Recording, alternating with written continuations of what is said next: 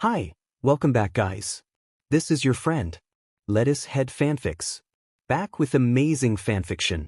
This is the series of What If Deku Had Aero Kinesis Quirk.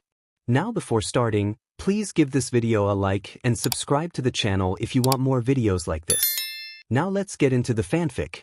Izuku Midoriya collapsed onto his cell's cold, hard floor and immediately curled into a fetal position. His injuries pulsed painfully on his skin, and he vaguely heard the cell door shut behind him. Izuku shuffled to the corner, body shaking from the pain and the brisk air of the room. His session with Sensei went on longer than normal, and it was a lot rougher this time around. Usually, he would write down the most recent developments for his own peace of mind, but he couldn't even manage to sit up on his own. He tried to think about anything else to distract himself, but he couldn't stop feeling the hurt. He gave up, instead trying to fall asleep. He woke up to a sudden bang overhead. Izuku blearily blinked his eyes open, not being able to tell how long he had been out for. He carefully pulled himself into a sitting position, leaning heavily against the wall as he did so. Izuku whimpered quietly as he adjusted, looking up to see if what he heard was real or a part of his dreams.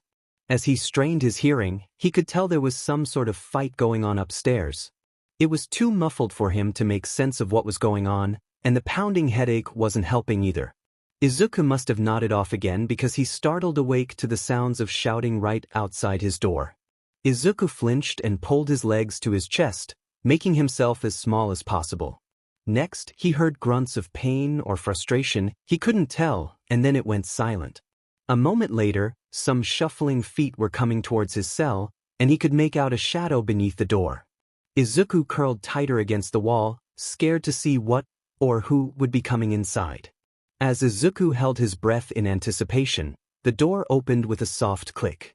Shouta Aizawa knocked out another villain, his capture weapon carrying him over to the pile of two other men he had disarmed.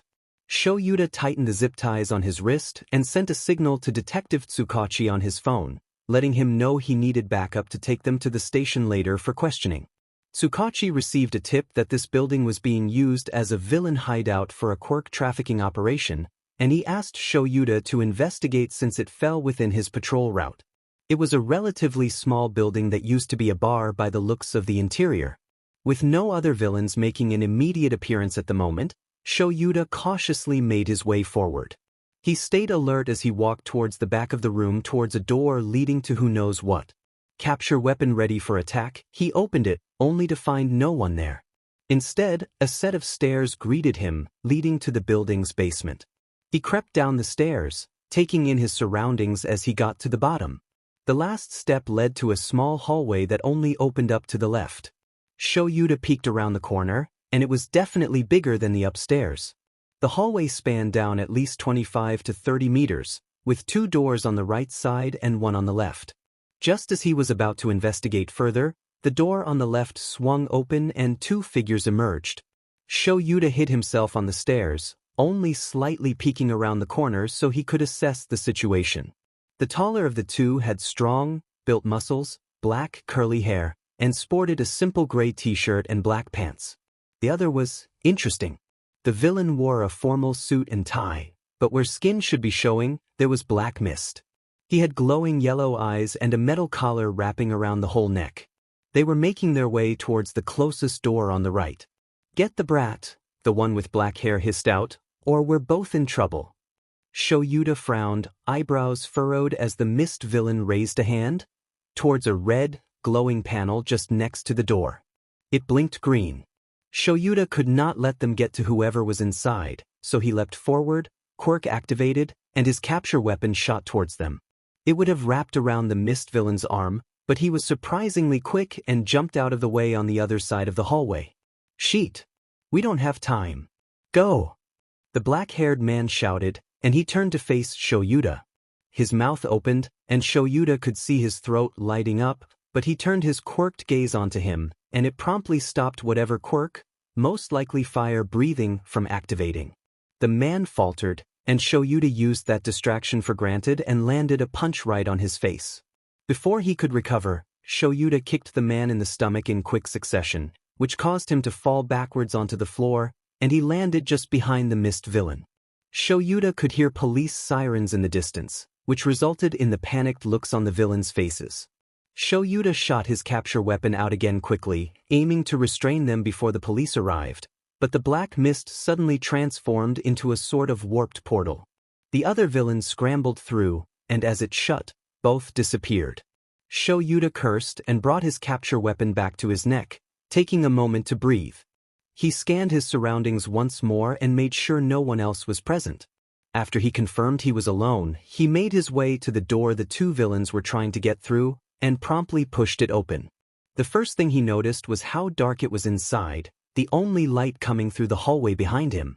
It illuminated a small room of concrete walls, floors, and ceiling, with nothing present except a few stacks of what looked like several notebooks and writing utensils.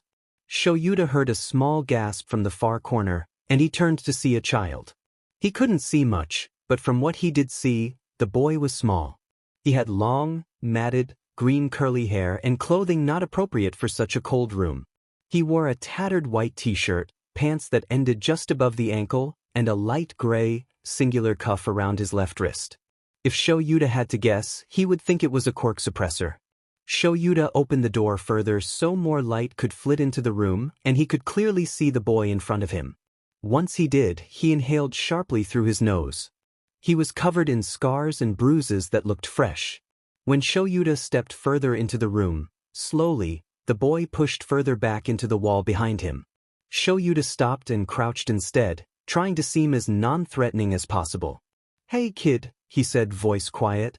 "I'm a pro hero. I want to help you get out of here, okay?" Though he tried to calm him down, it did not seem to be working. The kid was still trembling and staring at him in fear and disbelief. Man, he was terrible with kids. He wished Hisashi were here to help. Izuku stared at the figure in front of him, hesitant to believe he was who he said he was. He didn't look like any of the villains that frequented the place, but he couldn't be too sure. Plus, Sensei did not have any reason to stage a rescue. With all the fighting he heard earlier, maybe this man was a hero. Izuku just had a hard time believing that, after all this time, he was potentially being saved. He shouldn't get his hopes up, though. Sensei could still be around, and he didn't want this man in front of him to get hurt. Izuku slowly uncurled from the wall, eyes roaming over the supposed hero. Long black hair, yellow goggles resting on his head, a light gray scarf around his neck, black clothing, and a utility belt. He didn't recognize him, but that didn't automatically mean he wasn't a hero. After the prolonged silence, Izuku almost expected the man to get irritated at the lack of response, but he only sat there patiently. Izuku bit his lip and decided to warn him instead. "Why should leave? He will hurt you," he whispered, his throat hurting from disuse. His eyes darted between the hero and the very open door behind him, leaving them both exposed for anyone to see. The hero didn't seem worried, though. With a shake of his head, he answered, "No one else is here. They all left or are being taken to the police station. You're safe." Izuku frowned. Safe? Left? Sensei had just left him there? Izuku doubted he had been captured, and the fact that he was still talking to the hero proved that Sensei was not here. He was confused but relieved. Was he allowed to feel that way? Not having an answer, the hero spoke up again. "My name's Eraserhead. What's yours, kid?" Izuku wrung his hands together and glanced at him with uncertainty. Just as he was about to respond, he could hear more footsteps coming down the stairs and a muffled, "Eraserhead?" called out from the hallway. Izuku froze and shrank back against the wall again. Eraserhead muttered something under his breath that Izuku couldn't hear and slowly rose to stand. "Don't worry, they're here to help," he assured, but Izuku didn't feel any less scared. Eraserhead turned, and he seemed to be talking to whoever called him in the hallway, though it was too low for Izuku to make out. Eraserhead ended the conversation with a nod, and he turned back to face Izuku, his expression softening. He kneeled on the floor this time, but still kept his distance. "There's a team of medics on their way. They will be able to help clean up your injuries. They won't do anything to hurt you, I promise," Eraserhead offered, keeping his voice low and stance open. Izuku relaxed a bit from where he was sitting. His body was exhausted from the stress he had endured over the past few hours. His head still hurt. Could he really trust this? Izuku nodded hesitantly in lieu of a response, and Eraserhead nodded back. Can you stand? Izuku shook his head, and the hero hummed. That's all right. Is it okay if I carry you? Izuku paused. He wasn't used to this, being asked if he was okay with something. He almost didn't know how to respond. If the hero wanted to hurt him, he would have done so already. After a few more seconds of deliberation, Izuku nodded. Eraserhead seemed relieved, but it was only for a moment before he neutralized his expression and stood. All right, kid, let's get you out of here. Shouta hated hospitals. The strong scent of antiseptic, the glaring white walls, and the overall air of melancholy that permeated the halls did not make for an enjoyable experience. He was only here for the kid he had rescued several hours prior. While Shouta had only intended to get the kid checked over by a team of medics, there were a lot of underlying issues and conditions that needed to be monitored in an actual hospital. This posed a problem since the kid would barely let the medics on site look him over. Shouta walked toward the ambulance waiting outside the bar, holding the kid in his arms. As he was setting him down onto the stretcher, the kid tightened his hold around Shuta's neck. Shouta straightened, rubbing slow circles on the kid's back to soothe him. I know it's scary, but they need to check your injuries, okay? I'll be right beside you, he whispered. The child was trembling, but his arms loosened with a nod. Shouta gently set him down on the stretcher, and he stood beside him as promised. One of the medics, a young woman with striking eyes, approached him with a kind smile. She introduced herself as Akiyama and explained how her quirk allowed her to check a person's vitals as long as she had skin-to-skin contact. Akiyama asked the kid directly if he would be okay with that. As expected, he hesitated, but what Shouta didn't expect was the kid looking to him for reassurance. Shouta softened his expression and nodded. It's okay. She won't hurt you. The kid shifted on the stretcher and turned to face Akiyama. Oh, okay, he consented to the procedure, and the medic telegraphed her movements so she wouldn't cause him any more panic. She rested her hand on the kid's left arm, just above the cuff. Despite knowing what would happen, he still flinched, but did not pull away completely. Akiyama's eyes glazed over as her quirk began processing his vitals, and it only took a few seconds before her hand lifted off his arm. The kid relaxed ever so slightly, seemingly relieved to have no one touching him.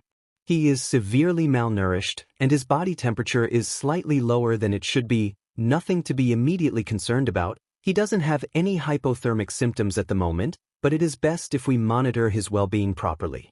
He also seems to have a lot of fractured and broken bones that did not heal correctly. He needs to be transported to a hospital. Akiyama's voice is almost robotic as she rattles off her concerns, a shocking change from when she initially introduced herself. Shouta was concerned. He could tell the kid was most likely malnourished by how small he looked. While he shouldn't be so surprised that he had more internal injuries, considering he was taken hostage in a villain's hideout, it still upset him to see just how far the damage went. After the kid's health conditions were laid out like that, it didn't go so well on the way to the hospital. The kid freaked out when Akiyama went to put him on ensue. Shouta tried to calm him as much as possible, but he wouldn't have it. Unfortunately, he pushed himself to exhaustion, and his body shut down on its own. It made it easier for one of the other present medics to use a sedative to put him to sleep, just so he could have somewhat of a break from the constant stress he had endured over the past few hours. Shouta had texted Hisashi as soon as he arrived at the hospital, letting him know he would be getting back late and that he was fine. He knew his husband stayed up late sometimes waiting for him to be done patrol, so he didn't want him to be worried when Shouta didn't come home at the promised time. Seeing the kid lying in a hospital bed was heartbreaking, to say the least. Despite what many people knew about Shouta and his intimidating, harsh nature, he had a soft spot for kids, especially those who came from horrible circumstances. He would never admit that, though, and only Hisashi really knew this about him. The kid was still passed out. The nurse administered an ensue line for nutrients, drew blood, and covered him in a couple of extra blankets to keep him warm. The nurse told Shouta that he would probably be out until the next morning, but Shouta wanted to stay for a little longer anyway. He didn't really know why, but it felt right. Shouta woke to a buzz in his pocket. It was still dark out, so Shouta wasn't asleep for long. He took his phone out, thinking it would be Hisashi, but the caller ID showed Detective Tsukachi at the top. He looked up to see the kid still asleep, so he quietly stepped out of the room to take the call. "Tsukachi, what is it?" he answered, knowing this had something to do with the Quirk trafficking case. "Hey, Eraser. We were looking at those notebooks you told the other officers to grab from the kid's cell. Do they reveal anything?" "Not really. We had a team look through them, but it seems like they're written in some type of code. None of us could make sense of anything written." Shouta huffed. "Of course, it wouldn't be that easy. Do you think I could take a look?" "Sure, we have no more use for them anyway. Plus, you know we will have to question the kids soon." Shouta sighed, dragging a hand down his face. With how he reacted to the medics, he knew this would not end well. "I understand, Tsukachi, but you need to wait a little longer. There's no way he will be comfortable speaking to anyone right now." "I know, and I promise I'm trying to postpone it as much as possible. But with how long this trafficking operation has been going on, and now having a possible witness after all these months? The chief is eager." Shouta's jaw clenched. "Well, tell your chief that the witness is a child who had gone through who knows what down there. I'll get the notebooks later. Good night." "Good night, Eraser." Tsukachi sounded tired as he hung up the phone, and Shouta only kind of felt bad. He knew the detective was doing his best. With another sigh, Shouta made his way back into the room. The next few days were going to be long. Izuku woke up and immediately squeezed his eyes shut because of the blinding lights shining above him. He slowly blinked his eyes open to adjust, and after a few seconds, he took in his surroundings. While his experimentation room looked similar, the white walls, bright lights, the distinct disinfectant smell, he knew he was someplace else simply because of the soft bed he was lying on. His memories were muddled, but he vaguely remembered being taken out of the place he had inhabited for the past few years. When he turned his head to the right, he jolted at the sight of another person. His heart rate spiked, but he forced himself to calm down. The figure, Eraserhead, if he remembered correctly, was currently slouched to the side, his head resting on his fist, and seemed to be asleep. Izuku didn't want to wake him, so he continued surveying his room. Izuku tilted his head to the left, where his heart monitor and 4-drip sat, and he could only wonder what they were supplementing him with.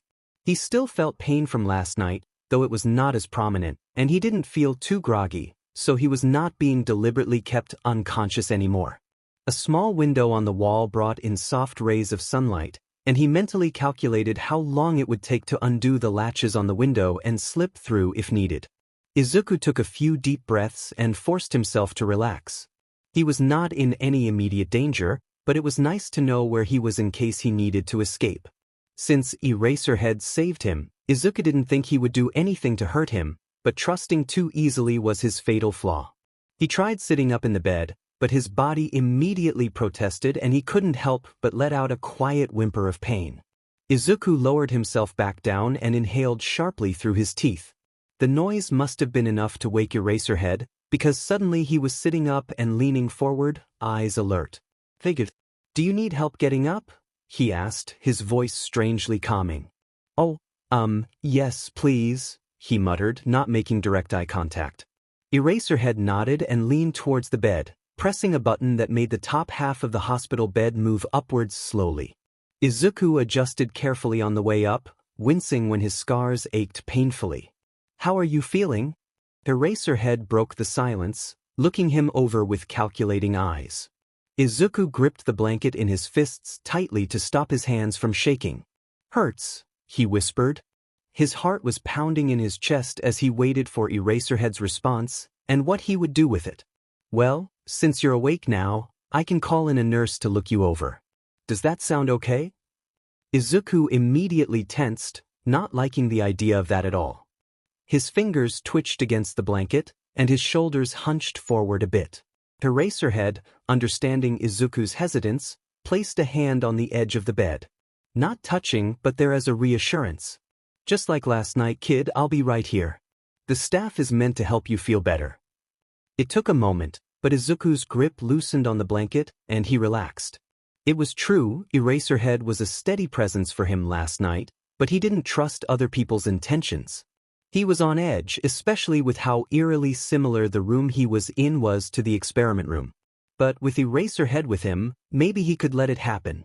Okay, he mumbled, and that seemed to be all the confirmation needed because Eraserhead pressed the button next to the bed on the wall meant to call for a nurse's attention.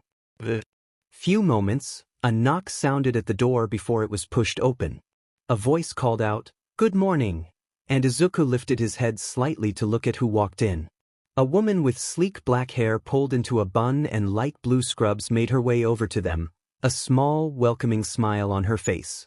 Izuku felt slightly at ease, but not enough to completely let his guard down. "Hi, sweetie, I'm Nurse Sato. How do you feel? Any aches or pains?" she asked him. Izuku paused, eyes flickering towards Eraserhead instinctively. The man nodded, and Izuku glanced back towards the nurse. "My arms and head hurt, and I feel sore," he said, and the nurse nodded before coming around to his left side.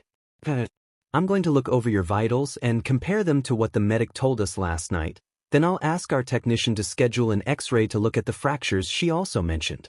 That is probably where a lot of your pain is stemming from," she explained. Izuku's brows furrowed, but he nodded, not sure what to say to all that. Sato gathered what she needed and began looking over his blood pressure, breathing, and temperature. Izuku was tense throughout each procedure, the heart monitor displaying his rapidly beating heart, but Eraserhead kept his hand on the edge of the bed, a silent yet comforting presence. Sato helped by being gentle and patient, making sure Izuku knew what was going on as it happened. By the end, Izuku was exhausted. He just woke up, yet all this nervous energy was draining him. Sato was speaking, but he was not paying attention, his gaze drifting toward the window. He felt bad since she seemed nice, but his pain wasn't going away and he wanted to sleep. Izuku flinched when he felt a hand on his shoulder and he whipped his head around to see Eraserhead. He muttered a quick sorry and pulled his hand away. His eyes were filled with what seemed like concern, but Izuku wasn't sure why it was directed at him. Izuku didn't see the nurse in the room anymore, and he wondered just how long he had been staring at the window for. "The nurse is going to bring in some pain meds for your headache and soreness. Just stay awake a bit longer so you can take them, all right?" Izuku nodded, and he pulled the blankets a little bit higher on himself, feeling a little cold. He didn't have to wait long, as it only took a few seconds after Eraserhead told him that Sato came back with pain medication and a glass of water. Izuku quietly thanked her and swallowed the pill, downing it with the water. He took a few more sips before shakily handing it to Eraserhead, who placed it on the bedside table. Sato left, and Eraserhead told him to lie back as he pressed a button to make the top half of the hospital bed go back down so he could sleep. Izuku felt himself relax, and quicker than usual, he was asleep. His blood pressure is fine, and there's no issue with his lungs, but his body temperature is still a bit low. It's better than last night. The extra blankets seem to keep him warm, but there may be some underlying cause. Just make sure he's not showing any hypothermic symptoms such as prolonged shivering, pale skin, slurred speech, that kind of thing. Usually, Shouta would be annoyed that the nurse was talking to him about the kid's health when he was right there to be told directly, but he didn't seem to be paying attention anyway. The nurse told him she would be back with the pain meds, so Shouta turned his attention to the kid. His usual stoic expression fell away to worry as he examined him. The kid's body was trembling. In pain or fear, he couldn't tell, maybe both. A couple of minutes passed, and Shouta schooled his expression before placing a hand on the kid's shoulder. Just after he fell asleep, Shuta's phone started buzzing. This time, it was Hisashi calling. Shouta stepped out into the hallway, but kept the door slightly ajar so he could keep an eye on the kid. "Hey, Zashi, sorry I haven't come home yet." "Sho, I'm here. What floor are you on? I brought you some coffee and breakfast from home, since I know the hospital food can be gross, and I'm sure the coffee there is the same way. Seriously, you think they could invest in some better options?" Shouta was dumbfounded as Hisashi kept on rambling. "Here? What do you mean, here?" "At the hospital, of course. I know you must be tired because there's no way you got any sleep last night." Shouta huffed, fondness washing over him. "Yes, of course. I'm on the 3rd floor, but be quiet as you come up. The kid's asleep." "Alrighty," Hisashi chirped, and he ended the call. Shouta shook his head and sat on one of the chairs set up outside the room. It only took a couple of minutes before he heard the elevator ding, and it opened up to his husband, who immediately spotted him and made his way over. "Hey, Sho," he said quietly as promised, kissing him before handing him the coffee and breakfast. Hisashi sat next to him as Shouta opened the container he was given, slumping back into his seat a bit with a sigh. "How's the little listener?" Hisashi asked, an arm coming up to wrap loosely around Shouta's shoulders to rub his arm comfortingly. "He's on edge and in a lot of pain. I think he underplayed just how much he's hurting. He has so many scars, Zashi. A child should never have that much." Shouta was worried. There were no leads so far on exactly who was running the quirk trafficking in the bar, and the kid was the only victim found so far. He didn't get a chance to look through the other rooms when he was there. He was focused on getting the kid to safety. The officers Tsukachi sent were the ones to investigate, so Shouta would have to ask him about it when he went to retrieve the notebooks. Hisashi frowned, concerned for the kid's well-being. "Do you think I could meet him?" Shouta chewed his food thoughtfully, thinking it over before shrugging with one shoulder. "Possibly. I would have to talk to him first. He seems to trust me. At least somewhat. I still don't even know the kid's name." Hisashi nodded, his expression brightening at the thought of meeting the child. "I was thinking, if the kid is comfortable enough, I could look after him while you go home and refresh. And don't look at me like that. You've been out all night and morning. I know you're exhausted, more than usual, and you need to get out of your hero costume," he said, firm but not unkind. Shouta sighed. The end turned more into a groan. It wasn't often that Hisashi acted like this, so he knew it was serious. "I know. But like I said, he's jumpy.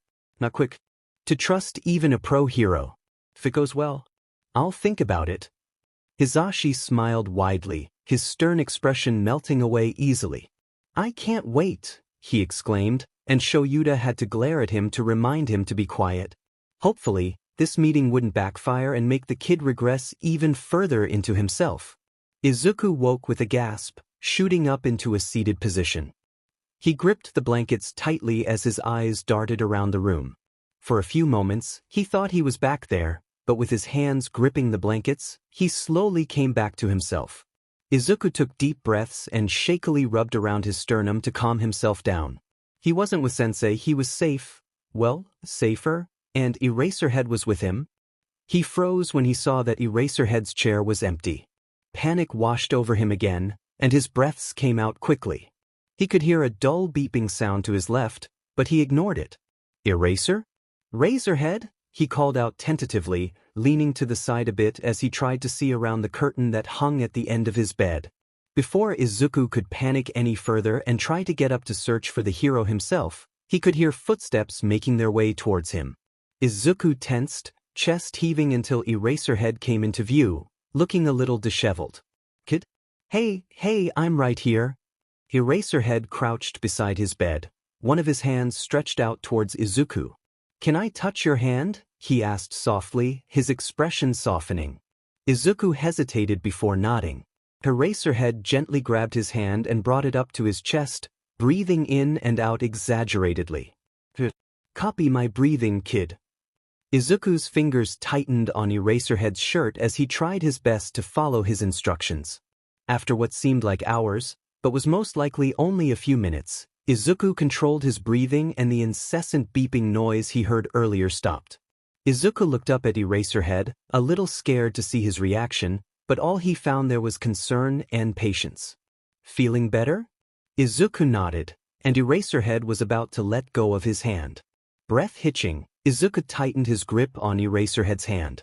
It was warm and comforting. He didn't want to let go.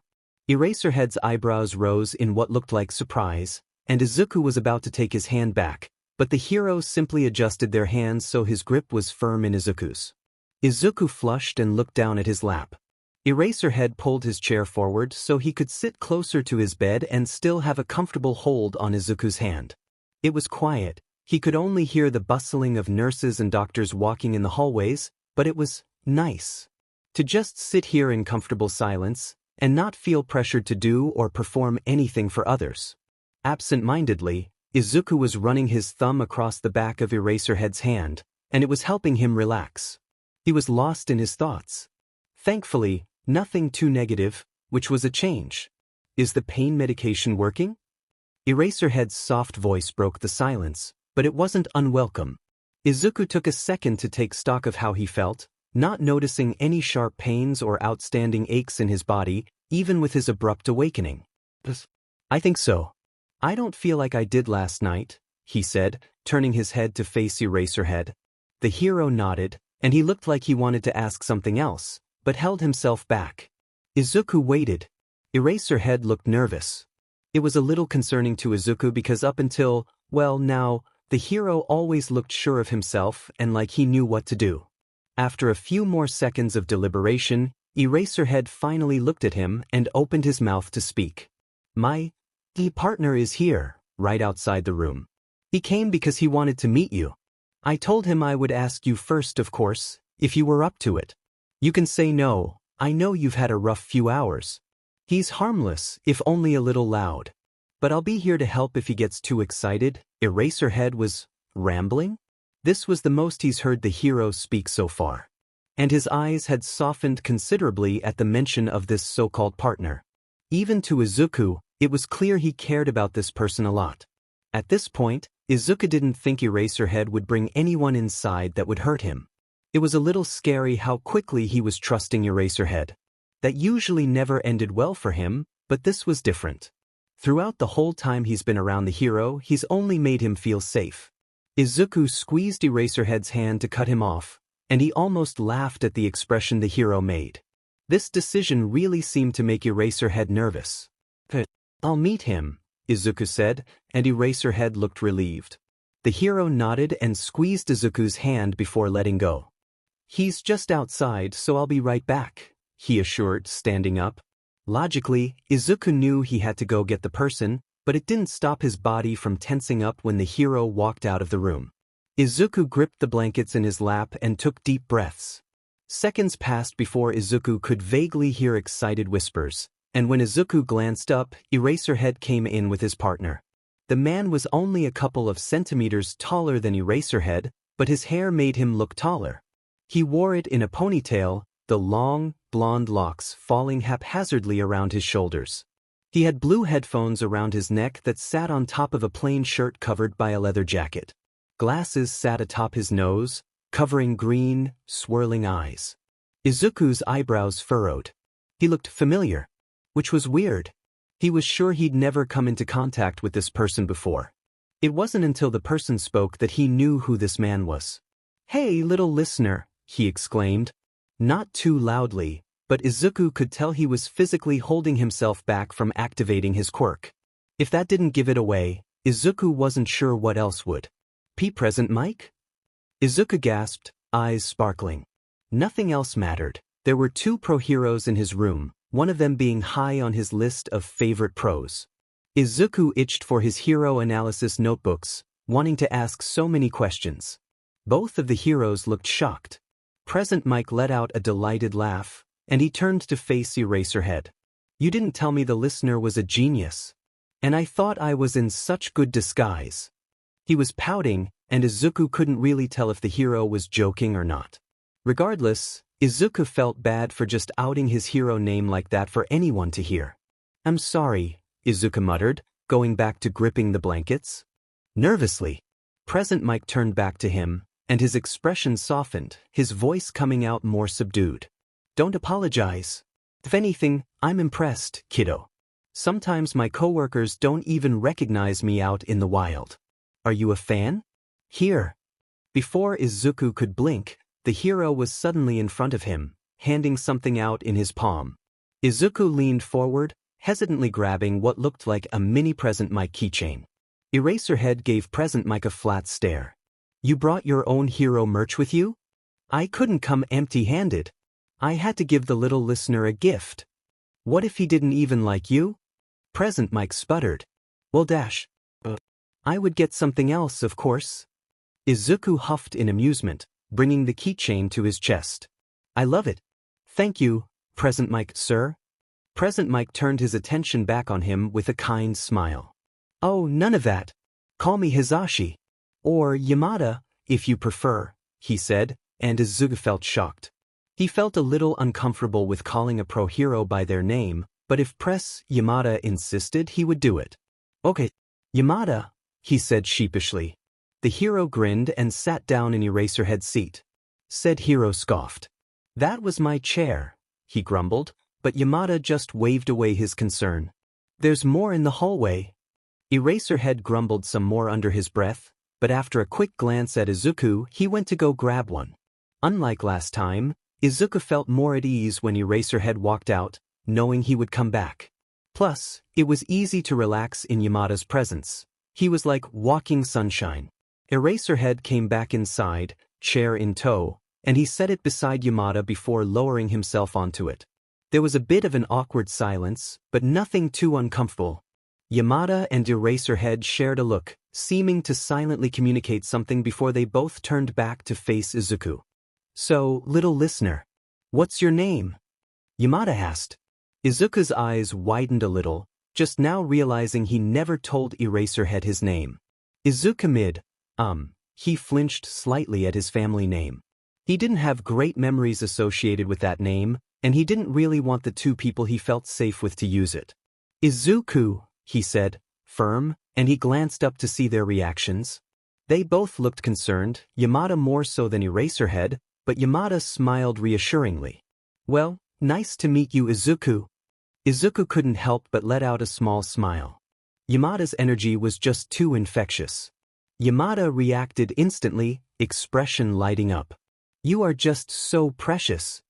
His quirk slipped through a bit on that one, but luckily, Eraserhead seemed to anticipate it. He erased it just before his voice got any louder, and Izuku couldn't help but watch him use his quirk in awe. However, Yamada didn't even falter, leaning forward to continue the conversation with Izuku. Izuku wasn't paying attention, but if he was, he would have seen the warm and fond expression Eraserhead was wearing as he watched them. The meeting was going well, at least Shouta thought so. The kid, Izuku, wasn't trembling anymore, and he seemed a lot more relaxed than he did this morning. Even when the nurse came in to check on Izuku, he only tensed up once before Hisashi distracted him with more anecdotes from his villain fights. The kid had some very insightful questions. Honestly, Shouta couldn't follow a lot of Izuku's mutterings. He was exhausted, but Hisashi seemed to be handling it well. The coffee helped, however, he definitely needed more.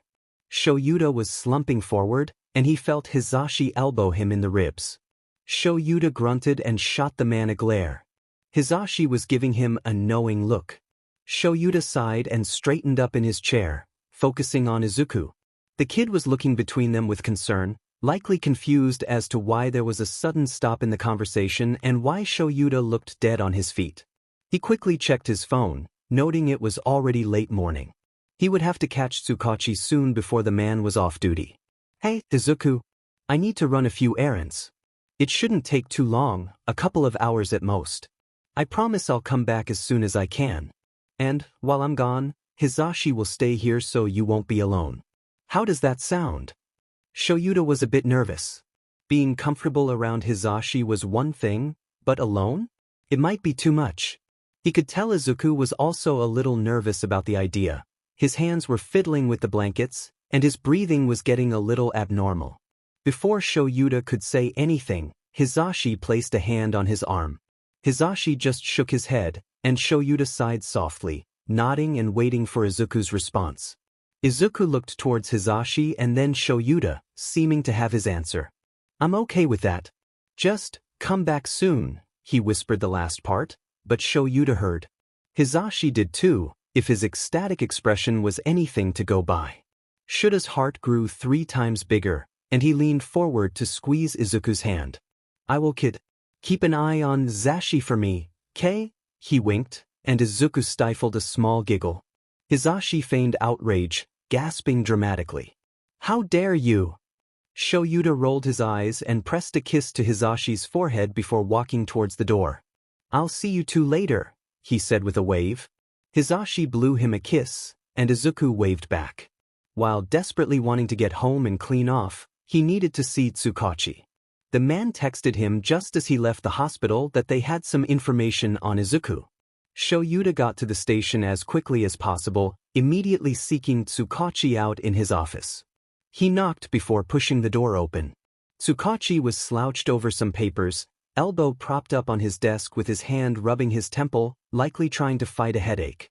When Shouta entered, the detective looked up, and he swore his eyebags could rival Shouta's. "Hey, Eraser. Come see this." Shouta didn't hesitate. He made his way over to Tsukachi's side, eyes roaming over the file he had laid out. "What am I looking at?" It's a file on the kid. Dated 2 months ago. This was the only thing on him that was left in one of the rooms. The officers said it looked like a lab. "The contents are disturbing, to say the least," he said, handing the file over to Shouta. Shouta inhaled deeply before taking the file.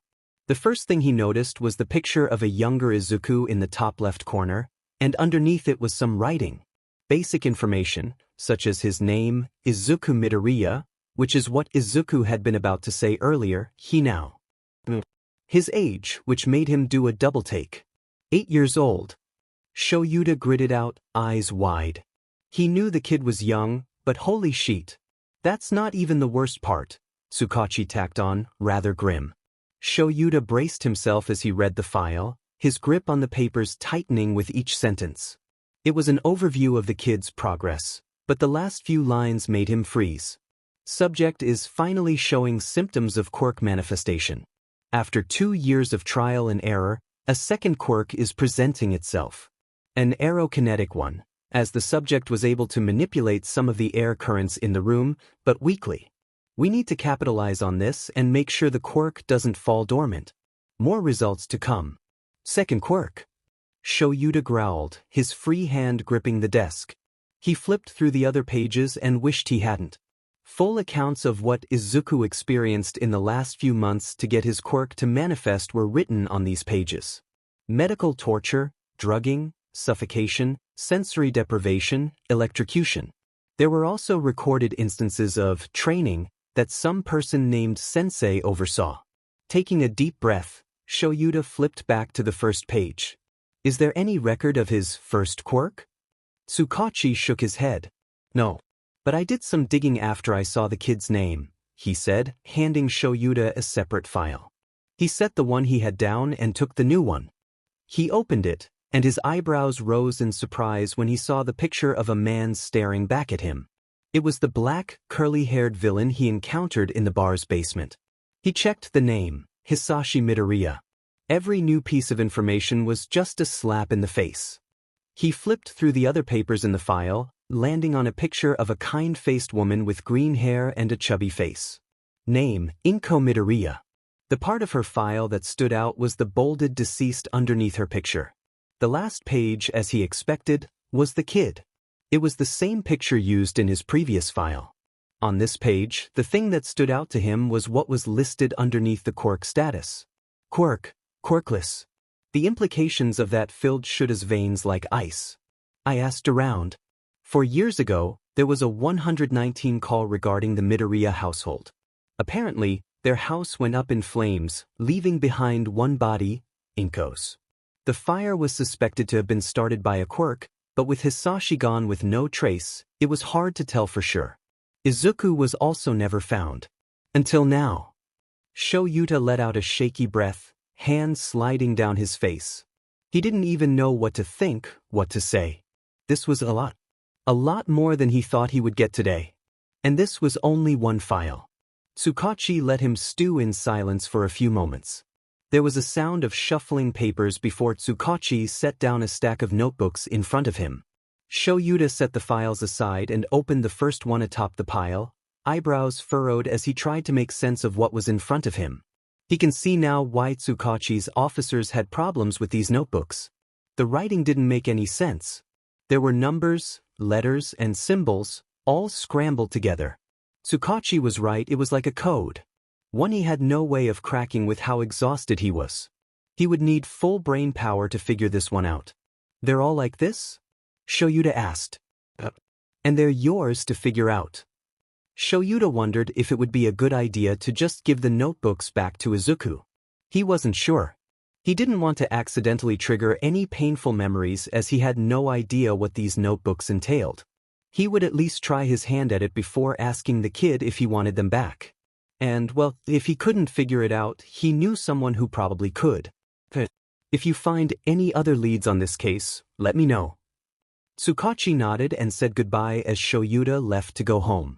Izuku was nervous at first about being alone with Yamada.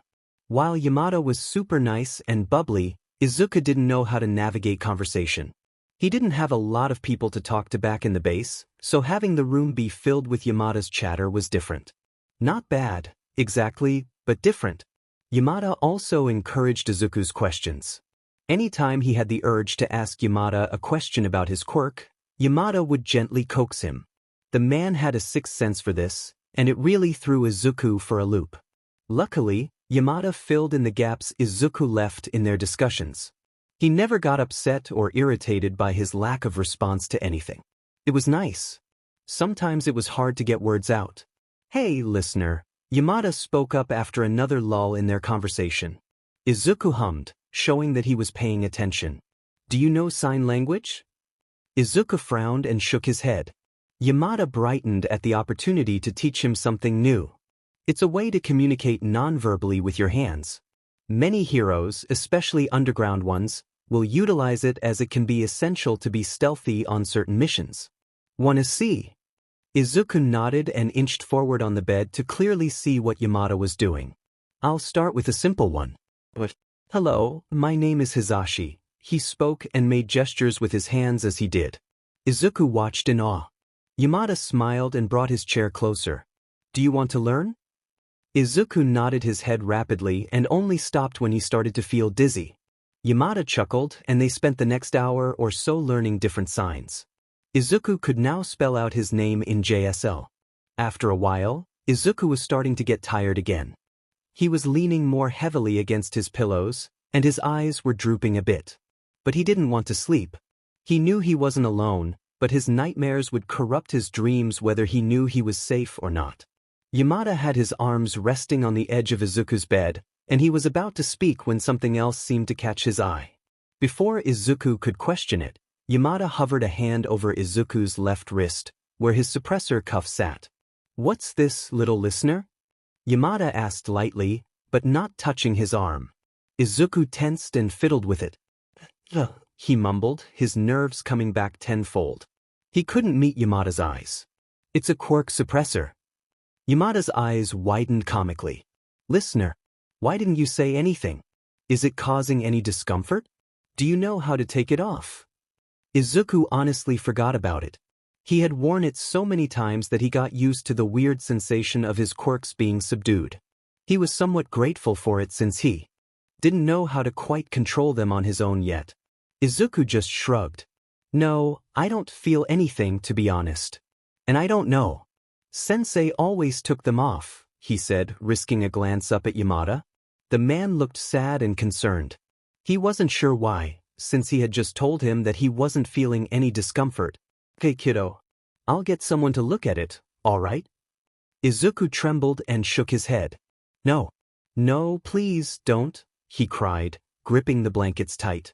Yamada frowned and raised his hands in a comforting gesture. Hey, no need to be worried. What's got you so worked up?" Yamada asked in a soothing tone. Izuku brought the blankets up to his shoulders, suddenly feeling cold. "I don't want to hurt you. I don't know how to control them," he whispered, voice shaky. Yamada's brows furrowed. "Them? What do you mean?" "My quirks." Yamada just looked even more confused and concerned. "Quirks? As in plural?" Yamada asked, his tone still gentle. Izuku froze and squeezed his eyes shut, curling into a ball. He was in trouble, wasn't he? He could feel tears streaming down his face as his whole body shook in fear. Izuku could vaguely hear Yamada speaking, but he couldn't make it out over the sound of his heavy breathing. He felt something touch his hand and he flinched, but the touch didn't relent. Izuku became a little more aware of the feeling of someone's heartbeat under his hand and the rise and fall of their chest. Subconsciously, he tried to follow it, his breath hitching a few times throughout. After a little while, he got control of his breathing again, and he could hear the soft voice of Yamada talking. Izuku slowly opened his eyes, blinking his tears away, and the room came into focus. He wasn't in the lab, he was here with Yamada. When they made eye contact, Yamada gave him a soft smile and trailed off from whatever story he was telling. "Hey, sweetheart. Are you back with me?" Izuku nodded and shifted slightly on the bed. He didn't take his hand away from Yamada's much like he did with Eraserhead. Yamada's hands were soft, while Eraser's were rough and calloused. But both were warm. "I'm sorry," Izuku whispered, and Yamada immediately shook his head. "Don't apologize. I'm sorry for bringing up a sensitive topic. We don't have to worry about that now, okay?" Izuku's lips wobbled. Yamada was just so kind. He and Eraserhead both were. Izuku didn't know how to deal with it. Izuku couldn't help but yawn, still exhausted. The panic attack didn't help, either. His grip didn't loosen in Yamada's hold, but he was fighting his drooping eyes. Yamada chuckled softly and squeezed his hand. "Sleep, listener. I'll be right here when you wake up." Izuku huffed, mumbling "I'm not tired," but it came out pretty unintelligible as he slowly let sleep overcome him. After a hot shower, a change of clothes into something comfortable, and more coffee, Shouta felt like a new man. He was still tired, but he'd survive.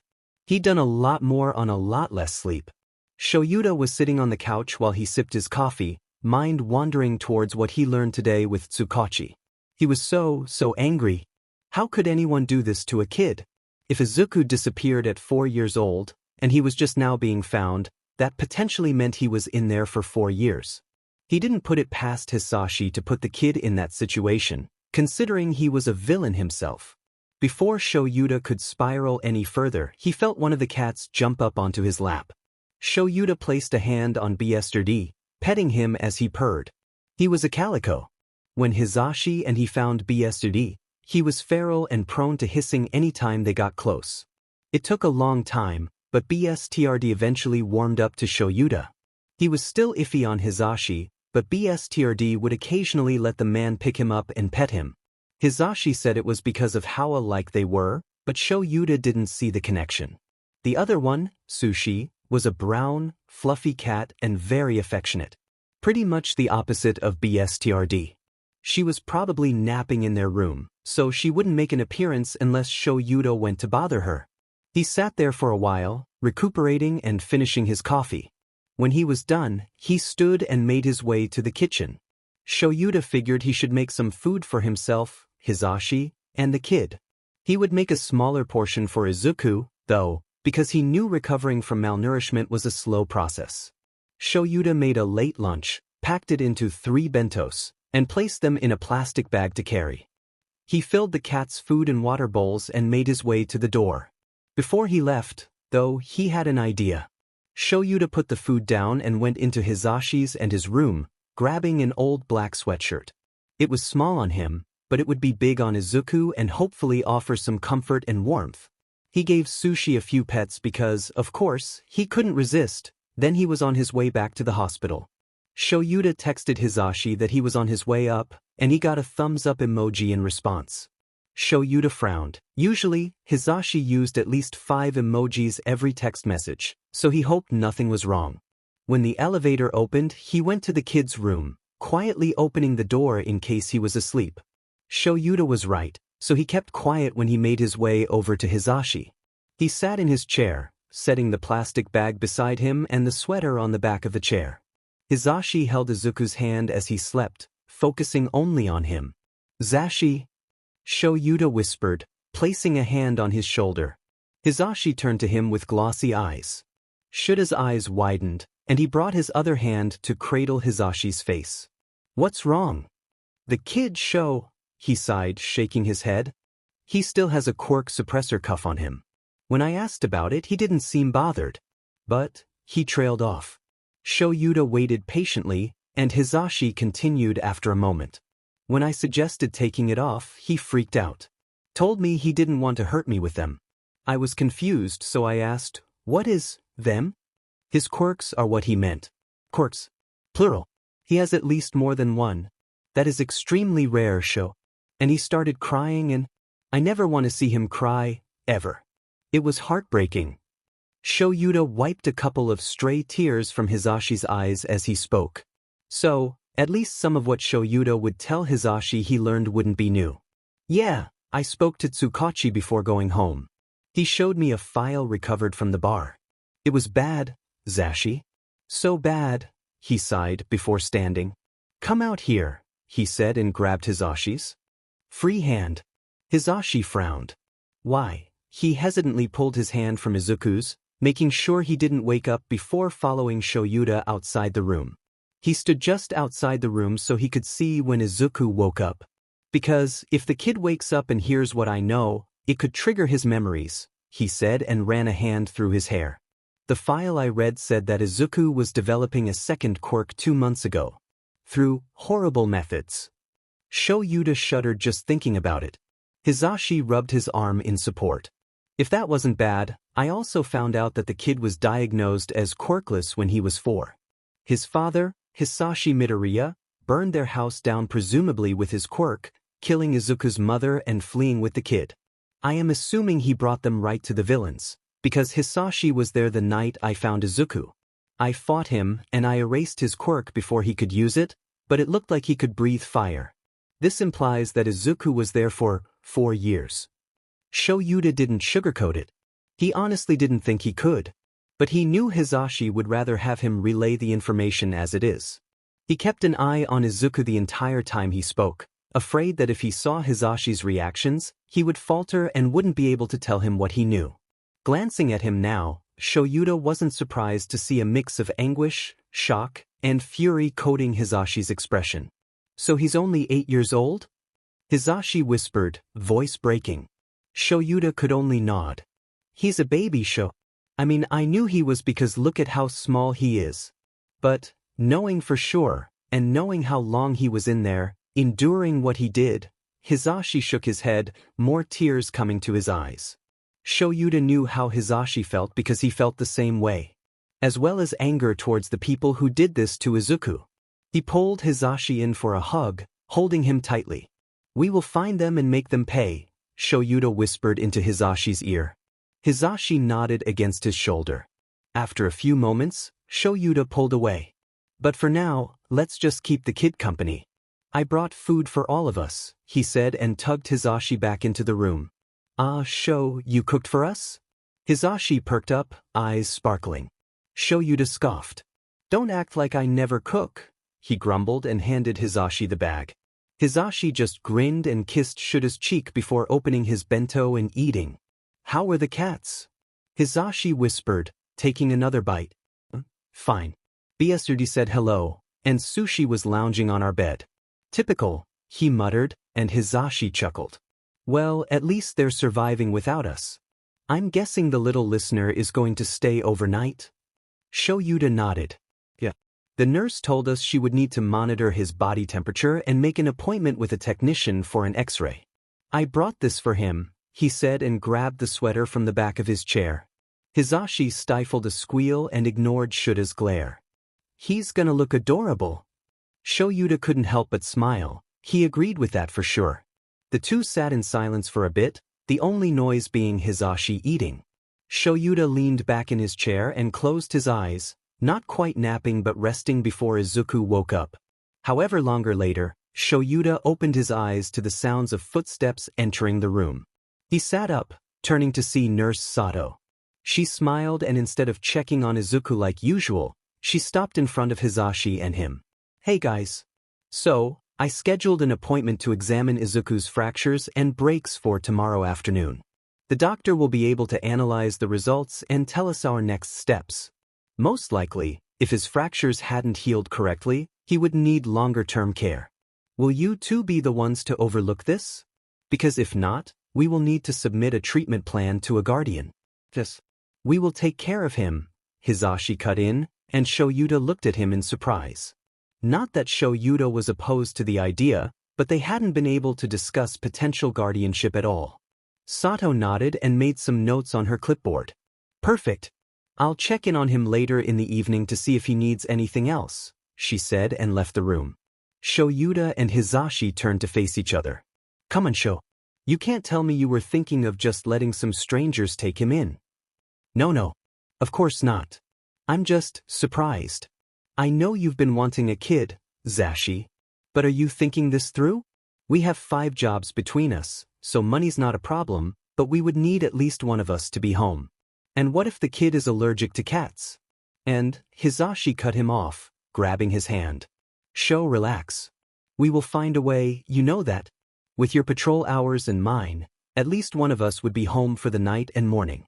You expelled all your students this year, so you'll have time during the day to look after him. Maybe you could even bring the little listener with you to UA. And if he's allergic to cats, we'll figure that out too. Plus, you literally have the perfect quirk to counter Izuku's if it gets out of control.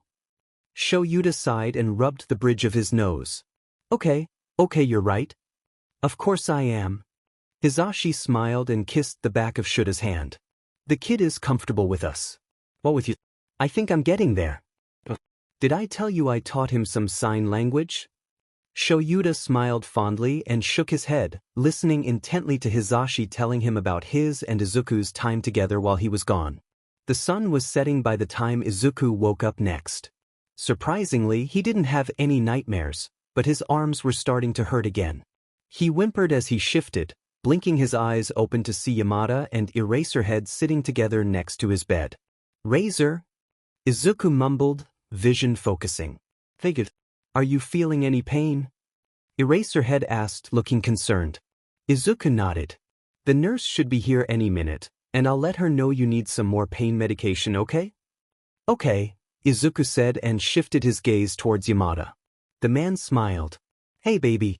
How'd you sleep? I slept really good. Izuku smiled, and Yamada's smile widened in response. That's great. Hey, after you take your medicine, you should show Shouta here what you learned earlier. Izuku looked confusedly at Eraserhead. Ta, he mumbled, tilting his head. Hizashi gasped. Don't tell me you never told the listener your name, he said, quite dramatically in Izuku's opinion. Eraserhead grimaced. Sorry kid. I honestly forgot. It's Shouta Aizawa. Whatever you're comfortable calling me, go ahead. Izuku nodded, mentally getting used to his name. The hero had just been Eraserhead to him this whole time, so he'd have to get used to it. First name basis with 2 heroes. Izuku couldn't believe it. Well, he knew their first names, and he wasn't quite ready to use them yet, but still. He was so happy about it. Also, I brought this for you to keep warm, Aizawa said and reached behind him, grabbing what looked like a black sweater. Izuku's eyes widened when he took it, feeling the soft material underneath his fingertips. Wow, thank you. Are you sure I can wear this? Izuku looked back at Aizawa, who nodded. Of course, kid. It's too small for me anyway. Do you need help putting it on? Izuku blushed, but he nodded. His arms hurt too much to raise them. Aizawa stood up and helped Izuku put the sweater on, being gentle and patient the whole way. When it was fully on, Izuku basked in its warmth. The sleeves went way past his hands, and the sweater bunched at his waist. If he were standing, it would probably go to his knees. Yamada cooed. Adorable, he shouted, making Izuku giggle, and Aizawa just sighed. The nurse came in eventually and gave Izuku another pill for the night. Time passed, mostly spent by Izuku showing Aizawa the signs he learned with Yamada, and both of them teaching him new ones. He even used some of them during conversation, earning praise from the 2 heroes. Izuku didn't know what emotion he was feeling right now, but happy couldn't exactly describe it. 2 pro heroes here, spending time with Izuku, complimenting him too. It was a lot more than Izuku thought he deserved. He was so used to minimal words and orders, and when Izuku did anything, there was someone always criticizing and punishing him. He didn't understand it.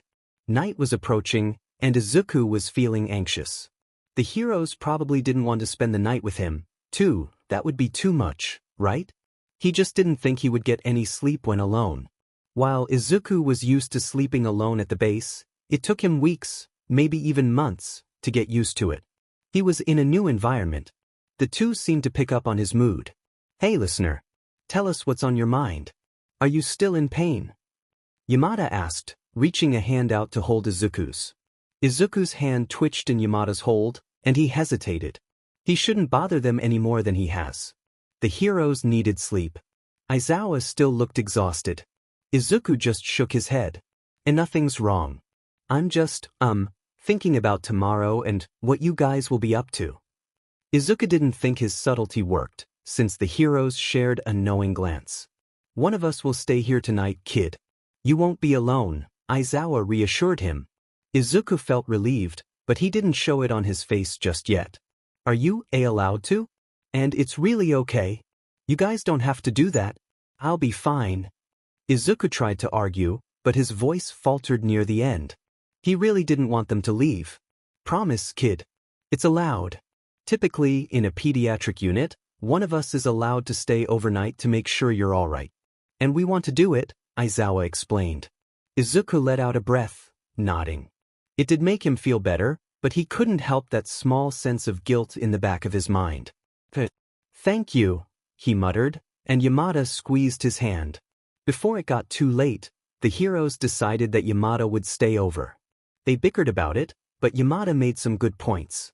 Yamada reminded Aizawa that he still technically didn't get a full night's rest, and he had to be ready for his patrol later on. Aizawa argued that he could skip patrol, but after a stern glare from Yamada, that was shut down pretty quickly. Remind Izuku to never get on Yamada's bad side. It took a while, but Aizawa relented and got ready to leave. He stood in front of Izuku, reaching a hand down to ruffle Izuku's curls. He flinched a little from the unexpected touch, but he quickly leaned into it once he realized it wasn't a harmful one. I'll see you tomorrow, okay, Izuku? Sleep well, Aizawa said.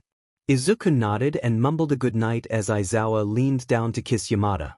The affection between the two of them looked so easy and heartfelt. Good night, Sho.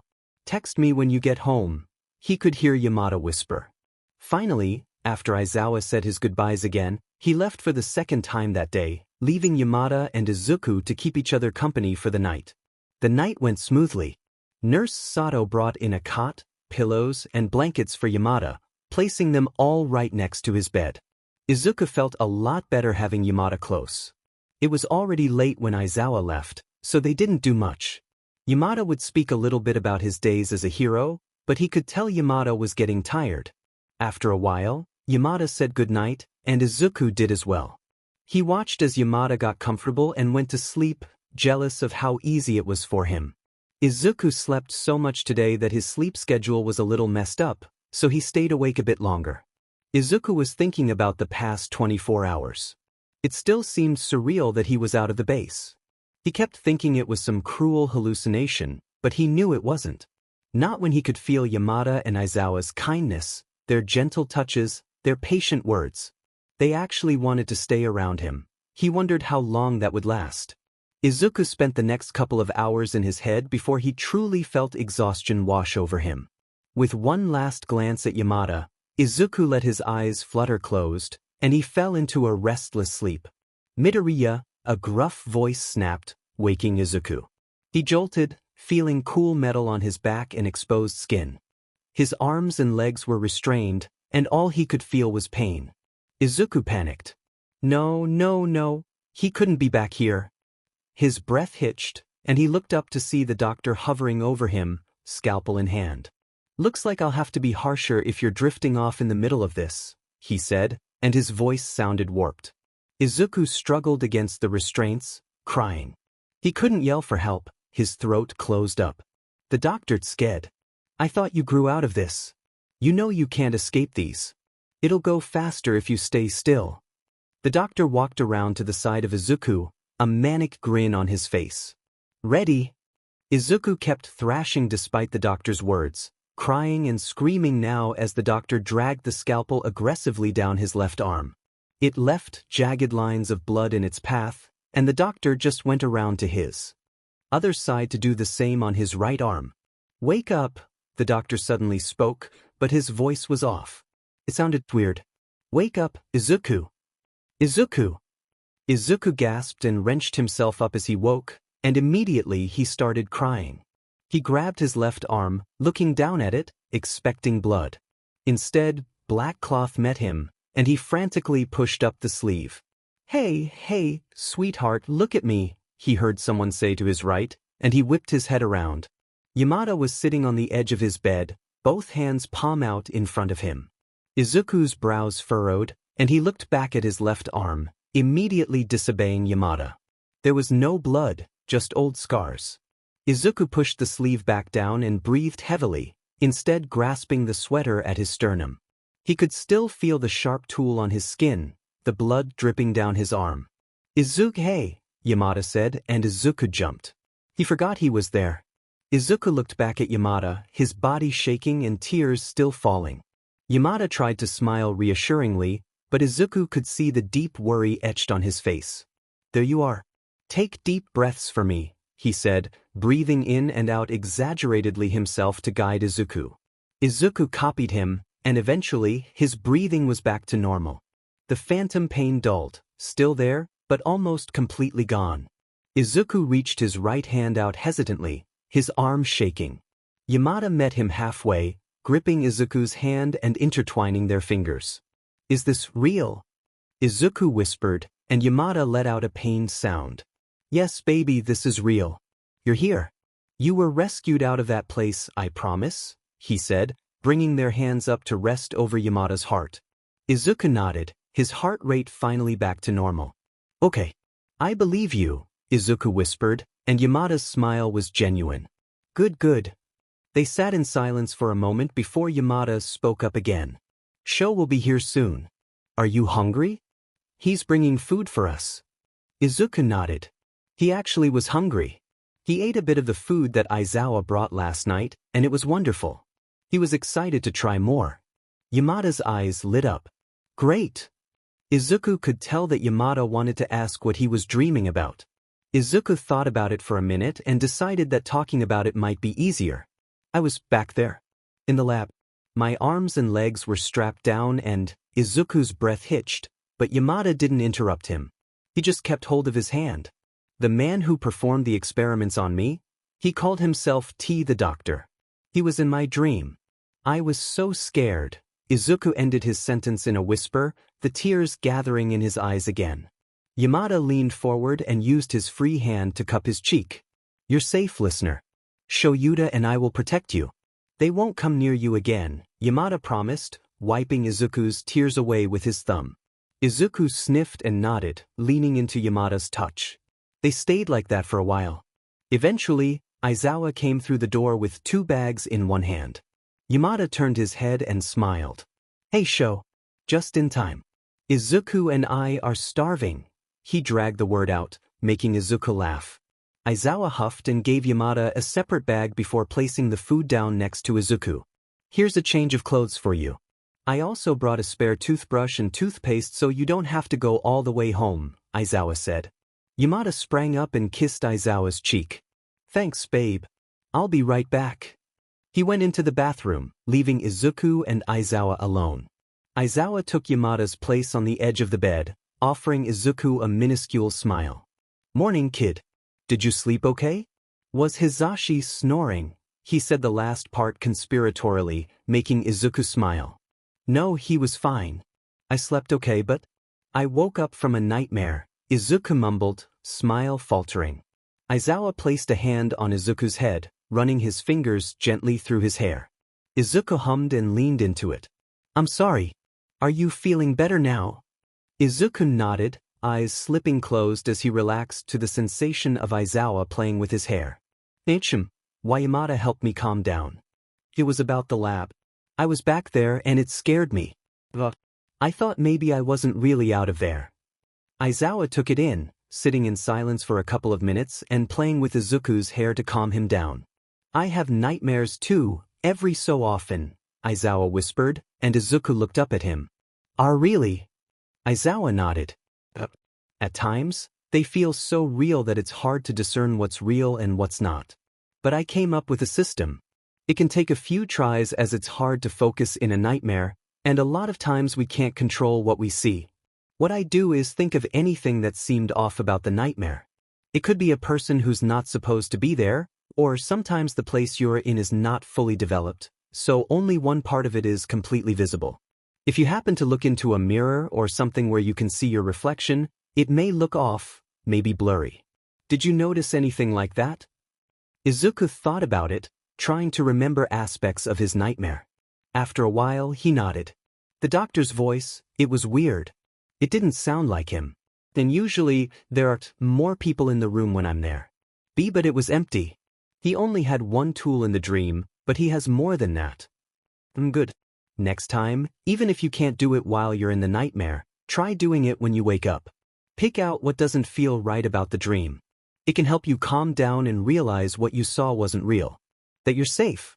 And, of course, Hizashi and I will always be here to help you out of it. Thank you. I'll try my best. Aizawa smiled and ruffled his hair one more time before taking his hand away and giving Izuku a small bento. I know you will. Here. Izuku happily did so, taking small bites. It was delicious. He hadn't had such flavorful food in since he could remember. Meals at the base were scarce and bland. He took all he could get most days, but on other days he would skip food from occasional nausea. It ultimately made his nausea worse, but eating after a training session was hard. Izuku could only manage a few more bites before he could feel his stomach turning. He felt bad for not finishing the food, but Aizawa reassured him that it was no problem. He could always save it for later. When Izuku put the food away, Yamada came out of the bathroom in a different outfit and hairdo. His hair was now in a long, loose braid, and he had on more comfortable clothes than yesterday. He wore a simple t-shirt and jeans, no leather jacket in sight. He still had the blue headphones around his neck, though. Izuku wondered if it was a comfort or a practicality thing. Maybe both. Yamada took a seat on the other side of the bed, taking out his food immediately. I hope you know, listener, that this is a special occasion.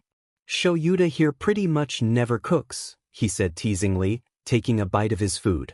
Aizawa rolled his eyes. Gosh, you literally stop me from cooking most days. Don't know what you're talking about. Yamada smirked before taking more bites. Aizawa just stared at him with narrowed eyes, before looking at Izuku with a shake of his head. He's crazy, Aizawa mouthed to him, and Izuku giggled behind his hand. The three of them sat in comfortable silence. Izuku found himself looking out of the window. He missed the outside. It was rare that he was allowed outside back at the base. Sensei would make him do whatever he wanted to earn the privilege to go outside. Even then, it was heavily supervised and on a strict time limit. He wasn't sure what the villains were so worried about. He was too weak to walk, let alone escape from experienced villains. Especially from Sensei. Their peaceful atmosphere was broken by the sound of a vibrating phone. Aizawa grunted and took out his phone, his jaw clenching when he read what the caller ID displayed. I'll be right back, was all he said before Aizawa stepped out of the room. Tsukachi, please tell me you have good news this time. Eraser. Unfortunately, no. Look, I'm really sorry. I promise I did try my best here. Just spit it out. Shouta didn't like where this was going. But the chief wants answers, and he's scheduled a questioning with the kid on Tuesday.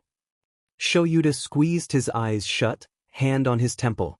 That was 3 days away, not enough time. Not at all. The kid was just barely opening up about his experience to Hizashi and him. But in front of a stranger? Tsukachi. Aizawa, I know. There was nothing I could do. The chief is not backing down on this. The only thing I could compromise on was having me be the one to ask the questions. It was easy enough, given my quirk. And I promise I'll be as patient as possible. I've worked with kids who suffered traumatic experiences before. I will do all I can to make sure the kid is comfortable. Shouta sighed. He knew Tsukachi was good at his job and would probably be the best to handle this case. But still, he couldn't help that small, protective instinct from flaring at the thought of the kid having to recount his trauma just to get the chief his answers. I'll let Izuku know so he's prepared. Will you guys still be at the hospital by then? Shouta hummed. Most likely. I'll message you if anything changes. Alright. Bye, Eraser. Bye. The call ended, and Shouta stood there for a little longer, calming himself down. He shouldn't go back in angry, that would just scare the kid. Shouta hated this, but there wasn't much he could do. All he could do was make sure the kid was ready to talk about whatever Tsukachi would ask. Shouta finally made his way back inside the room. Hisashi and Izuku were talking about something, but Shouta couldn't focus on anything other than the anxiety he felt about having to be the messenger for this dreadful conversation. Shouta sat on the bed, ending the conversation between the two. Hisashi turned to him and, knowing Shouta like the back of his hand, frowned. "Is everything okay? Who was on the phone?" Izuku looked a little nervous, as if he could feel the tense energy coming off of him. Shouta rubbed a hand down his face and decided he needed to get this over with. "That was Detective Tsukachi. He's the lead detective on your case, Izuku.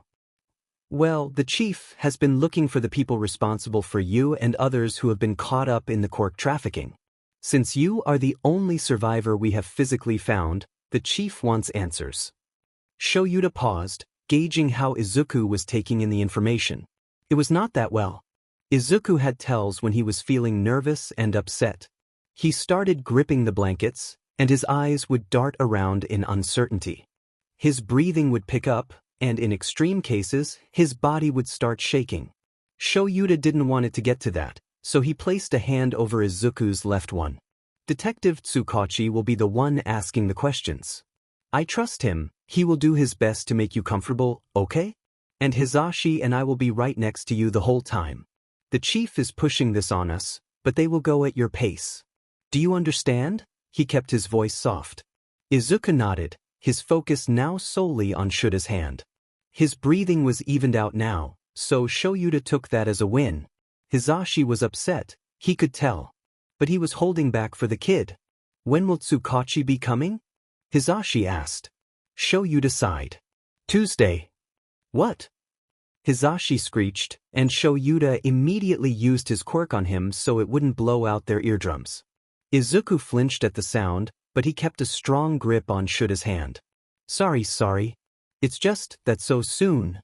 Hisashi hissed, his voice significantly quieter. "I know. Tsukachi did all he could, but the chief is relentless. The only thing he could do was be here to question the kid." Hisashi shook his head, and Shouta could tell he was still angry.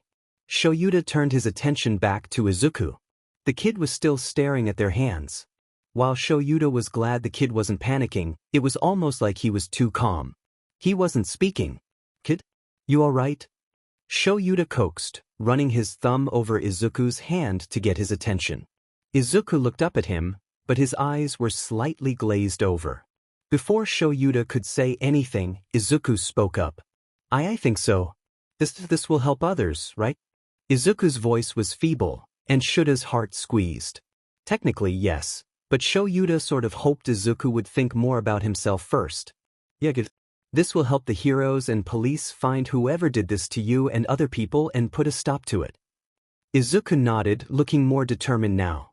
"Okay, I'll do it." Shouta and Hisashi shared a glance, worried. But this was the best response they could have hoped for.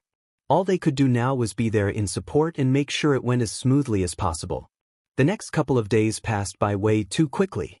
Hisashi stayed over each night since Shouta still had his patrols to go on. After Izuku's X-ray on Saturday, the results showed that he had multiple fractures and breaks that hadn't healed correctly in both of his arms and his left leg. The doctor told them that Izuku would likely suffer from chronic fracture pain if not taken care of immediately. The doctor suggested physical therapy and over-the-counter pain medication. When the doctor saw that Izuku was learning sign language, he strongly encouraged him to continue. He had said that using sign language can strengthen the hand and arm muscles, and it would be a productive way of recovering. On Monday, Shouta stayed with Izuku all day and did paperwork at the hospital while Hisashi taught at UA. For Tuesday, Tsukachi was able to push the questioning back until late afternoon to accommodate Hisashi and make sure he would be able to make it. Even though Izuku had said he was fine with doing it, the boy was stressed. And it showed.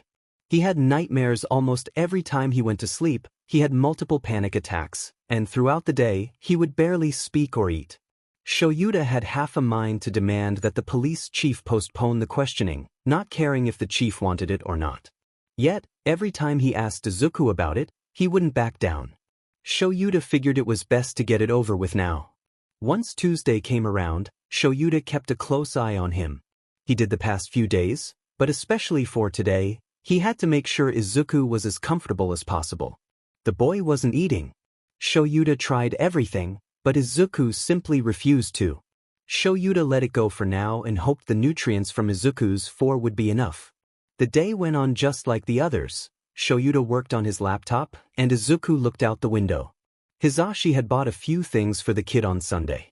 He bought some books, puzzles, coloring books, and fidget toys for Izuku to use whenever he was feeling anxious.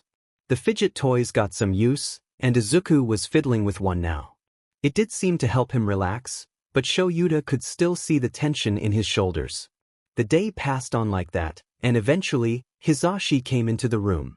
It was both a good and a bad thing. Good for the obvious reasons, but bad because it meant that Tsukachi would be here soon. Izuku barely reacted when Hisashi greeted him. Hisashi shot Shouta a dejected look, and Shouta just frowned.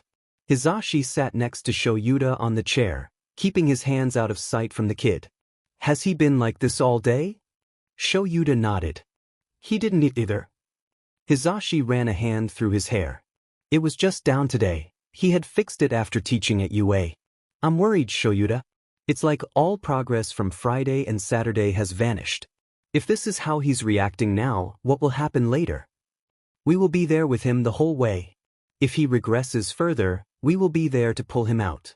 However long it will take. Hisashi nodded, grabbing Shouda's hand for support. Shouta leaned forward, kissing him softly. Hisashi smiled and pressed their foreheads together. They would get through this and take care of Izuku as best they could. The only warning Shouta received about Tsukachi's arrival was a simple, "Here," text message. And Hisashi said he was a horrible texter. At least they could do it from the hospital room. Shouta stood from his chair, walking over to Izuku. The kid was still staring out the window, so Shouta had to intercept. "Figured. The detective will be up soon," he told him. Izuku blinked up at him. His gaze was focused, so that was good. "Okay." That seemed like it would be all he would say. Shouta nodded and went back to his seat, but was stopped when Izuku's hand shot out to grab his sleeve. He turned in mild surprise and melted at Izuku's sad eyes. "Please, sit with me," he whispered. Shouta immediately complied, making a gesture for Izuku to scooch over. He did, so Shouta sat down next to him. Izuku leaned against him, and Shouta wrapped a loose arm around Izuku's shoulders. Hisashi smiled at them, and he set up his chair so that he was on the other side of Izuku. He was sure that if the bed were bigger, Hisashi would find his way there with them. "We're both here for you, listener. And remember, if you don't want to answer anything, you don't have to." Izuku nodded and he looked better. Shouta was worried that with his behavior these past few days, he'd be worse, but he was relieved. He just had to hope Tsukachi wouldn't ruin that. Izuku was nervous. Like, extremely nervous. He had no idea what this detective Tsukachi would ask, what Izuku would have to expose. What if Yamada and Aizawa didn't want him after what he would tell Tsukachi? Some part of him hoped that the heroes would stay with him after everything. There was a knock on the door, and after Aizawa called for them to come in, the door opened. A man came in, wearing a long, beige trench coat. He had short, dark brown hair and tired yet kind eyes. "Hi, Izuku. How are you?" he asked him, and Izuku was surprised. He didn't think he would be addressed so quickly. "I'm good, thank you. How are you?" Izuku gripped the blankets, and Aizawa gently unwound his fingers and held his hand instead. Tsukachi smiled and sat down in the empty chair. "I'm doing well. I'm sorry we had to meet under these circumstances." "Oh, it's okay." Izuku looked up at Aizawa, not sure how to feel. "You're doing great, kid," Aizawa whispered down at him, and Izuku nodded, feeling more assured. Izuku turned back to face the detective. He took out a notebook and pen, the notebook already open in his lap. He also had what looked like a recorder. "So, Izuku, I'll tell you how this will go so you don't face any surprises. My quirk is human lie detector, so whatever you say to me, I will know if you're telling the truth or a lie, okay? Most of my questions will focus on the quirk trafficking. Just answer anything you know. If you don't want to answer, that is fine. If you need a break, please let me know, and we'll pause for however long you need." Izuku took in the information and nodded along. It sounded reasonable enough.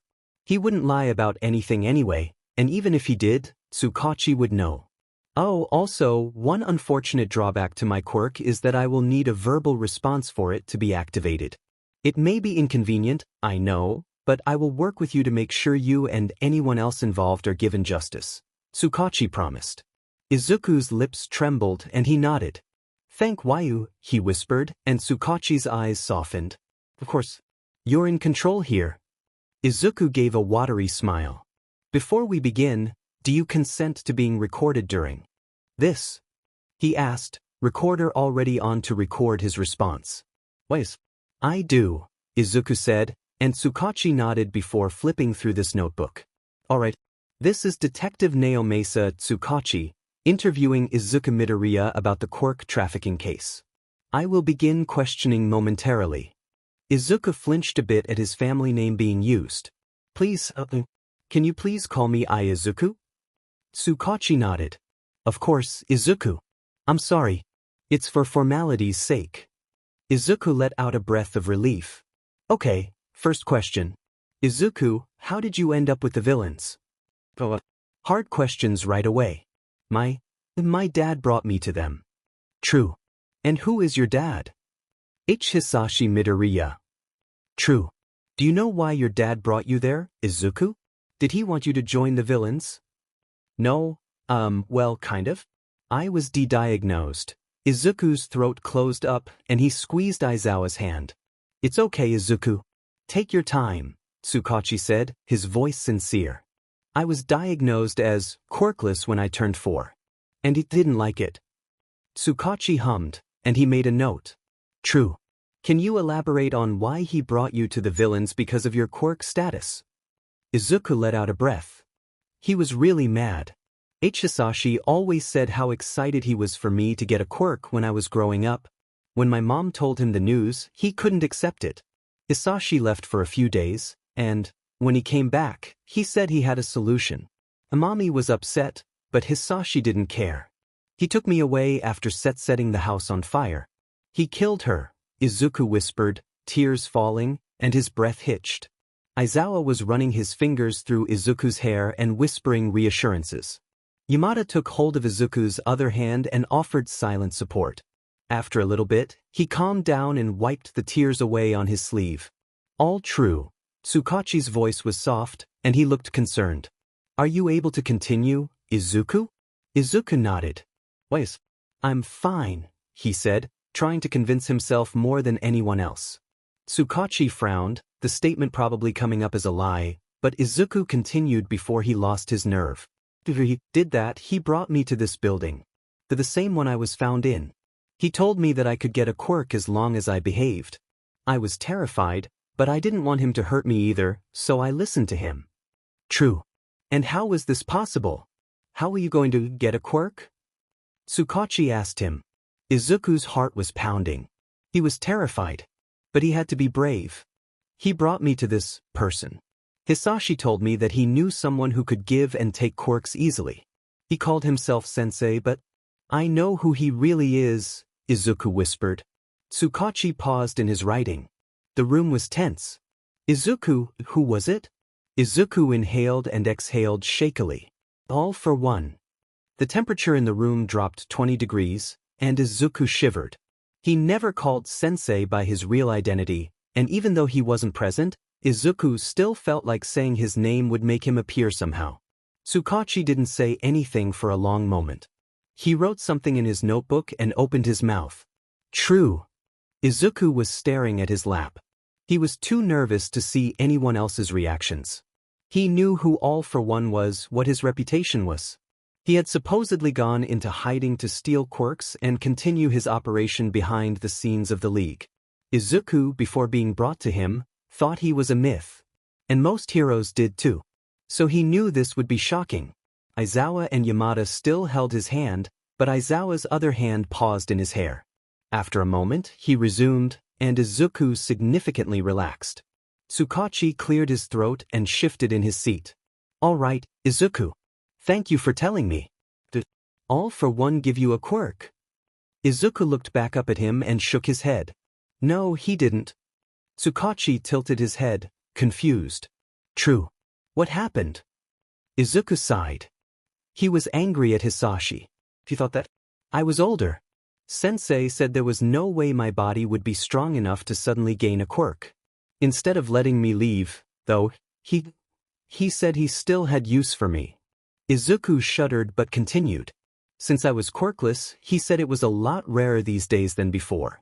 Instead of wasting the opportunity, as he called it, he would train my body to develop a quirk naturally. Said it was a new project he wanted to try. I was a clean slate. Tsukachi was writing a lot, and it kind of concerned Izuku. So, Izuku, how long did this go on for? I got my first quirk months into being there. It took constant training and experimentation. Izuku trailed off. His body was feeling fuzzy, and his grip on reality was fading. Before he could be pulled into a painful memory, he felt someone touch his cheek. Izuku blinked, and suddenly, all he could see was Yamada in front of him. He looked sad, and Izuku didn't like that look on him at all. "Baby, are you back with us?" Yamada whispered. Izuku blinked a few more times before looking to his left. Aizawa was still next to him. "I think so," he mumbled, shaking his head slightly to get rid of the foggy feeling. He wasn't sure how long he was out for, but it couldn't have been too long, because Tsukachi was still here. The man looked apologetic and a bit awkward, like he wasn't sure if he should have witnessed that. Yamada sat back down reluctantly, letting Izuku get a full view of Tsukachi. "I'm really sorry, Izuku. I didn't mean to trigger anything." Izuku just shook his head. "It's okay. It's not your fault," Izuku assured him, and he could hear Aizawa mutter something under his breath that sounded like it kind of is his fault.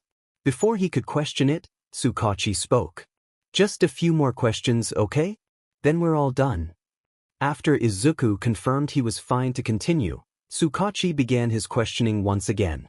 "We have some reports of people going missing over the past couple of years. We haven't found them, but there have been rumors about some of those people walking into that place with a quirk and then out quirkless. Do you know anything about that?" Izuku frowned, trying to remember what he saw. "Maybe. Sometimes, during my breaks, I would see Sensei talking to some people I didn't know or had never seen hanging around the base. I think Sensei was taking these people's quirks to get stronger." Tsukachi sighed.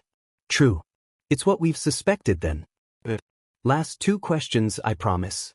Do you know any other villains, besides your father, who were involved?" Izuku nodded quickly. He could answer confidently. "Wise. There was Kurojiri. He would be the one to supervise me outside of training or experiments, and give me food. He has a warp quirk that allows him to go and take people wherever he wants, as long as he knows the exact coordinates. There's Dabi.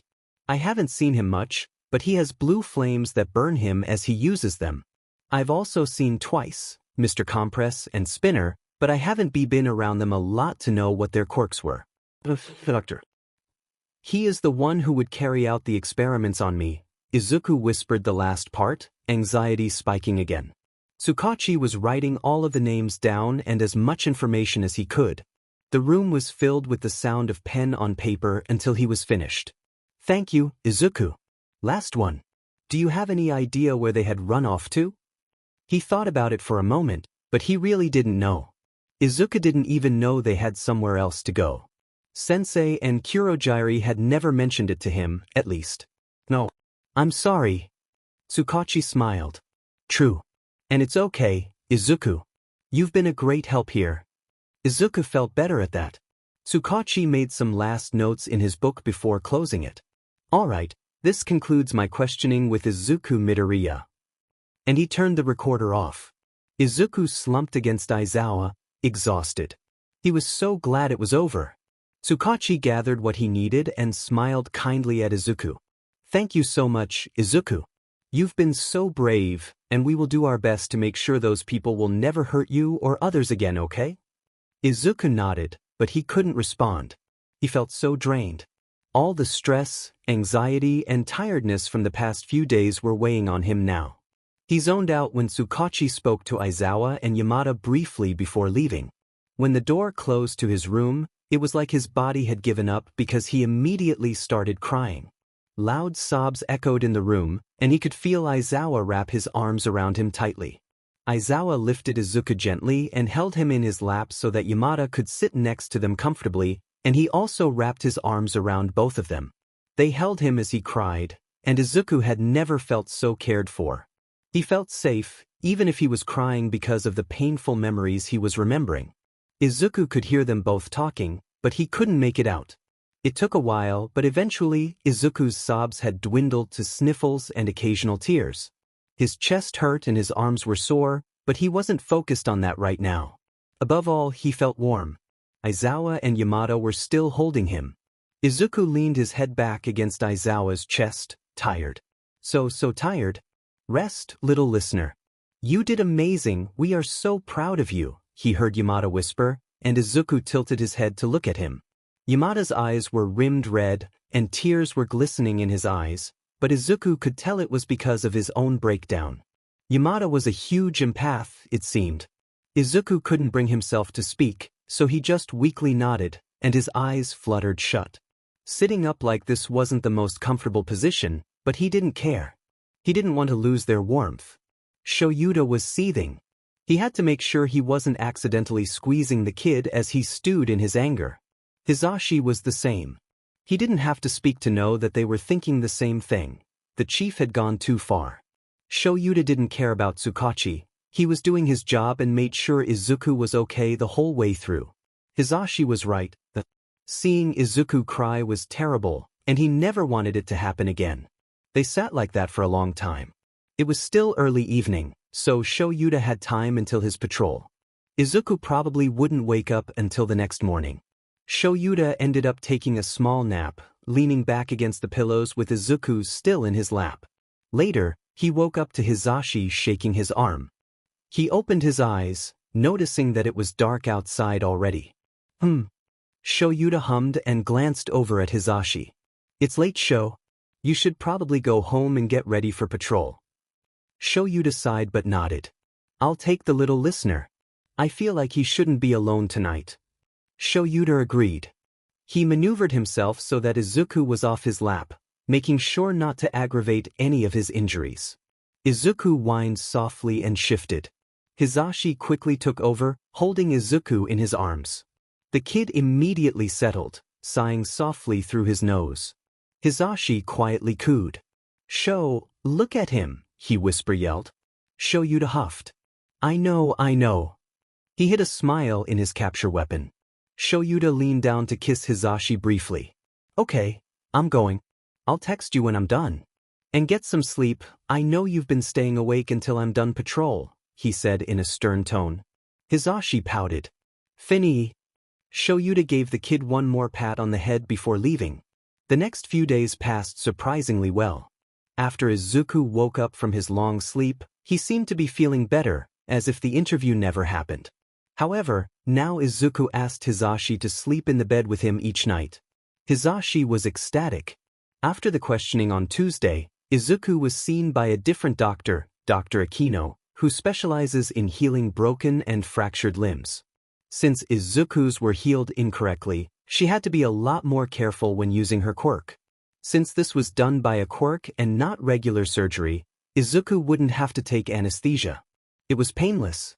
Dr. Akino told them that tissue inflammation was normal, and if Izuku experienced any symptoms, not to worry. However, if they did not subside after a long PRD, they would have to come back. The physical therapy was going well. The doctor who originally told them about Izuku's fractures on Saturday, Dr. Hayashi, had shown Shouta and Hizashi the exercises Izuku should be doing every day to strengthen his hand and arm muscles. For Izuku's leg, Dr. Hayashi was helping Izuku walk. His legs were still weak, especially the left one, but he needed to be able to move around. They started slow, and Izuku could stand for just over 2 minutes before feeling like he would collapse. The doctor told Shouta and Hizashi that this was easy to do at home. The kid would just have to either use their arms to steady himself, or something like metal bars on either side of him, much like the ones at the hospital. Since Izuku was young, if he kept up with the physical therapy and took his medication regularly, Dr. Hayashi assured the two heroes that he would likely reduce his pain significantly. The keep up on muscle strength, Izuku would also need a proper dietary plan that also satisfied his malnourished state. Luckily, his body temperature was stabilized. Nurse Sato told him to keep an eye on it and to make sure he stayed warm at home. Lastly, the issue with his suppression cuff was looming over them. They still didn't know how to take it off or how to broach the subject without triggering another panic attack. Hizashi had been doing some research, but it was hard to gather information on something that wasn't legal or supposed to exist. Especially in such a unique situation. Hizashi came up with the idea of reassuring Izuku that Shouta's quirk could cancel his out at any moment. If Izuku was worried about losing control of his quirks, Shouta was the perfect person to help. If there was still an issue, or Izuku's quirks really were too powerful for Shouta to even handle, they would come up with a solution as always. Throughout all of that, Shouta was finalizing Hizashi's and his emergency foster licenses. He went through all the legal processes with Tsukachi, and all they needed was Izuku's consent. Well, technically it wasn't needed, but Shouta and Hizashi wanted to make sure Izuku's opinion was heard and taken into consideration. Hizashi was sure that Izuku would say yes, but Shouta had stupid doubts in the back of his mind. Logically, he knew Izuku felt safe around them, but what if taking him home and looking after him long-term was completely different? Regardless, they had to ask Izuku today, since his discharge was being completed with the doctor. Izuku was awake and using the coloring book Hizashi bought. It was a hero-themed one, and the kid was currently coloring in all might. He looked adorable with his focused face, tongue poking out as he tried his best to stay in the lines. While Hizashi was at UA, Shouta had to wait to ask Izuku about guardianship. However, Hizashi said it was fine if he tried to get Izuku to agree to taking the cuff off. Shouta wondered how strong the thing was, considering how long Izuku had had it on for. Shouta leaned over to see Izuku's progress. For an 8-year-old with limited hand and wrist mobility, it wasn't bad. Only a few colors strayed outside the lines. Looks great, kid. Do you like All Might? Izuku nodded enthusiastically without taking his attention off the page. All Might's the best. He's my favorite hero. Shouta huffed. He was glad the villains hadn't diluted Izuku's love for heroes, even if his favorite had to be the very loud and obnoxious one. HMI bet. Shouta let the kid color for a bit longer before deciding to talk to him about the cuff. He didn't know when a good time to ask was, so better now than later. Hey, Izuku. Can I talk to you for a minute? He kept his voice light, not wanting to cause any unwanted stress. It didn't seem to work, though, when Izuku's body tensed up, as if waiting for bad news. Izuku put the book to the side and looked at Shouta, hands twitching as if wanting to grab for the blanket. He curled them into fists instead, almost invisible under the long sleeves. Shouta softened his expression and leaned forward to place his hand over Izuku's right one. Don't worry, you're not in trouble or anything. I just wanted to ask you something, Shouta said, and Izuku relaxed slightly. Almost there, but Shouta would take it. I know Hizashi asked you this already, but do you want to reconsider not taking the cuff off? He asked cautiously, keeping an eye on Izuku's mood so he knew when to push and when not to. Izuku squirmed a little, but no signs of a panic attack coming so far. He was quiet for a moment before speaking. I don't want to hurt you guys, Izuku whispered. Shouta expected this, so he had a response. Please don't worry about that, Izuku. Do you remember what my quirk does? Izuku immediately perked up, his eyes shining. Wise. It's so cool. Well, that was one way to cheer the kid up. Shouta couldn't help but chuckle at Izuku's excitement. Thanks, kid. If you feel like your quirks are getting out of control, I can easily help. I can erase them. Izuku looked contemplative, like he hadn't thought of that before. He still seemed nervous, but more open to the idea. I'm just scared. I know, kid. It's normal to feel that way. But I've taught many students who could barely control their quirks. You'll be in safe hands. Izuku looked a lot more reassured at that.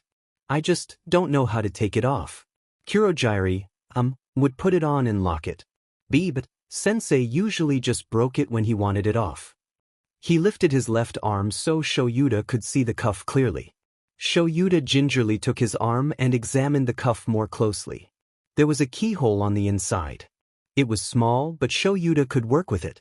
I think I know how to take it off. Don't tell Zashi though. He smirked and rifled through his pocket until he found what he was looking for. Izuku watched him curiously when he took out a couple of bobby pins and paper clips.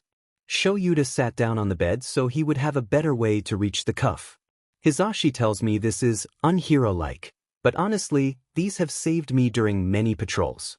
More importantly, it will help get this off, he said while positioning his tools and getting to work. Izuku watched him intently as Shouta picked the lock. It was a bit difficult, but he got it eventually. With a click, the cuff fell off, and Izuku tensed as his quirks presumably roared back to life. Shouta watched him, ready to use erasure if anything happened. Izuku sat there silently, his body shaking a bit. He clenched his fists, but nothing happened. Izuku seemed to realize that too, and he slumped forward in relief. Shouta wrapped an arm around the kid, pulling him close to his chest. See? Nothing to worry about. Shouta rubbed circles on Izuku's back, much like he did the night he saved him. I've rarely not used my quirks when this is off. It's different.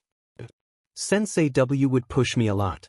Make me use them in ways I didn't. His breathing hitched, and Shouta just continued to rub his back comfortingly. Izuku sniffled and wrapped his arms around Shouta, completing the hug. He would force me to use them to hurt, and I never wanted to. I swear I didn't. It sounded like Izuku was trying to convince him he wasn't a bad person, and Shouda's heart just kept breaking. I know, Izuku. I know you didn't. You're so strong, Hizashi and I both know that. You went through so much for so long, but you're not alone anymore. You don't have to hold everything in, you can lean on us, Shouta whispered against Izuku's curls, but he knew the kid could hear him. Izuku's shoulders were shaking, and Shouta could feel his tears dripping onto his shirt. The kid didn't speak, so Shouta just held him as he cried. It didn't take long for the kid to calm down, and he shifted in Shouda's hold. Izuku wiped his eyes, and he tilted his head up to look at Shouta. Izuku was just looking at him, and Shouta was about to ask if he was okay before subtle hints of mirth appeared in the kid's eyes. See, can you show me how to pick locks just like that? Shouta snorted and ruffled his kid's hair. As long as you don't tell Hizashi. Don't tell Hizashi what? Speak of the devil and he may appear. Izuku turned in his arms, and Shouta adjusted so they could both see Hizashi walking into the room. He looked vaguely suspicious as he made his way over. Don't worry about it, was all Shouta would say.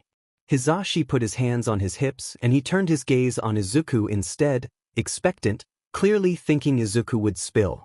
In a surprising turn of events, though, Izuku mimed zipping his lip, locking it, and throwing away the key. Shouda's eyebrows raised as he let out a laugh, and Hizashi looked scandalized. Shouta, what are you teaching the baby? Shouta just smirked and said nothing. Izuku looked happy, and Hizashi was gleeful. The kid was comfortable enough joking with them, and that was a big step. Hizashi huffed and flopped onto his chair. Fine. Keep your secrets. I got my eyes on you, he said, pointing 2 fingers at his eyes, then at Izuku's. The kid giggled and hid his face in Shouda's chest. Shouta continued rubbing Izuku's back. Hizashi and he shared a look, both content that Izuku was in a good mood. Probably the best mood he's been in since being at the hospital. Shouta leaned down and whispered in Izuku's ear, "Do you want to show Hizashi your arm?" Izuku nodded and shifted so that he could face Hizashi. Dadzawa helped me take the cuff off.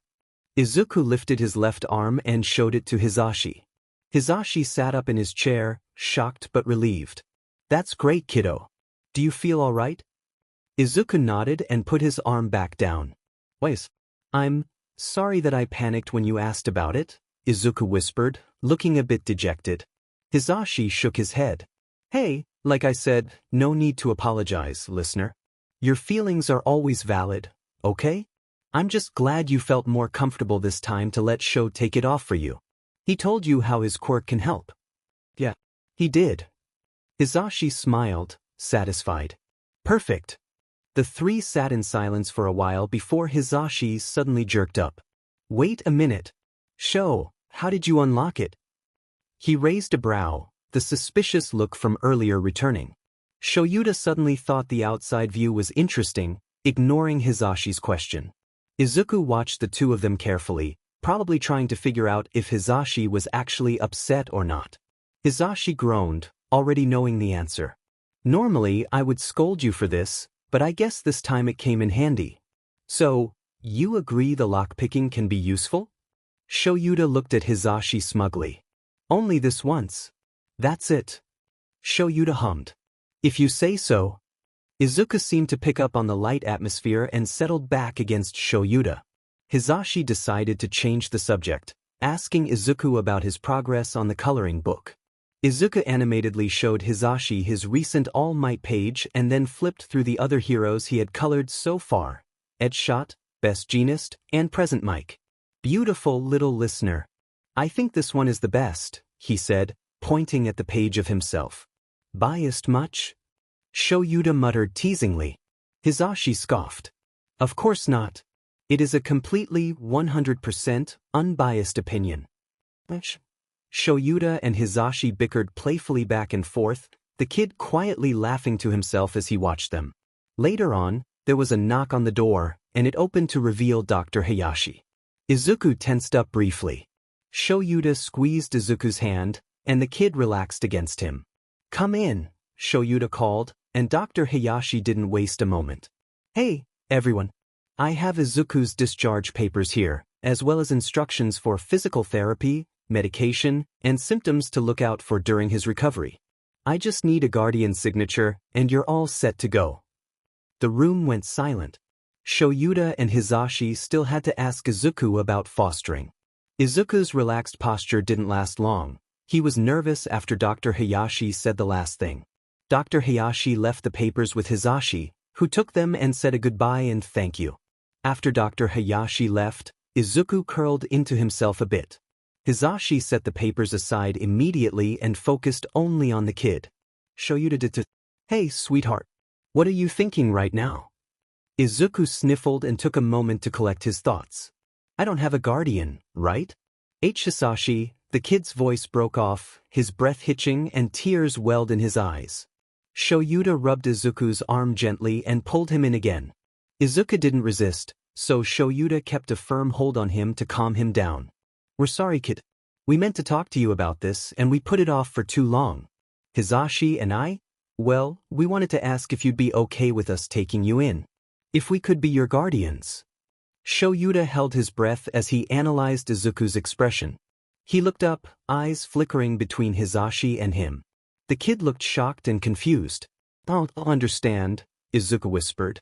Hisashi took over this time. We'd bring you home, listener. You'd live with us. Shouta and I will protect you, care for you, and make sure you have everything you need. Izuku's eyes welled up again, and Shouta wasn't sure if this was a good or bad reaction. But why? Izuku asked in a broken voice. Hisashi and Shouda's expressions mirrored each other, sorrowful. Oh, baby. Hisashi moved so he was sitting on the edge of the bed, taking both of Izuku's hands. Because we care about you. We want you to be safe, listener. You deserve to live your life, grow, and experience your childhood without pain.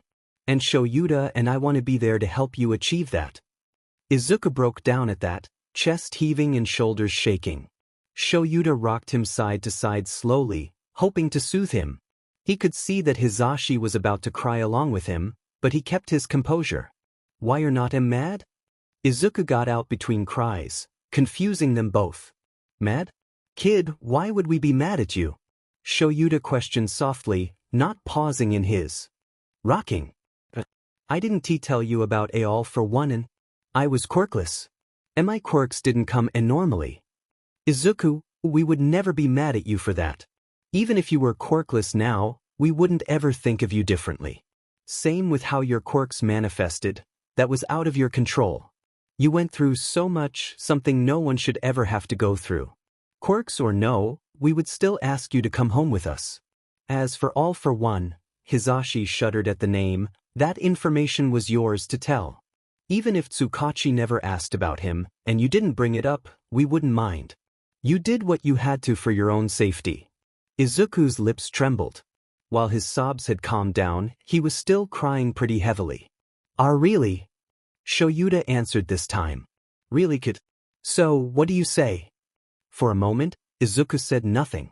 Shouta's doubts came back full force, but before he could start to worry, Izuku's head nodded up and down.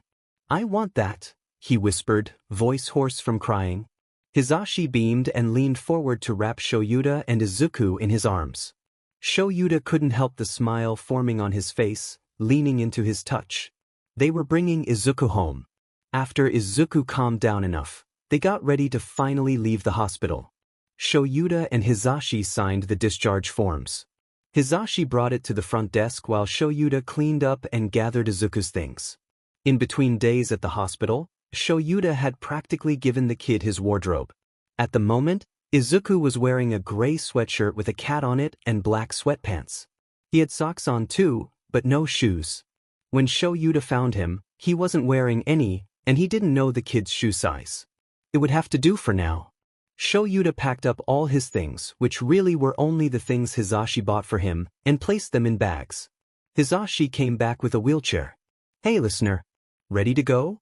You can use this and I'll push it for ya. Izuku nodded and positioned himself at the end of the bed. He was about to get down before Shouta stopped him. Whoa, not so fast. You shouldn't put any pressure on your legs just yet. Here.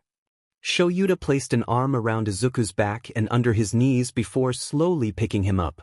Izuku quickly latched onto him, and Shouta set him in the wheelchair. Thanks, Izuku muttered, and he adjusted himself to sit comfortably. Hisashi made sure they had everything before he started wheeling Izuku out. Are you excited to go outside, little listener? Hisashi asked, and Izuku nodded with an excited smile. Yes. I see, can't wait. Shouta was sure he was. After days of only accessing the outside from a window, it will be a nice change of scenery. They arrived on the ground floor, and Hisashi continued wheeling Izuku out of the hospital. Once they made it out the doors, Hisashi went at a slower pace. Shouta figured this was so Izuku could savor the outside. Izuku looked around in awe as he took in their surroundings. After a moment, the kid closed his eyes and let the breeze wash over him. He looked so peaceful like this. For once, Shouta was a bit regretful that their house didn't have much of a backyard. Hisashi and he eventually made it to their car, and they were both reluctant to let this moment end. Shouta just handed Hisashi the bag so he could get the car ready, and he crouched down in front of Izuku. Figured, we gotta put you in the car, Shouta said, placing a hand on Izuku's knee. The kid blinked his eyes open and glanced down at Shouta, noticeably sad that he wouldn't be able to stay outside any longer. How about this? We can roll the window down for you. You won't be outside completely, but at least you will be able to feel the wind. Izuku seemed satisfied with that, so he nodded. Shouta stood and opened the back car door, picking up Izuku the same way he did earlier and gently set him on the car's seat. Shouta put his seatbelt on, and he genuinely wondered if the kid should have a booster seat because of how small he was. He shut the door and went around to the passenger's side, getting in. Hisashi was already in the driver's seat by the time Shouta got settled, and the car started. Shouta instructed Hisashi to roll the kid's window down, and then they were on their way home. Izuku felt a bit surreal. The wind was blowing on his face and in his hair, and he loved it. He tried to take in all the nature and infrastructure they passed, but it was a little overwhelming. Izuku's last few years have just been concrete walls and pain. But now, he felt a sliver of hope as his guardians, pro-heroes were his guardians, took him to their house. Eventually, the car turned into a house driveway. Izuku looked up at it, eyes wide. It wasn't huge, but definitely bigger than the one he lived in before. Before Izuku could stare at it for any longer, Yamada opened his door for him. He was smiling. Home sweet home, little listener. Can I take you inside? Izuku nodded and held his arms up to him. Yamada clicked the seatbelt off before carefully picking him up out of the car.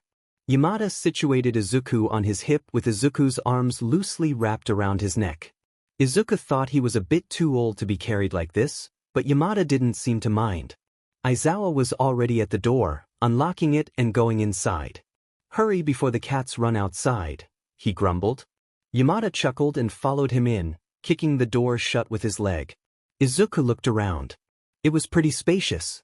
To his right, there was a living room with one big couch, a love seat, a rug, and a coffee table. Across from the couch sat a small TV. Straight ahead was an open kitchen, and to his right a small dining room with a table and 4 chairs. Next to the dining room was a hallway, but he couldn't see where it led to. Aizawa and Yamada had both taken their shoes off as Izuku took in the sight of their home. He also noticed many pictures and decorations, some of which he was sure Yamada put up. It made this place seem more like a home. Izuku heard a meow, and suddenly, a brown cat ran up to them. It brushed up against Aizawa's legs before doing the same to Yamada. Izuku watched, thinking the cat was very cute. "This is Sushi. Would you like to say hi to her?" Yamada asked him, and Izuku nodded. Yamada carefully set Izuku on his feet, then lowered him so he was sitting on his butt. Izuku thanked him and turned his attention to Sushi. Immediately, Sushi walked up to him and climbed onto his lap. Izuku smiled and held out his hand for her to sniff. Izuku's never had any pets, so this was new to him. Sushi sniffed his hand briefly before headbutting it, purring when Izuku started petting her. She was so soft. Izuku could sit here forever. Izuku was about to say something to Yamada and Aizawa, but something else caught his eye. Another cat, with black, orange, and white-colored fur, sat perched on the couch. It was eyeing him in suspicion, if cats could even make that expression. "Ah, that's BSTRD. Sho named him, not me. He's a bit less cuddly than Sushi. So just be careful around him, 'kay?" Yamada warned, and Izuku nodded in understanding. Then, BSTRD leapt off the couch and walked over to Izuku. Aizawa stepped forward, ready to move in case BSTRD did anything. However, the cat just slowly made his way up to him. Sushi seemed uninterested and left Izuku's lap, trotting off to the living room. BSTRD sniffed at Izuku for a while longer than Sushi did. In the end, BSTRD seemed satisfied with something because he took Sushi's place in his lap and just sat there like he claimed him. Izuku tilted his head up to look at the heroes, and their looks of shock were comical enough to make him laugh. Yamada cracked first, playfully hitting Aizawa's shoulder. "Told ya, BSTRD's just like you." Aizawa rolled his eyes, mumbling whatever. He patted Izuku on the head and walked down the mysterious hallway. Izuku turned his attention back to BSTRD and tentatively started to pet him. The cat didn't react, so he just continued. Izuku felt himself relax the more he pet BSTRD. Yamada crouched down a little away from them. "Wow, listener, you accomplished the impossible," he whispered in exaggerated awe. "It took Sho a long time to get close to him. BSTRD won't even let me near him okay? Well, a lot of the times." As if on cue, he hissed at Yamada before he began to clean his paws. Izuku giggled and petted him some more. His legs were starting to hurt a bit from sitting on the hardwood floor, so he shifted and stretched them out. Bizu let out a meow and jumped off his lap, going back to his perch on the couch. Yamada laughed and stood back up. "All right, kiddo. Wanna see your room?" Izuku gasped softly, his arms raised instinctively for Yamada to pick him up. "Am I room?" Izuku questioned, positioning himself the same way he did when Yamada carried him from the car. "Up. It's not quite decorated yet, but we can fix that easily." Yamada made his way down the hallway, and Izuku got a clearer look at what was down here. It led to a laundry room and another that had a closed door, so he didn't know what it was. Yamada didn't go there, though. He turned to the left and went up a flight of stairs. Pictures were lining the walls here too, but Izuku couldn't really make out who was in them. He noticed some of Yamada and Aizawa, and younger versions of them. Well, he assumed it was younger versions of them, since they looked familiar. At the top was another hallway. 2 doors sat on the left and one on the right. It was set up the opposite of how it was at the base, which put Izuku a little more at ease. The first door on the left was open, and he could see Aizawa rummaging around in a drawer. So, that was probably their room. "This is Sho and Ai's room," Yamada confirmed, making Aizawa turn around briefly to give them a wave. Yamada stopped right in front of it. "Our door is always open to you, okay? If you need anything, no matter the time, just come to us," Yamada said with a smile. Izuku nodded and waved back at Aizawa when Yamada started walking down the hallway. This, Yamada said after walking a few steps to the other door, is a bathroom. It'll be solely yours, since Sho and I have a bathroom connected to our room. Then, Yamada turned to the lone door on the other side of the hallway, right across from the bathroom and diagonal from the main bedroom. Yamada opened the door with a "Tada," and Izuku's eyes widened as he looked around it. It was big, well, a lot bigger than he was used to, so he wasn't sure if he had the best judgment on that. The bed was across from the door, up against the wall, with a bedside table. There was a big window covered behind a curtain with a desk sitting beneath it, and next to the desk were 2 bookshelves. There weren't many books on them, but Izuku could already envision it being full. There were 2 closet doors at the back of the room, and on the wall adjacent to the door was a small table with a mirror sitting on top of it. There was a rug at the end of the bed shaped like a yellow flower, and another rectangular blue one beside the bed. If you think the rugs will be easier and more comfortable to walk on than the floor, let us know, okay? We can replace it with a full carpet. Also, I know it's pretty bare, but that's okay. If you want, we can do some online shopping for anything you like. What do you think?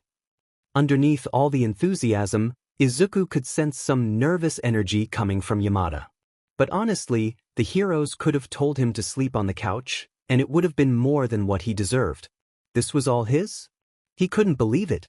I love it, he whispered and hugged Yamada, burying his face into his shoulder to hide his tears. I'm so glad, baby, Yamada cooed and tightened his hold on him.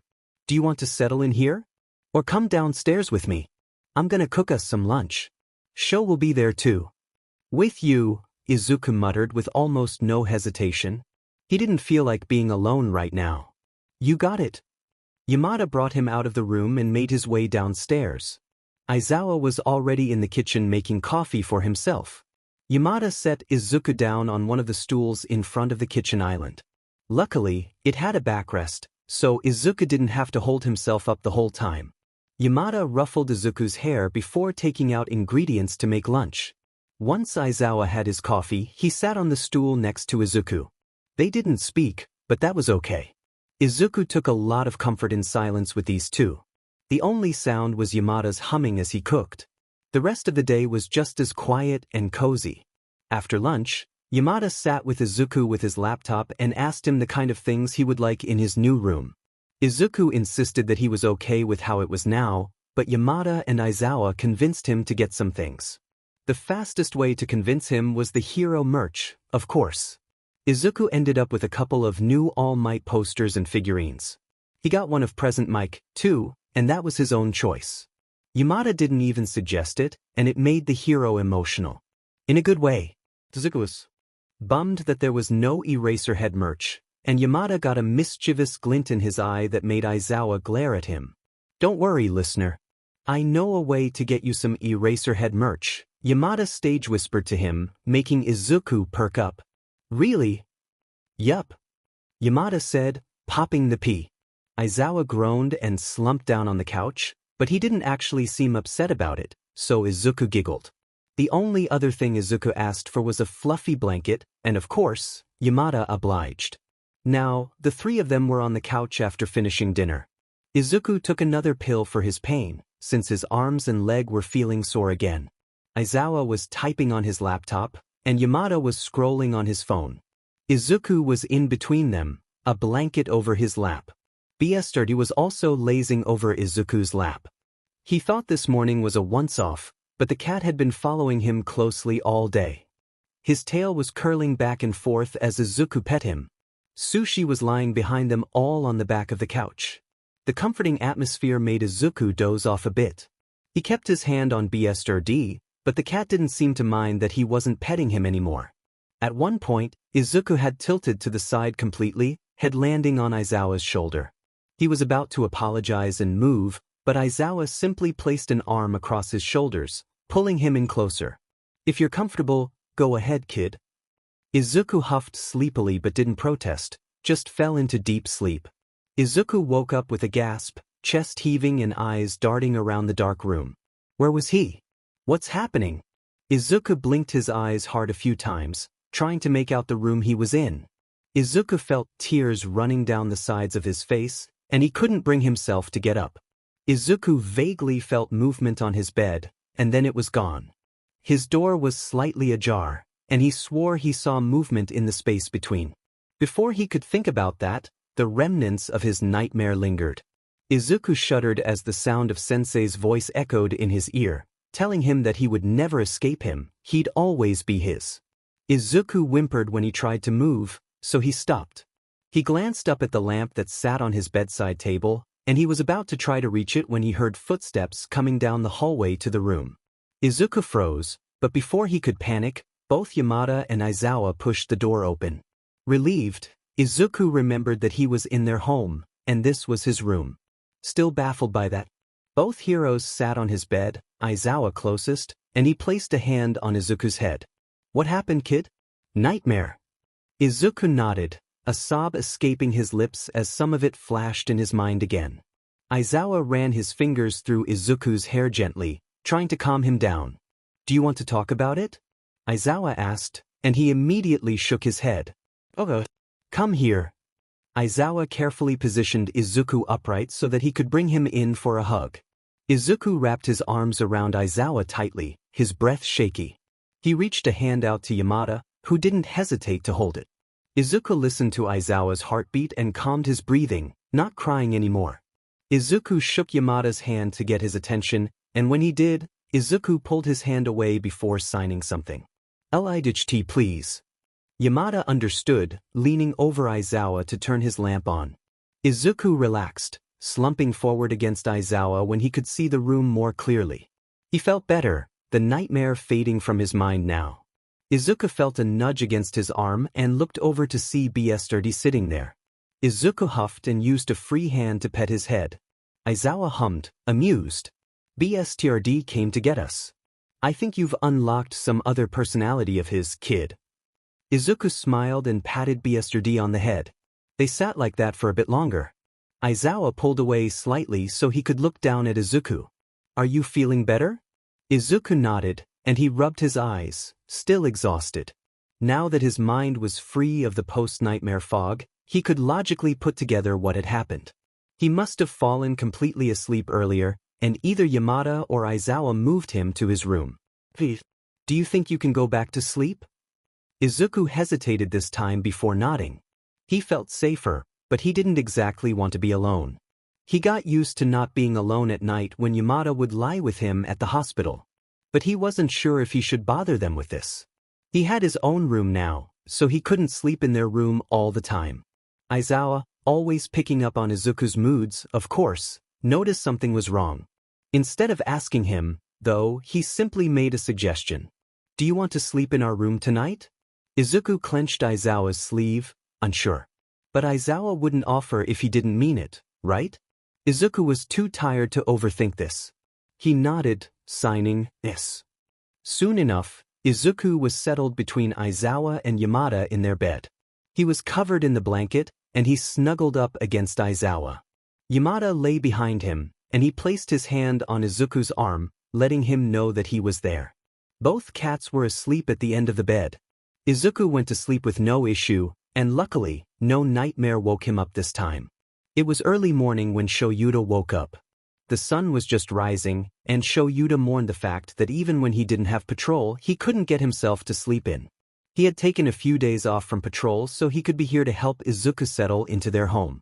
He hadn't told his agency that was the reason, but they were more than happy to give him the time off. Shouta didn't even remember the last time he asked for it. Right now, Izuku was still lying against his chest, sleeping soundly. His husband was turned the other way, soft snores escaping his mouth. Usually, Hisashi was the early riser, so it was nice to see him sleep peacefully. Shouta relished in the moment, running his fingers softly through Izuku's hair, careful not to wake him. He looked down at the end of the bed, and Bigi was already awake, staring at him. Shouta raised a brow, and Bigi stretched before hopping off the bed gracefully. Shouta rolled his eyes and looked back down at Izuku. He was still fast asleep and probably would be for a while. That was good, since he had a rough night. He took a few more minutes before deciding to get up. Shouta carefully unwound himself from the kid, handing him a pillow to cuddle instead. Luckily, it worked, and he didn't wake up. Shouta went to the other side of the bed and leaned down to kiss Hizashi's head. Shouta made his way to the bathroom and freshened up. He kept his cat pajamas on and quietly walked downstairs. Shouta started the coffee maker and went to grab his work bag that sat by the couch. Sitting down, he took out Izuku's notebooks. He had gone through them every night he came home from the hospital, and still, he had no idea what was written in them. Shouta had done some heavy research into it too, and still nothing. On some pages, though, there were doodles. It vaguely looked like a person in different fighting stances, and Shouta wondered if they were supposed to resemble Izuku. He wondered, not for the first time, if just asking the kid about them was a good idea. His coffee was done, so he put the notebooks away for now and went to grab it. He made a pot for Hizashi since he knew he'd probably wake up soon. Shouta sat on the couch, just using the time to relax. BSRD eventually joined him and tolerated Shouda's pets for a bit until he wanted down. Shouta briefly wondered if the cat was going back to Izuku. He was still surprised at how quickly BSTRD warmed up to him. He was also glad, though. He wouldn't know what to do if the cat hissed at or scratched the kid. Sometime later, he heard soft footsteps padding down the stairs. Shouta turned, and Hizashi came into view. Hizashi immediately went over to him and leaned down to kiss him. Shouta smiled and stood up to face him properly. "The kid still asleep?" Shouta asked. Hizashi nodded. "Meet him. I'll make breakfast. Should probably check on him soon so he doesn't wake up alone." Just as Hizashi was about to go to the kitchen, Shouta grabbed his arm. "Do you think I should ask him about his notebooks?" Hizashi's eyebrows raised. "Still can't crack him?" Shouta sighed and shook his head. "Nope. I swear, it's complete gibberish." "Well, I don't know. If you think it's the best course of action, go ahead. Just be cognizant of his reactions." Shouta nodded and let him go start breakfast. He finished his coffee, then went upstairs to check on the kid. Izuku was stirring when Shouta entered the room, so he slowly sat on the bed. He was right, BSRD was lying next to the kid. Shouta shook his head in amusement.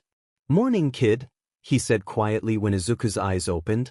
Izuku looked up at him, his eyes still thick with sleep. "Morning," the kid mumbled, and he rubbed his eyes. Izuku was struggling a bit to sit up, so Shouta helped him. "Zashi's making food for us. You can take your medication after, okay? It'll help." Izuku nodded. "How's your pain level?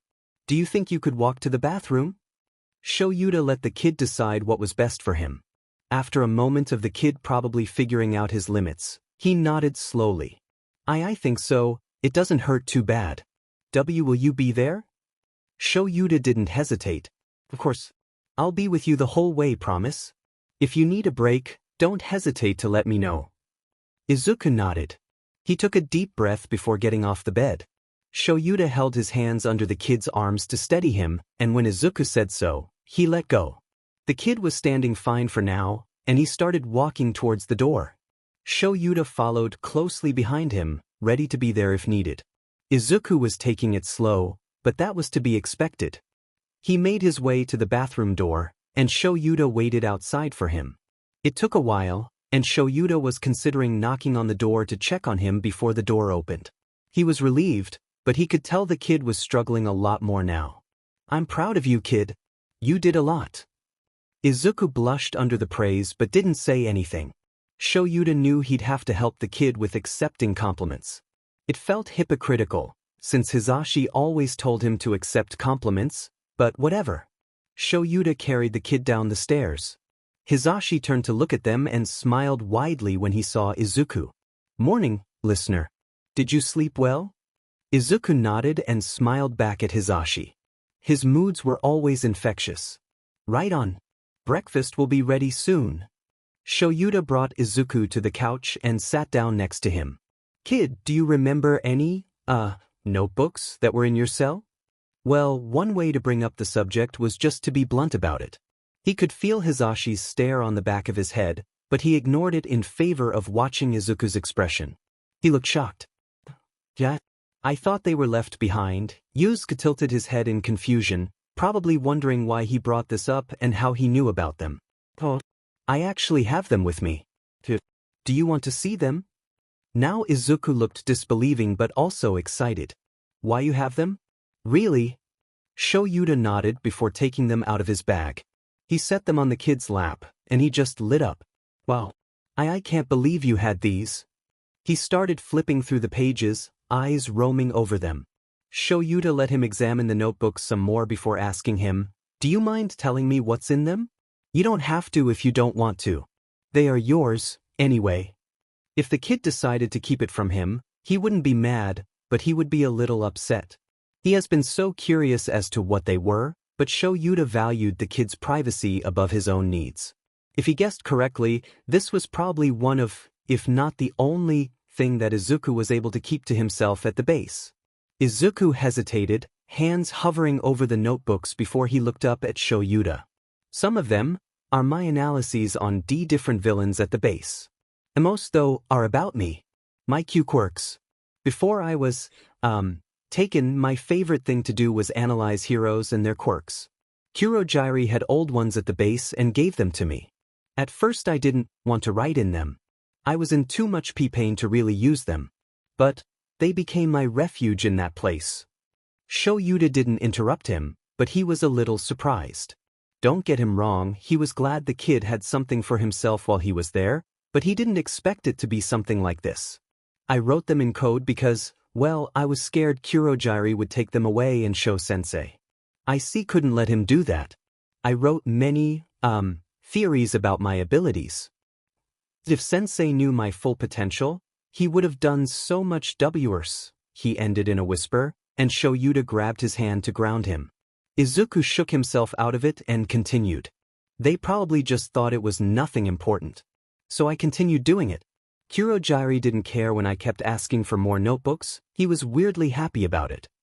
Shouta hummed, wondering what Kurogiri's motives. How'd you come up with that code? It's impressive. Izuku blushed and ducked his head. Thank you. Along with notebooks, Kurogiri would sometimes give me books to read. He told me it was because I had to get some form of education. Most of the books were about different languages. I put them together, along with some other symbols I created. Shouta just breathed out in astonishment. That's, wow, Shouta was at a loss for words. He could tell Izuku took it the wrong way when he curled up a little and apologized. It's weird. I know. I'm sorry. Shouta shook his head. No, not at all, kid. Like I said, it's impressive. I'm just so amazed that you could do that in your situation. Don't apologize. Izuku glanced up at him, shocked. Shouta felt angry at everyone who told this kid otherwise, who made him think his passions were weird. Shouta wrapped an arm around him, and Izuku relaxed against his side. Thank you, he whispered, and Shouta smiled. Just then, Hizashi called them over for breakfast. They were eating, soft conversations going on between Hizashi and Izuku, when Shouta spoke up. Do you think you could tell Hizashi and me about your quirks? No pressure, but it may help you feel better about not losing control. Plus, it can help us help you strengthen your control over your quirks. The kid didn't outright object, so that was good. He looked to be contemplating it. Okay, but can we go outside? It'll be easier to show you. Shouta and Hizashi both confirmed that it was fine. Besides the Aero Kinetic one he knew about from the lab notes, he wondered if his first quirk also had something to do with nature. Of course, listener. Whatever you're comfortable with, Hizashi said kindly. Izuku relaxed at that and continued eating his breakfast. Like always, Izuku didn't eat much. Hizashi and he wouldn't push it, though. They didn't want the kid to get sick. They would just have to be patient and hope Izuku recovered enough to eat more. After the two of them finished eating, Aizawa gathered their plates. Izuku was adamant on putting his own plate away, too, wanting to help out since Hizashi made food. Shouta huffed. Fine kid. If you're gonna do it, at least let me help, he said and put the plates he had down on the table. He then picked Izuku up and held him on his hip like Hizashi did yesterday. Izuku used an arm to hook around Shouta's neck to hold onto him, his free one holding his plate and utensils. Shouta brought them into the kitchen with the plates he managed to grab. He put them in the sink and leaned down slightly so Izuku could put his in too. Just when Shouta was about to bring them both back to the dining room to get the remaining dishes, Izuku's eyes caught onto something on the wall beside the sink. It was their calendar. Shouta wondered for the first time if Izuku even knew what the date was. As if to confirm his thoughts, Izuku asked, Aizawa? What's the date today? It's September 20th. What's the, year? This question was asked with a little more hesitation. Shouta froze.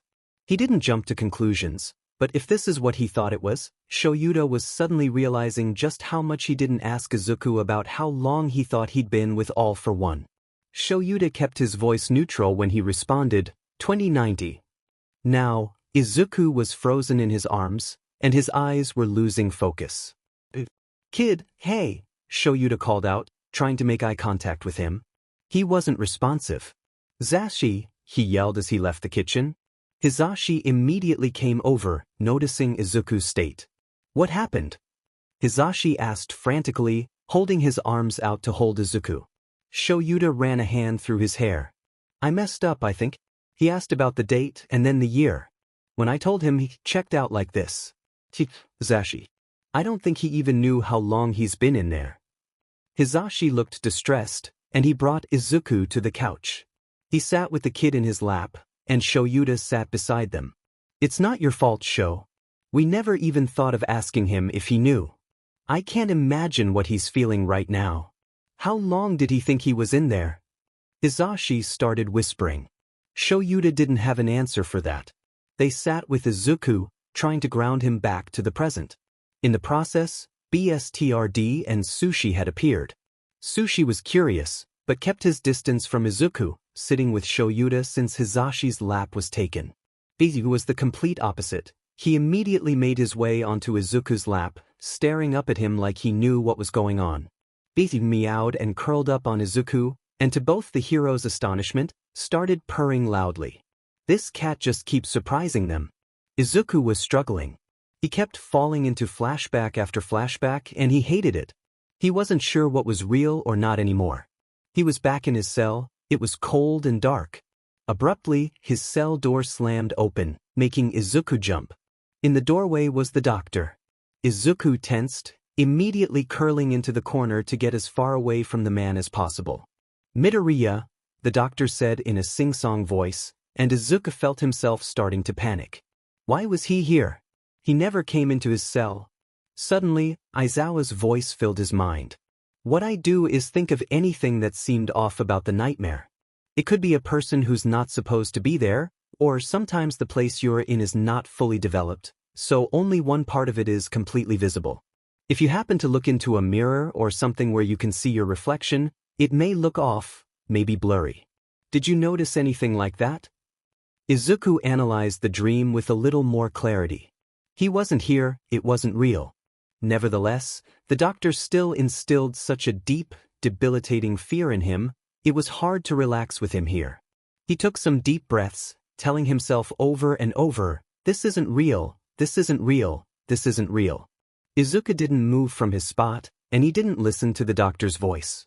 It seemed like forever before he felt like opening his eyes. When he did, he was somewhere else. No, he was in Yamada and Aizawa's home. He could feel arms around him and a weight in his lap. Izuku blinked, trying to remember what brought him to this point. He was in the kitchen with Aizawa putting his dishes away, then the calendar. Izuku asked about the date. He was curious, but he realized he had no idea what year he was in. Back at the base, he had no way to tell time. There was no window in his cell to tell. When the sun rose and set, and he was always inside, besides the off chance he was allowed out. He figured that a significant amount of time had passed, yes, but he never had an accurate sense. Food was never consistent, so it wasn't like the first meal he always had was breakfast. Training and experiments were erratic. Most of the time, it depended on sensei's moods. And those were never regulated. By the way his body grew, Izuku estimated 2, or at most 3 years had passed. But 4 years? It wasn't horribly longer than his guess, but knowing for sure was different. The two heroes must have noticed he had come back to the present because Yamada's arms tightened around him slightly, and Aizawa leaned forward from his spot. "Kid, you back with us?" Aizawa asked him, and Izuku nodded. At the same time, he realized it was BSRD that was in his lap, and he started petting him. Ah, that noise was BSRD purring. Yamada rubbed Izuku's arm. "Do you want to tell us what happened?" Izuku took a moment to collect himself and his thoughts. I never had any sense of time. I had guessed, but I was off. And Izuku sighed, his body slumping against Yamada. "It's hard to understand completely how long I was there for," Izuku trailed off, still petting Be absent-mindedly. "That's understandable. 4 years is a long time. And I'm so sorry that you had to endure that for so long," Aizawa said, placing his hand over Izuku's free one. Izuku sniffled and wiped his eyes with his sleeve. He just wanted to move on, but something as small as the date was setting him off. He was frustrated. Aizawa squeezed his hand. "I know that look on your face, kid. Don't be mad at yourself for this. You went through horrific things, and healing won't be linear. But Hisashi and I will be here for you to get you through it." That did make Izuku feel better, but he still felt lingering bitterness at himself. Aizawa took his hand away and stood up. "I'll go get your pain meds for you," he said, and ruffled Izuku's hair gently before leaving. Yamada kept his hold on Izuku, which he felt was very comforting. Izuku would think that after 4 years of non-CNSNS and harsh touches that always brought pain, he would have more of an aversion to it. However, Yamada and Aizawa have only been kind to him, and at this point, Izuku craved it. Aizawa came back with the medication, and Izuku took it with the glass of water he also brought over. He found that he did genuinely want to show Yamada and Aizawa his quirks, but he wanted to just relax for now. He was sure the heroes also picked up on that, so they stayed in the living room for a while. "Do you want to watch something, little listener?" Yamada asked him, and Izuku thought about it. "Can we put on an All Might documentary?" he asked hesitantly. Izuku did tell Aizawa that All Might was his favorite, and there was no negative reaction. Back at the base, though, there was such hatred for heroes and especially All Might that any mention of him from Izuku got him in trouble. He learned very quickly to never bring up the #1 hero. "Of course. I'm sure I could find one easily," Yamada reassured, and Izuku relaxed. Okay, he wasn't a taboo topic. They spent the next hour or so watching a documentary, and Izuku will never get over his excitement and fanboying of the hero. He was just so cool. This was the perfect thing to put on. He felt a lot better already. Even Aizawa was paying attention to the documentary. Izuku wasn't sure if the hero was a fan of All Might. He would say probably not, just because of how much Aizawa values the underground scene. So this was interesting to him. Yamada seemed to notice, too, and teased the hero about being soft, whatever that was supposed to mean. When it was over, Izuku felt a little more energized. All Might was just so inspiring. He sat up in Yamada's hold, startling BSTRD and making him jump off. "Can I still show you my Q quirks?" "Of course, baby. If you're up to it, we can go outside," Yamada said and lifted Izuku from the underarms into a standing position. Aizawa stood up next to him, holding his hand. Yamada stood on the other side, also holding his hand. "Will you be okay to walk? How's your leg?" Aizawa asked him. Izuku cautiously tested his leg by putting slight pressure on it. He didn't feel overwhelming pain, so he thought it was probably fine. "Yeah. Let's go." Izuku didn't think he'd be so excited to do this. The only time he's used his quirks was for training strictly controlled by sensei. Ever since the suppression cuff had come off, he felt weird. He couldn't remember the last time he had it off for so long. His quirks were very loud inside of him, but after a few days, they had subsided and just existed. It was a strange sensation. Even when he developed his first quirk, he had to get used to it. In the first few days of getting his second one, he felt constantly exhausted, like both of the quirks were fighting for his energy. It wasn't quite like that now, though he did find himself getting bouts of exhaustion sometimes. The three of them made it outside in their backyard without an issue. Izuku wasn't sure if it was because of his quirks, but every time he was outside, in nature, he just felt rejuvenated. "How would you like to show us, kid?" Aizawa asked him. Izuku hummed and looked around their backyard. It wasn't too big, so he wouldn't do much. Just stand here, Izuku said and let go of both of their hands. He steadied himself and took a few steps back. He could stand by himself for now, so this would be fine. When Izuku reached out to his quirks, it was like a rush of adrenaline hit him. He tried not to get them mixed up. He didn't have much practice using one separate from the other yet. Izuku focused on the ground around them. He pulled up with his hands, and parts of the earth jutted up around him. Looking at Yamada and Aizawa's shocked expressions, he pushed them back down, and the earth went back to how it was. Izuku was a bit nervous. He had never shown anyone else what he could do. That was just part of it, but he wasn't sure what else he'd be allowed to show. The other one is new, so not sure how well I'll be able to control it, Izuku warned, and Aizawa nodded at him. He'd be ready to erase his quirk if it was needed. Izuku took a deep breath and let his eyes flutter closed as he felt the wind around him. He had to admit, this was somewhat easier to handle back at the base because of the lack of wind currents in the training room.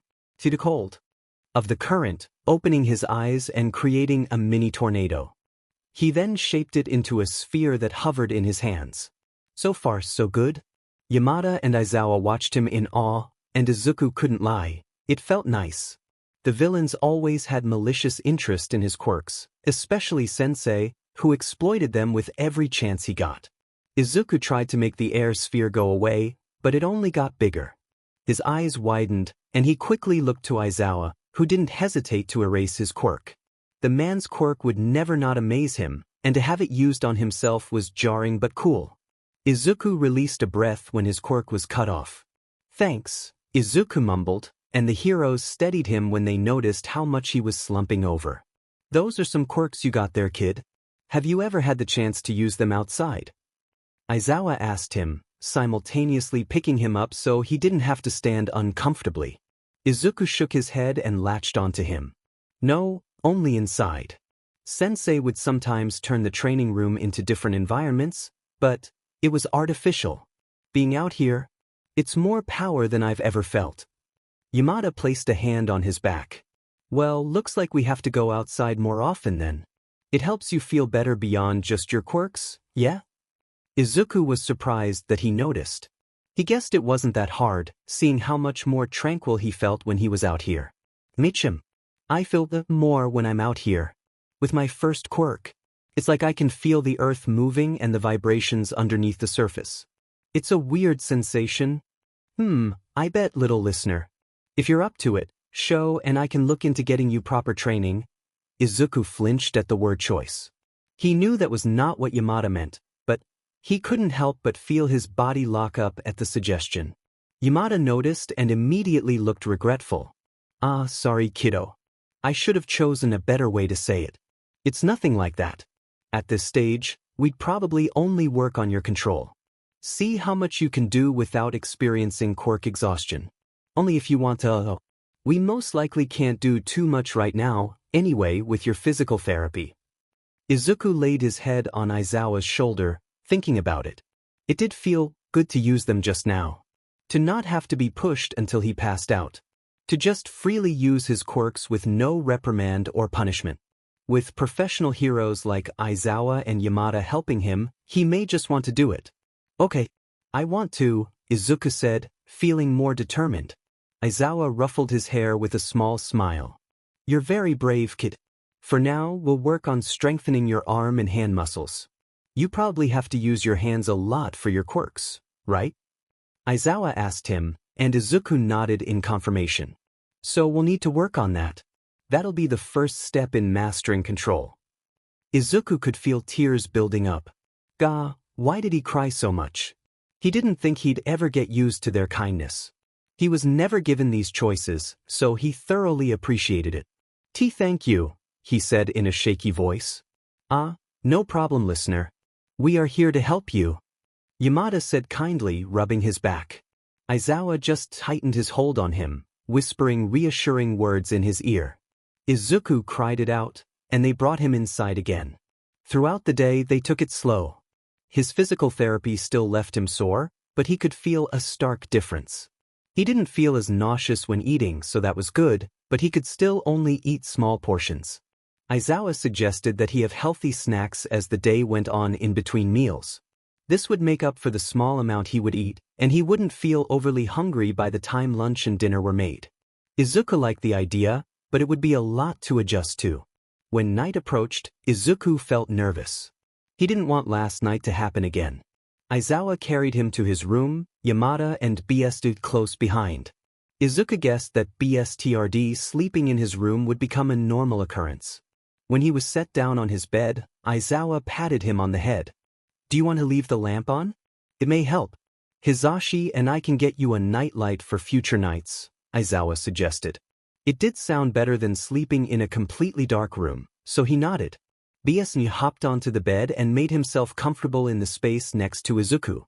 Maybe BSTRD would help with his lonely feelings at night. "Sho and I will also just be right across the hall, okay?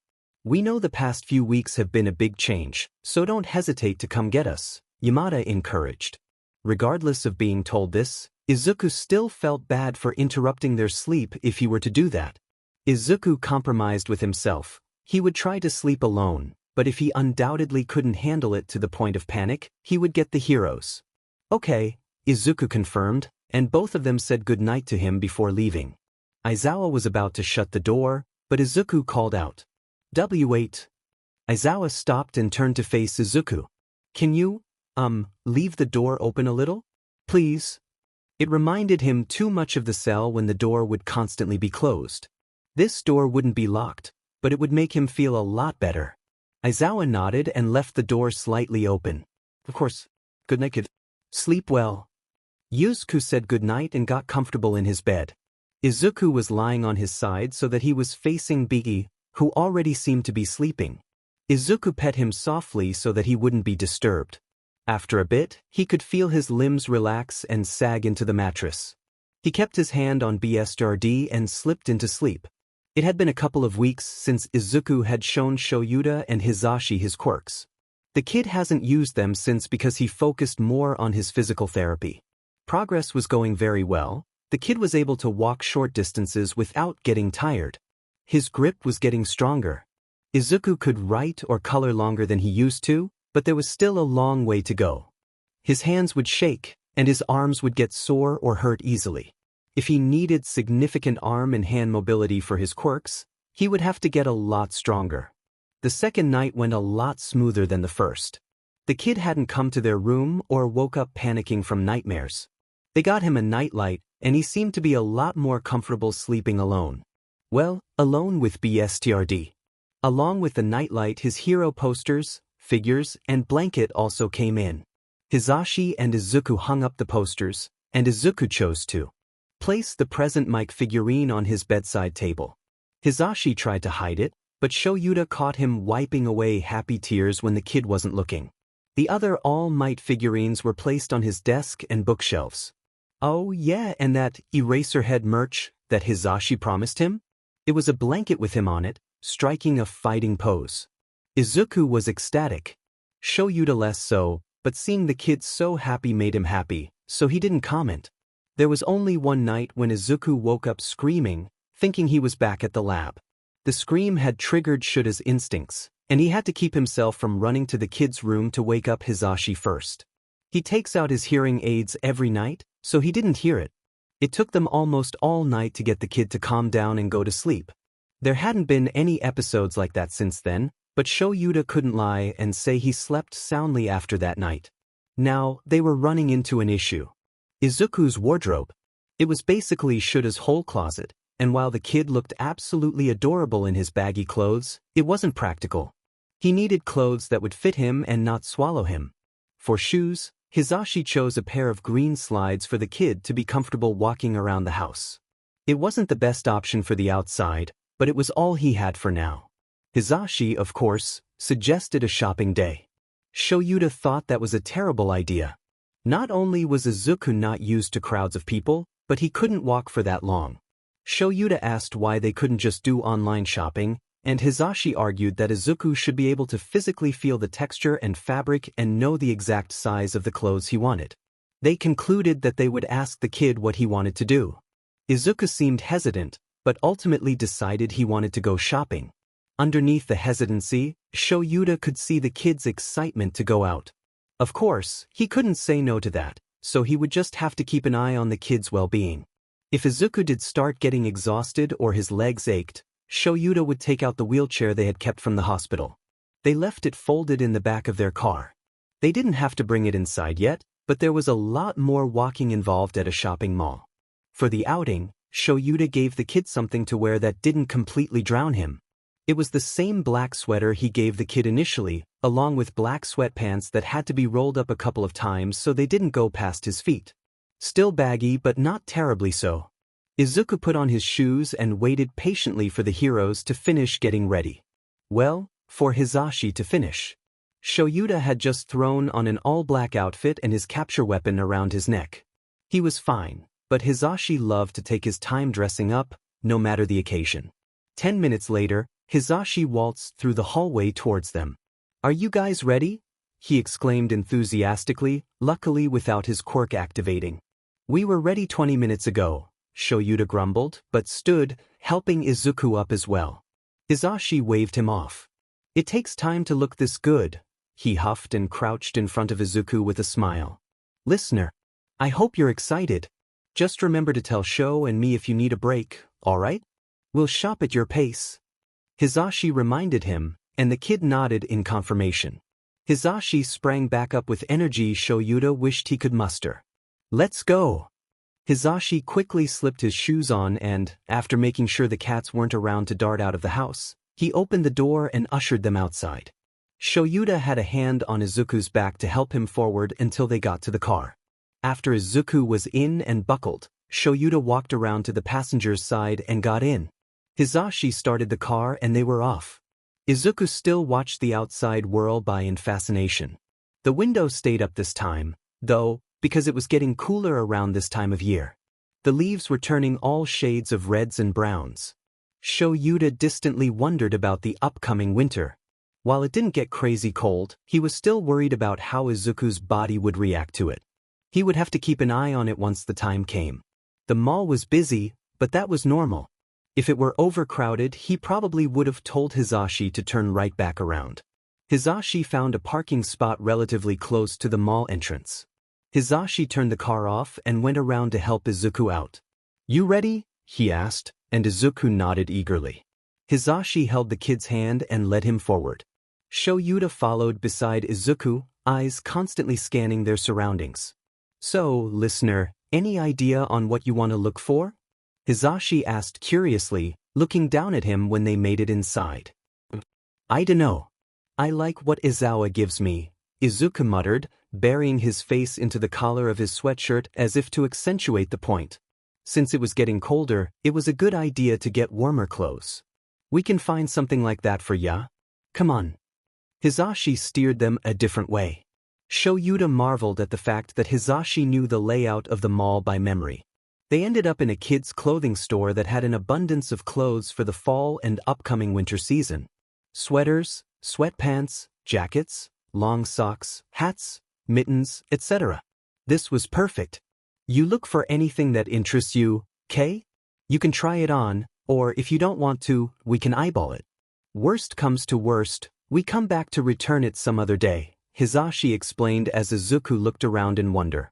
Izuku faced them tentatively. Anything." Both the heroes nodded. "Anything, kid. If you like it, grab it," Shouta reassured him. Izuku still looked uncertain, but he nodded anyway and went to start looking. Hisashi had let go of his hand to let him wander. They both stayed a fair distance away so they could keep an eye on him but also give him his space to browse. Izuku checked out the section of sweatshirts that had printed graphics on them. In true Shouta fashion, Izuku reached for the sweatshirt with cats on it first. "You're rubbing off on him," Hisashi whispered to him, tone teasing. Shouta scoffed and hid a smile in his capture weapon. "You say that like it's a bad thing. Kids clearly got taste."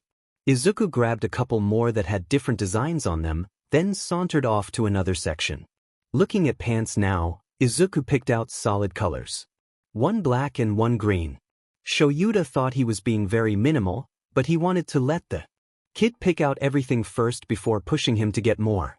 One thing was for sure, though, he would need a winter coat. Izuku came up to them nervously with the small pile he had accumulated. "Is this good?" Hizashi grabbed the pile and placed a hand on the kid's head. Of course, listener. But you totally need more than this. Izuku looked like he couldn't believe it.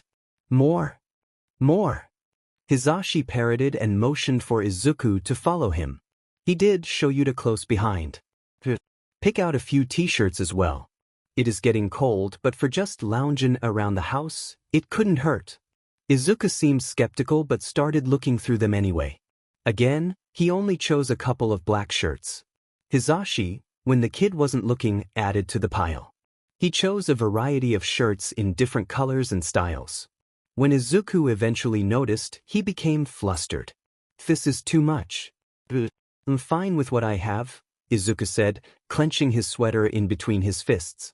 Shouta crouched in front of him and laid a hand over Izuku's. Kid, I promise it's not enough. We are essentially starting from scratch to give you a full closet's worth of clothes that will last you. Have you seen Hizashi's wardrobe? I mean, come on, if anything, he's the one that needs less clothes, he joked, earning a small smile from Izuku and an outraged squawk from Hizashi. If it's really okay, Izuku trailed off, still unsure. We promise it is. If you truly ever went overboard, which I highly doubt will happen, Hizashi and I will let you know. Okay. Then, can I get these? Izuku asked while pointing to a pair of cat-printed socks that looked suspiciously a lot like sushi. Shouta huffed a laugh and grabbed them. Of course. While they had that conversation, Hizashi had grabbed a basket and filled it with more clothes. How he even did that much in that amount of time, Shouta will never know. All right, listener. Let's go through these together, yeah? Izuku only rejected one shirt out of the whole pile, and it was because the texture on the inside felt scratchy. Other than that, they were pretty much halfway there to a decent amount of clothing. The only thing Shouta picked out for the kid in that store was a puffy black jacket that had a fluffy inside. The kid approved immediately, and it was added to the pile. They went to a couple of more stores after that one. Izuku picked out a bunch of graphic tees, some of which had Shouta questioning his earlier statement that the kid had good taste. But whatever, these weren't his clothes. The issue they ran into was the shoes. Izuku was born quirkless, so he had an extra toe joint. This unfortunately meant that he had a limited option for closed-toed footwear. The most common brand that some stores carried was the obnoxiously bright red sneakers. Other than that, there wasn't much choice. Shouta didn't want to settle for making the kid wear shoes that would make him uncomfortable, so he had an idea. I could probably ask Power Loader for some shoe designs. He could make it an assignment for his class, or something. Before Hizashi could respond, Izuku lit up. Power Loader? He's so cool.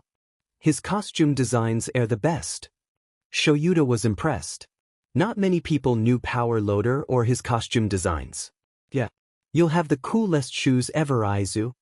Hizashi exclaimed, smiling brightly. Izuku blushed at the nickname but was still vibrating in excitement. Shouta knew exactly where to take the kid next. He shared a glance with Hizashi. Even though no words were spoken, he was sure his husband understood what Shouta was thinking. They brought the kid to a hero merch store. Izuku looked like he was about to explode or pass out from exhilaration. Maybe both. Izuku tugged Hizashi inside, and Shouta had to laugh.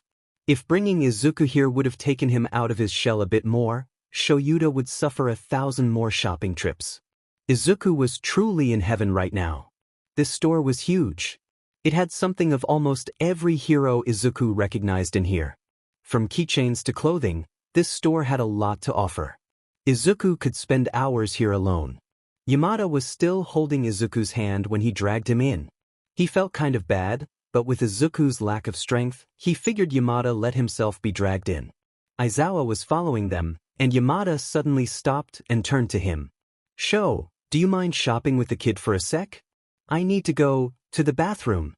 Clearly, Aizawa didn't buy it, and neither did Izuku. Before either of them could question him, though, Yamada was already sprinting off. Izuku looked at Aizawa, bewildered. He just sighed. "Don't look at me, kid. Hizashi does as he pleases," Aizawa deadpanned.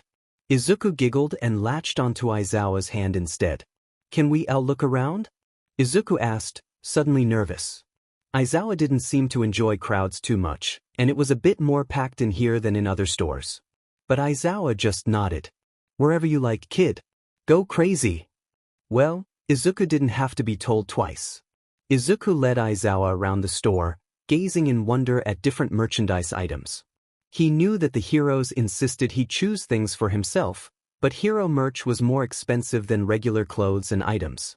He didn't want to overstep. At the sight of a "Put Your Hands Up" radio shirt, though, Izuku couldn't resist. He grabbed it. Aizawa seemed amused. You'll give Zashi a heart attack. In a good way. Izuku wasn't sure how someone could have a heart attack in a good way, but he didn't question it.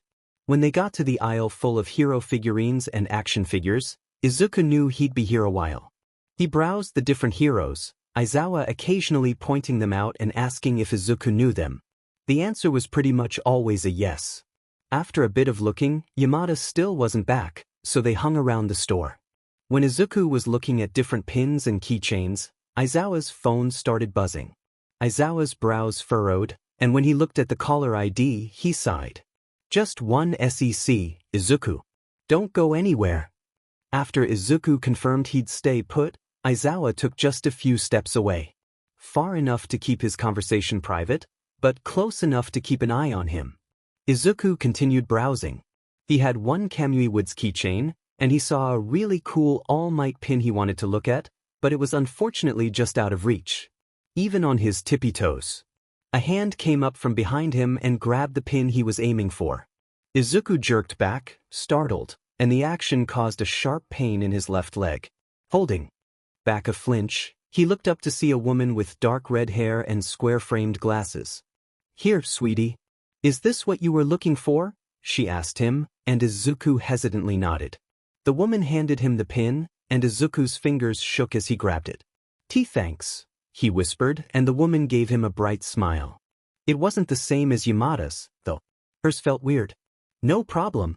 You a big fan of All Might?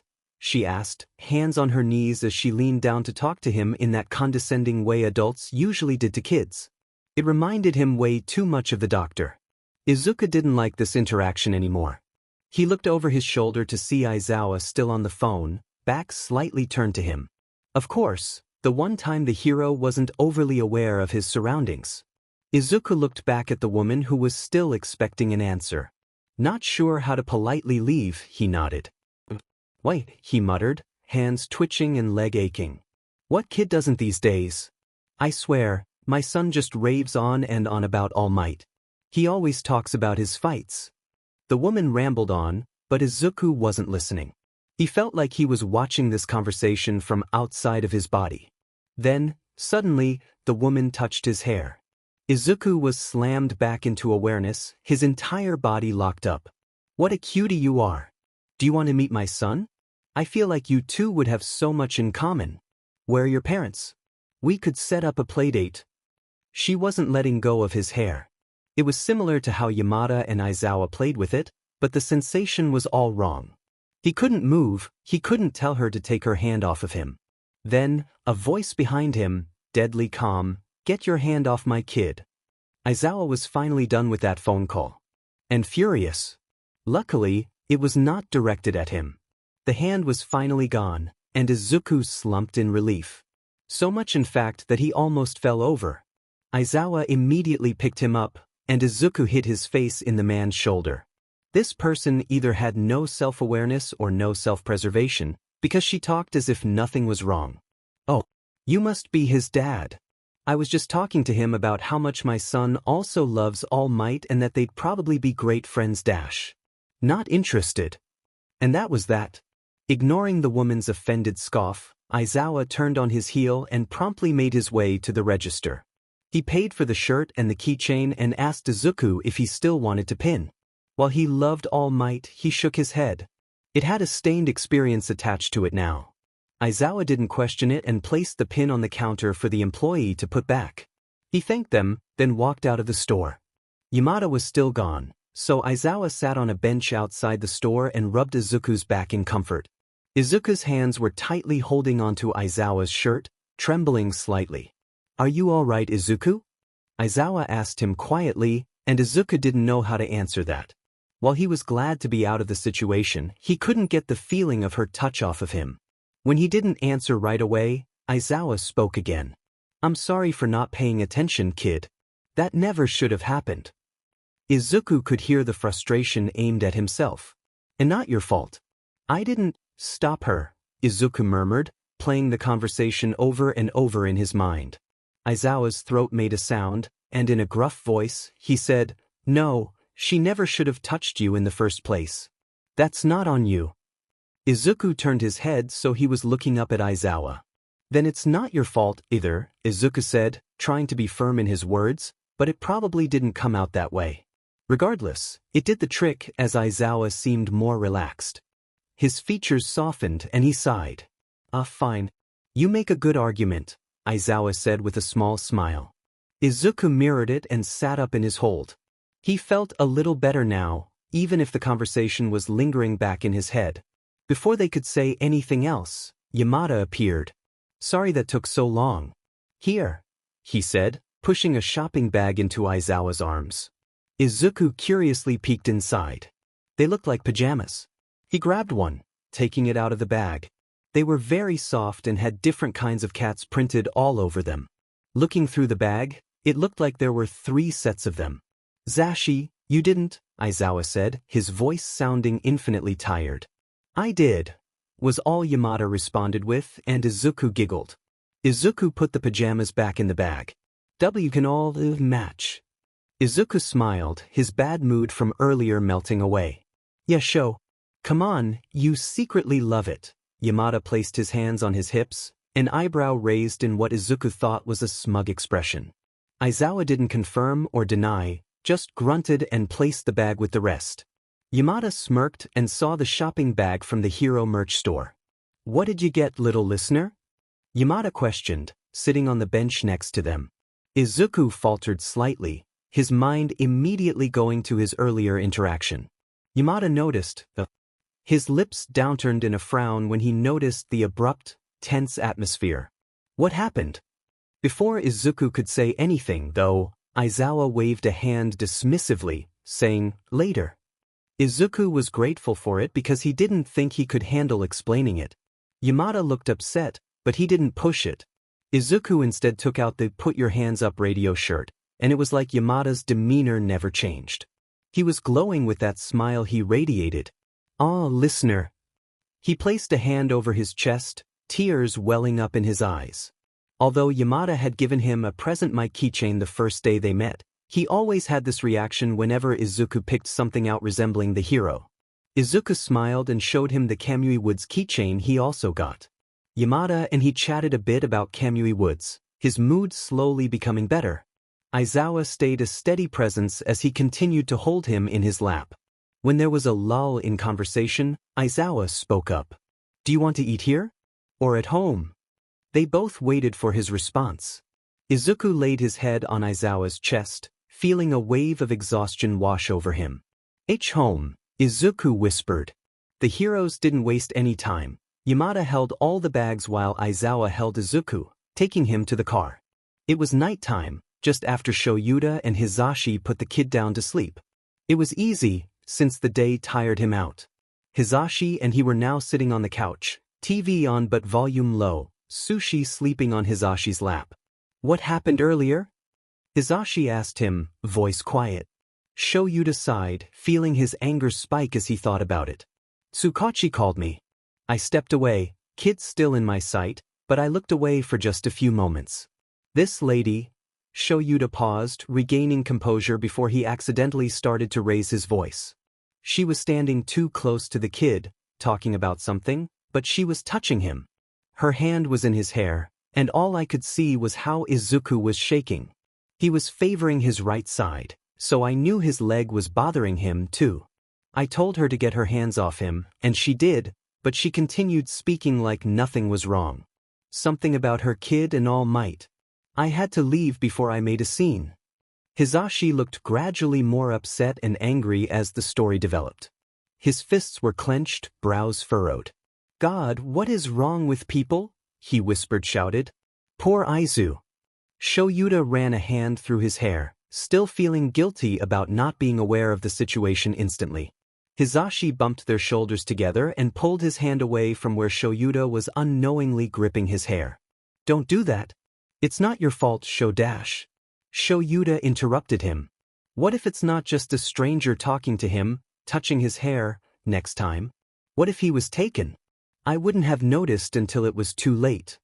Hisashi tsuked and placed his hands on either side of his face, forcing Shouta to look at him. You of all people should know how dangerous it is to think about the what-ifs. He's fine, he's safe. He's with us, in his room, fast asleep. Okay? Don't go down that path, Hisashi said, firm but not unkind. Shouta just sighed, tension bleeding from his shoulders as he leaned into Hisashi's touch. He nodded, but otherwise didn't say anything. Knowing that was probably the best he'd get from him, Hisashi changed the subject. What did Tsukachi call about? His hands left Shuta's face and instead wrapped around his shoulders. Shouta scowled as he thought about the call he had with Tsukachi. They found and arrested Izuku Midoriya. He was apparently outside last night, rampaging about his son, according to witnesses. Now, though, he won't speak a word to any of the officers or Tsukachi. Hisashi tensed at the mention of Izuku's father. They sat in silence for a moment, then Hisashi spoke. Are you going to talk to him? I was thinking about it. Tsukachi said he might recognize me and finally open up. What do you think? Hisashi shrugged. I think it might work. But you have to make sure you don't accidentally say anything about Izuku's whereabouts, in case he somehow gets it back to All for One. Shouta nodded. I know. I won't say anything about him. I'll go tomorrow morning, is that fine? You can tell the kid I'm on hero business. Which is technically true, but you know.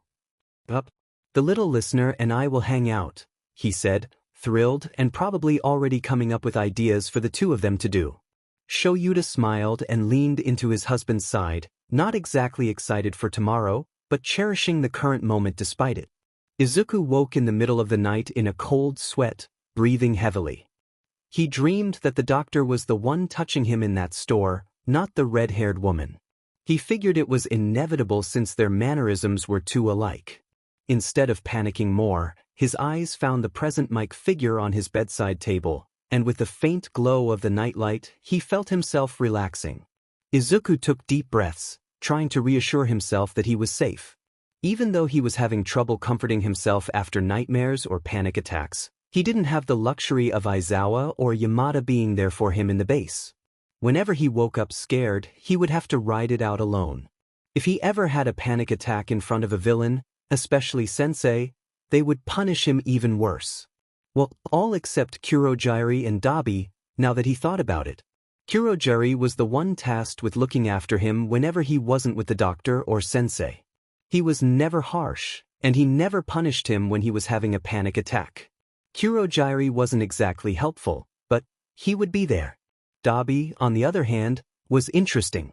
He was scary, but he never actually hurt Izuku. There were rare times when Izuku would see Dabi in his cell. They didn't really speak to each other, and Dabi had a weird look in his eye whenever he came across Izuku. Not quite guilt, but not malice either. Thinking about the two, surprisingly, didn't push him into panic, as thinking about the base usually did.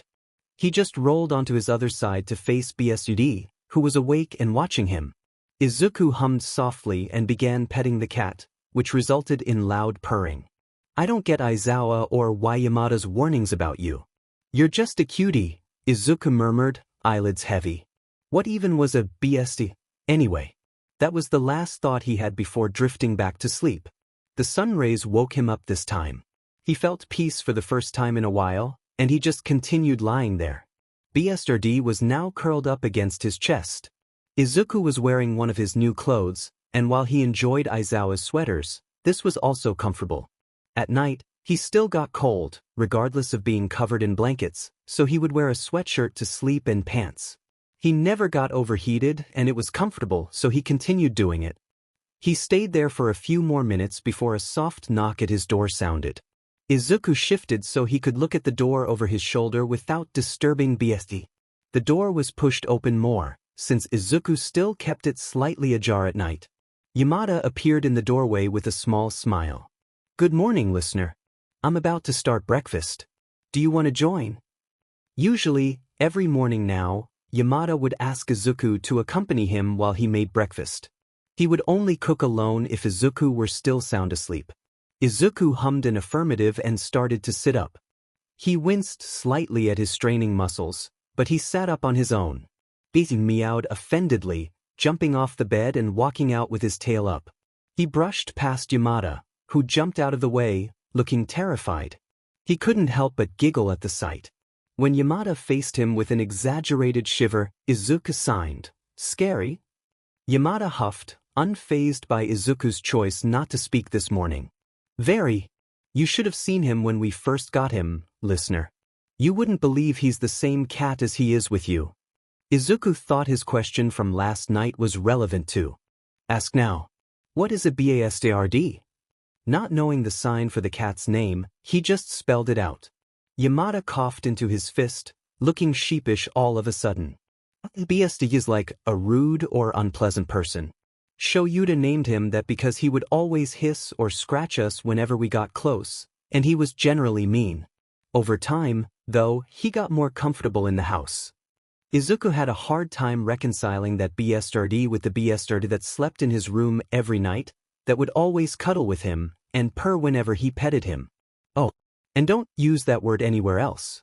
It's technically a bad word, Yamada added on.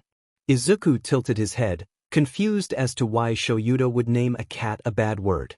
As if sensing Izuku's question, Yamada said, "Shouta is horrible with names." Not a lot of thought went into that one. Izuku nodded as if that made sense. "Breakfast." Izuku signed, and Yamada straightened up. "Let's go," he beamed, and helped Izuku out of bed and down the stairs. Going down and up the stairs hurt a lot more than walking normally, but Aizawa and Yamada were helping him take it slow. Once they made it downstairs, Yamada set him on the counter next to where he would be cooking. Izuku didn't actually do any of the cooking. He just watched in fascination as Yamada made food from ingredients.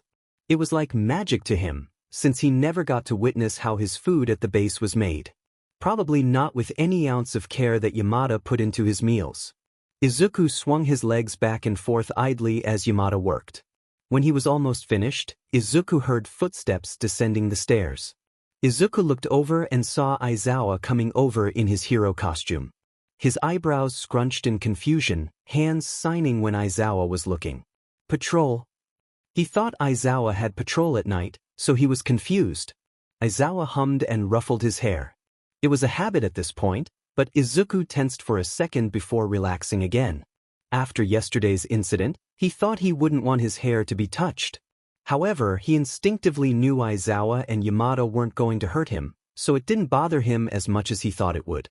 Aizawa seemed to realize his mistake, but when he noticed Izuku relax, he didn't say anything. Instead, he answered Izuku's question, "No patrol. Tsukachi called me in to help him with a criminal he caught. He was in my patrol route, a regular that we had trouble catching." Izuku nodded. "Be careful." The hero's eyes softened. "Always, kid." Aizawa and Yamada shared a chaste kiss before he beelined for the coffee maker. "Coffee's already made, babe," Yamada said, not taking his eyes off the food in the pan. "This is why I married you," Aizawa groaned, taking a sip from his mug. Yamada scoffed playfully. "I would hope it's for more reasons than that." Aizawa just took another sip of his coffee, not responding. Yamada faced him now, pouting. "Shoo," he whined, earning an eye roll from Aizawa. "You're ridiculous," he muttered, but leaned forward to kiss him anyway. The voice hero brightened at that, returning to cook with more energy. The three of them stayed in the kitchen. The delicious smell of food wafted throughout the room, and Izuku was craving breakfast. This was different for him. Even when he wanted to eat at the base, he never craved whatever he was served. Ever since being with the heroes, he had eaten such delicious food that he couldn't wait for the next meal, despite his stomach not being able to handle too much at once. Breakfast was done and being plated by Yamada. Izuku was about to get down from the counter himself, but was stopped by Aizawa. He instead picked Izuku up by the underarms and set him on the ground safely. "Be careful," the hero gently scolded, and Izuku looked abashed. "Sorry." Aizawa waved off his apology and gestured for him to sit at the dining table. Izuku did, waiting patiently for the food. Breakfast was served, and Izuku happily began eating. It wasn't long before that familiar nauseous feeling made its appearance, and Izuku had to stop. He ate a little too quickly this time, and his stomach wasn't happy. Izuku put his utensil down quickly, and he couldn't help but let a whimper escape his lips when he put a hand over his stomach. "Zashi," Aizawa warned, and Yamada quickly got up and ran to the kitchen. He came back with a trash can, pushing it under Izuku just in time. Izuku leaned over the chair and threw up what he had just eaten. He absolutely hated vomiting. Tears pricked his eyes, and when it was over, he was gasping for breath. "Sorry," Izuku managed to get out, his throat hurting from vomiting and raspy from lack of use. "Don't apologize, baby," Yamada's voice sounded from above him. He could feel a hand on his back, rubbing it in slow circles. "It's alright, kid. It was bound to happen eventually. Your stomach's still getting used to eating regularly," Aizawa added. It seemed logical, but Izuku couldn't help but still feel guilty for throwing up Yamada's cooking. It's not like he threw up because it tasted bad, but still. Yamada gently brushed Izuku's hair back, using a paper towel to clean up around his mouth.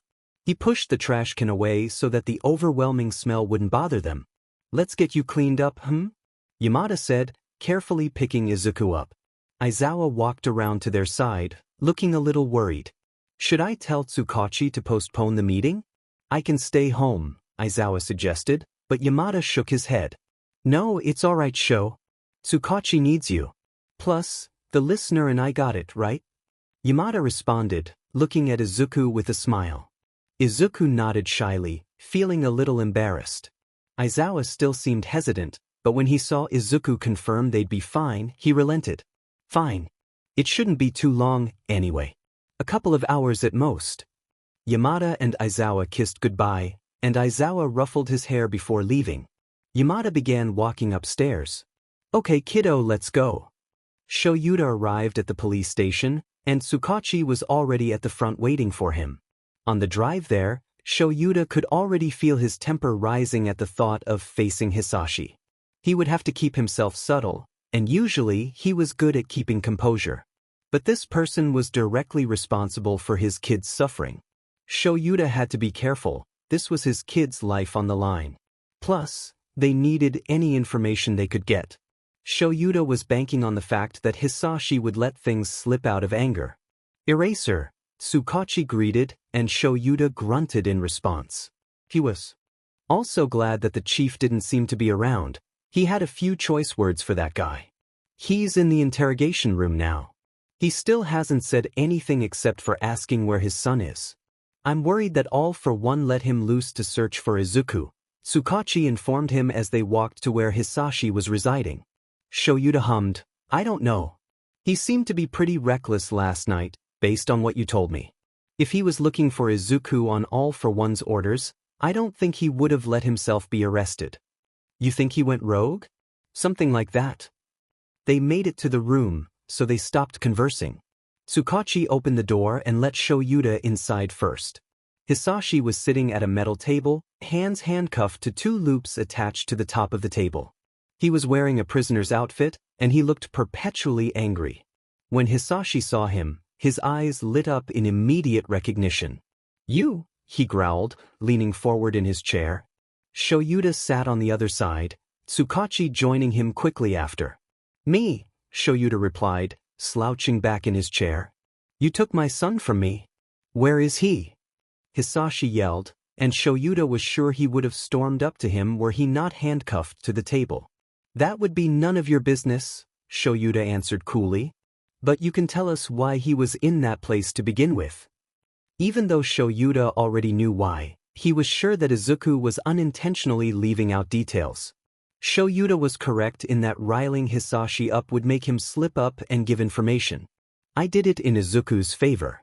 There was no way he was surviving in this world as a quirkless reject," Hisashi spat, and Shouta had to remind himself to stay calm.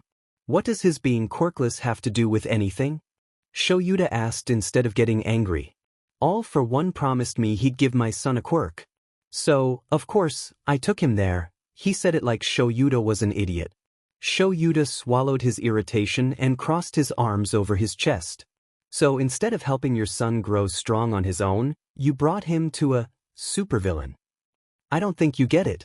I needed my son to be like me. He'd never accomplish anything without a quirk. Shouta's quirk leveling the playfield and being effectively useless against mutant quirks pretty much made Shouta fight quirkless himself. So he knew Hisashi's words weren't true. Sure, quirkless people would have to train a lot more than those with quirks, but quirks were just a tool in the end. Shouta wished he had found the kid sooner. He didn't want to get into it with Hisashi. He wasn't here to change his mind on his quirkist views, which Shouta was sure he wouldn't budge on. But he didn't even have to say anything, because Hisashi banged the table with his fists, shouting, "And that BS evil lied to me." He decided that Izuku was too weak to take in a quirk at his age. Like this, does that matter? He would have been fine if he had developed one naturally like a normal kid. Shouta disagreed. He wasn't exactly too knowledgeable on quirk science, but he's sure that if Izuku developed a quirk at 4, it would have been one that made sense for him and his body. Having a quirk forced onto him is a different process. Again, Shouta didn't say anything. Ironically enough, it seemed like Hisashi was the chatty one after not speaking to any officer. Tasukachi was discreetly writing everything down beside him. Hisashi let out a bitter laugh. But of course I couldn't say shit. He'd kill me for going against him. Hell, he'll probably find a way to kill me in here. So, that confirmed Shouta's guess of Hisashi going rogue. He took his chance. Why would he kill you? Hisashi scoffed. His prized possession was taken from him, and he knows that if I find him, I'm not bringing him back. Shouta gritted his teeth at the kid being called a prized possession, but he held off. Why wouldn't you? Because I barely had any hand on him while we were there. My chance was taken from me early on. Hisashi seethed, and Shouta froze. Your chance? What do you mean? All for One compromised with me when I brought Izuku in. He was so happy to have a new project that he told me I could have a hand in forcing a quirk to manifest. And I did. Alongside All for One, I would train him and push him into forcing a quirk. But it took too long. A year in, I got frustrated. My quirk let loose on him, more than usual. I was too close, but it worked. My son raised his arms to protect his face, and instead of my fire hitting him, there was stone blocking it. Stone that Izuku forced up from the ground. Shouta was horrified, but kept his expression neutral. So the kid's timing was a bit off when he told Tsukachi it took a few months to manifest his first quirk. He wasn't exactly surprised. Izuku didn't even know he was in there for 4 years. Shouta also made a note to check Izuku for burn scars. He wasn't sure how the hospital missed it, if there were any. Tsukachi didn't interrupt, so everything Hisashi said was true. It took everything in him not to go around the other side and hurt him. But he couldn't. This was more information than Shouta thought he would offer. Hisashi continued, his eyes wild. All I could think was, finally, the brat has a quirk. But All for One was furious with me. He didn't want the kid to die, apparently. He could have fooled me the way he treated him. So he took me off training duty. I didn't have any access to him in those rooms. It took 2 more years for another one to manifest. Kid was a FNG zombie. Hisashi let out a laugh, shaking his head, and I couldn't test it myself. So I wanted to take him out of there. Shouta was gripping the edge of the table now. It was getting harder to keep reactions off his face. And do what? He asked through gritted teeth. Fucking, I don't know. Train him myself? He had 2 quirks. That's powerful. And he's my son. I can do with him as I please. All for One doesn't have any right to him. That raid was a good FANG chance to do it too. But you ruined it. Shouta was grateful he found Izuku when he did, then. Still wished it was earlier, but it hadn't been too late. Did you ever think to ask him what he wanted? Shouta asked. Why the f should I care? He has quirks because of me. Sure, not in the way I thought it would go, but he's not a useless runt anymore. Before Shouta could retort that, Hisashi banged his fists on the table again. Where is my son? He stood up this time, HNDCFFS jerking. Shouta glared at him, but did not activate his quirk just yet. Safe, away from you. Hisashi growled and pulled on his HNDFFS harshly, trying to break them off. Shouta activated his quirk this time, less for its actual use, more for intimidation. Sit down, Shouta ground out, and surprisingly he did. F-, he yelled and out of nowhere, started hitting his head off the table aggressively. He kept going, blood splattering over the table. Shouta's eyes widened, and after a shared panicked glance with Tsukachi, he ran to the other side and restrained Hisashi from continuing. Hisashi thrashed in his grip, blood dripping down his nose and forehead. Get off! He's gonna kill me! No one goes against him and lives, he cried out, trying to hit his head back against Shouta's, but he anticipated it and grabbed Hisashi's chin to keep his head still.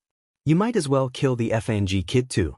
If he gets his hands on him. Hisashi didn't finish the sentence, but Shouta had an idea of what he meant. Brief, violent fear shot up his spine. Shouta sneered, shut up. The kid isn't dying. And you're not killing yourself. Hisashi, strangely, calmed down at that. Then he spoke again. I should have thrown the demon brat in that fire that killed his mother. Shouta was on his last thread with this guy. He punched him square in the face, effectively knocking him out. Shouta set him down in the chair. Eraser! Tsukachi exclaimed, shocked. What? He deserved it. Plus, he probably would have tried to kill himself again. Tsukachi sighed wearily, head in his hands. God, what a effing mess. Shouta scoffed. If Tsukachi was swearing, then it really was bad. What do we do now? Shouta asked him, still standing behind Hisashi's slumped body. I don't know. For a villain as powerful as All for One, and I hate to admit how horrible our prison security is, he might find a way to get to him. Tartarus? Shouta suggested. Its security was a lot more advanced, meant to hold high-profile villains. I'll see. Chief will have to sign off on it. Shouta rolled his eyes at that, but otherwise said nothing else. Honestly, he was a lot more concerned with Izuku's safety. Tsukachi seemed to be on the same wavelength. What about the kid? With Shouta being underground and keeping his and Hisashi's marriage a secret from the public, he thought they would be safe enough in their own home. But maybe he needed to change that. I may know, Shouta sighed, someone who can help. Tsukachi must have known who he was talking about, because he grimaced. Oh, good luck with that. Shouta would need it. He was finally home. And exhausted. It was only noon. Shouta closed the door and just leaned against it for a moment, taking a breath. He couldn't think about what Hisashi told him. He would spiral. After a few seconds, he heard Hisashi's voice. Babe? Are you home? And then footsteps sounded towards the foyer. Seeing Shouta's frayed state, Hisashi frowned and pulled him into his arms. Shouta leaned into it, hugging him back. Bad. Hisashi whispered. Bad. Shouta confirmed, clutching onto his shirt tightly. Where's the kid? Shouta asked him but did not let go. He's in the kitchen. We were making lunch for you. Shouta's heart warmed, and he felt a little better. He cooked with you? Well, I handled most of it, but he helped. It was his idea. Shouta smiled, eyes flickering up to see the kid peeking around the kitchen island at them. At being caught, he quickly disappeared behind the table. He huffed a laugh and pulled away from Hisashi. Let's eat then. His husband still seemed worried, but Shouta knew they'd talk later. Out of earshot of the kid, Shouta walked toward Izuku. Seeing him here, safe, did help ease his conscience. But only slightly. Izuku was standing near the stove. He looked better, as if his sick spell from earlier never happened, but nervous. Hey kid, Shouta said quietly, crouching down to face him. Did you have fun making lunch? Izuku came closer, gripping Shouta's sleeve. Luckily, Shouta iced his knuckles right away, so the swelling wasn't too bad, and could probably pass for his hands being cold. Are you okay? Izuku asked, and DMN, his observational skills were better than he thought.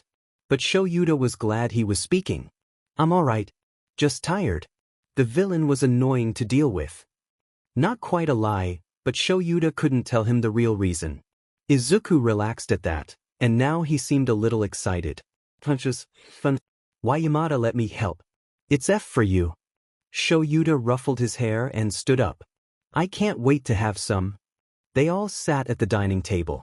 Izuku was watching Shouta intently, and he would have been worried at Izuku's lack of interest in his food if he didn't figure he was staring to see if Shouta liked it or not. Shouta took a bite. He glanced up at Izuku as he said, "It's delicious." Izuku perked up at that, significantly more joyful. After that declaration, the kid began eating. He would talk to Hisashi later, and it'd be heavy. But for now, he enjoyed his time with his family. The rest of the day went by fine. Shouta put the conversation with Hisashi at the back of his mind until Izuku went to sleep, and it was time to discuss with his husband. They were sitting on the couch, parallel to how their conversation from the night before went. Sushi was lazing on the arm of the couch this time, tail swishing back and forth languidly. Shouta sighed, exhausted. He leaned into Hisashi's side, needing all the comfort he could get. Hisashi wrapped his arm around him tightly, hands softly running through Shouta's strands of hair. What happened, Sho? It was, well, awful, Shouta began, but continued before Hisashi could say anything and he lost his nerve. Tsukachi was right in that he would recognize me and start talking.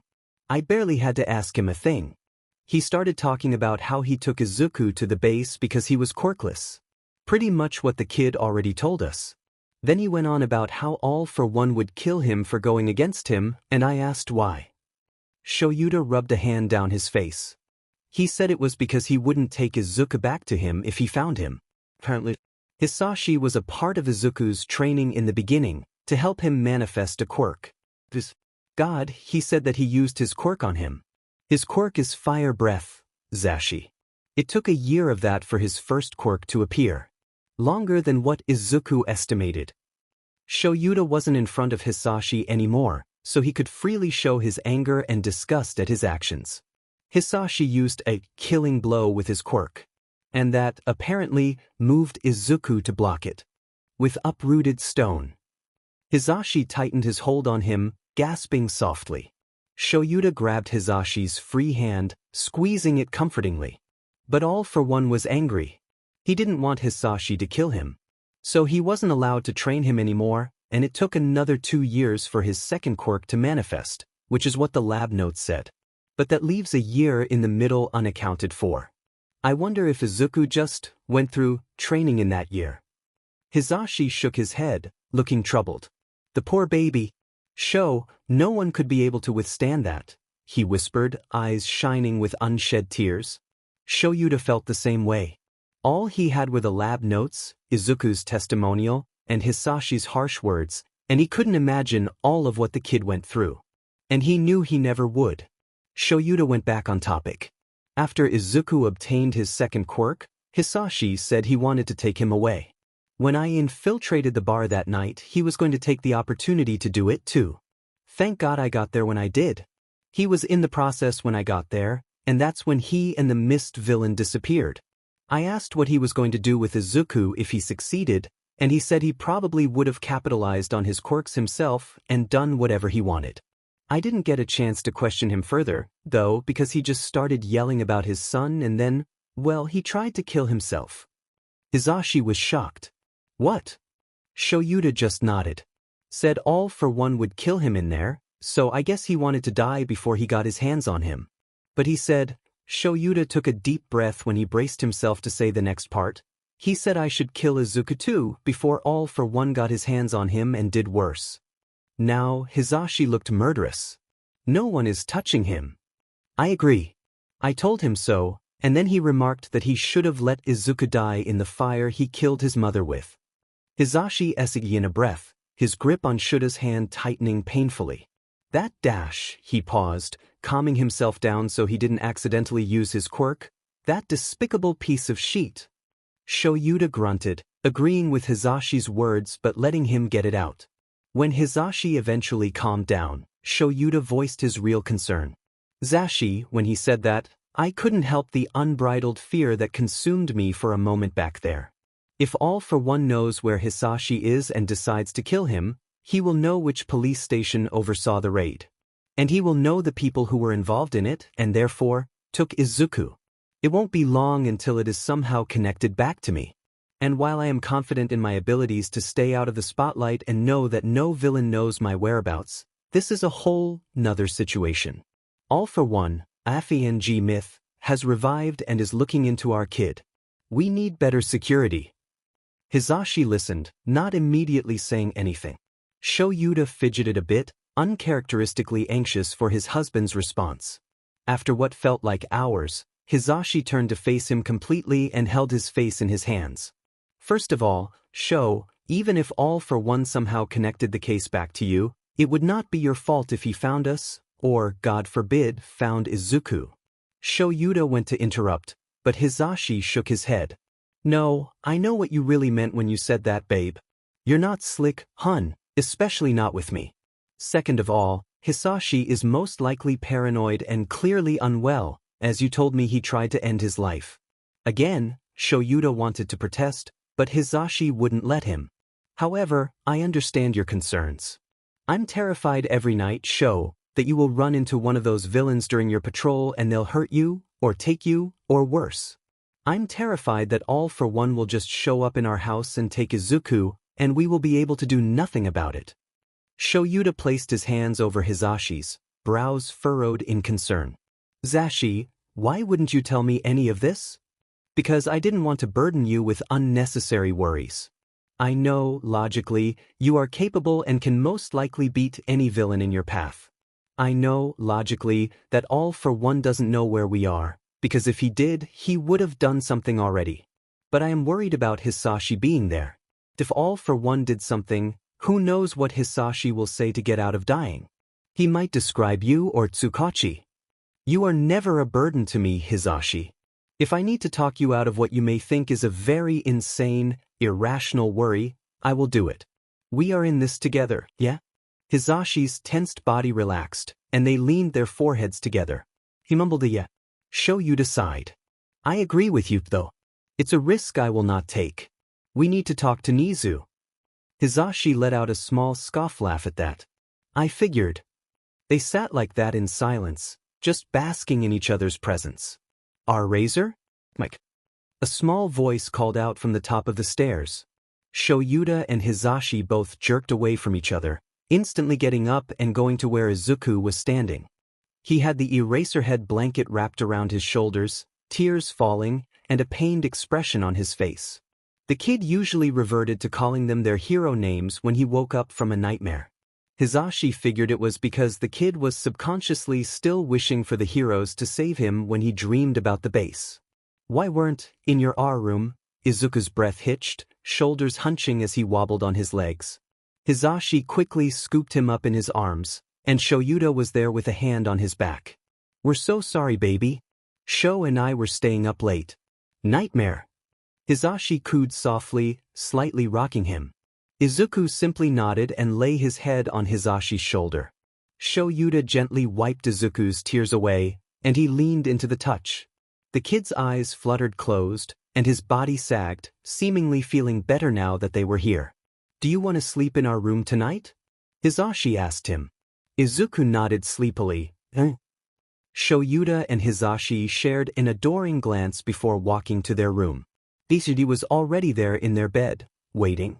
Sushi had followed behind them when they rushed upstairs and jumped up onto the bed beside Isudi.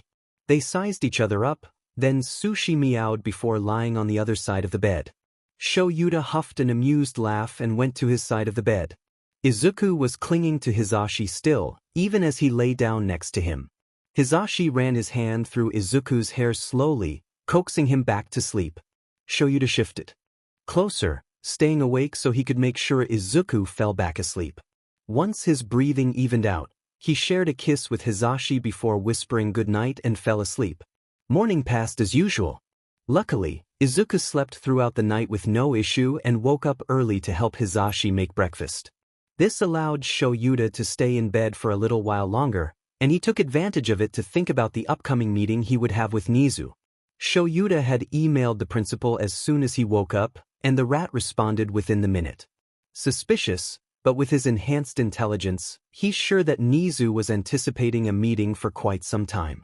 Even though Shouta had expelled his class this year, He still went to UA to complete any paperwork Nizu had burdened him with. He would also help Vlad King with training his class if needed. Most importantly, Hizashi was also taking a lot of time off work to help Izuku settle, and Nizu was one of the few who knew of their relationship.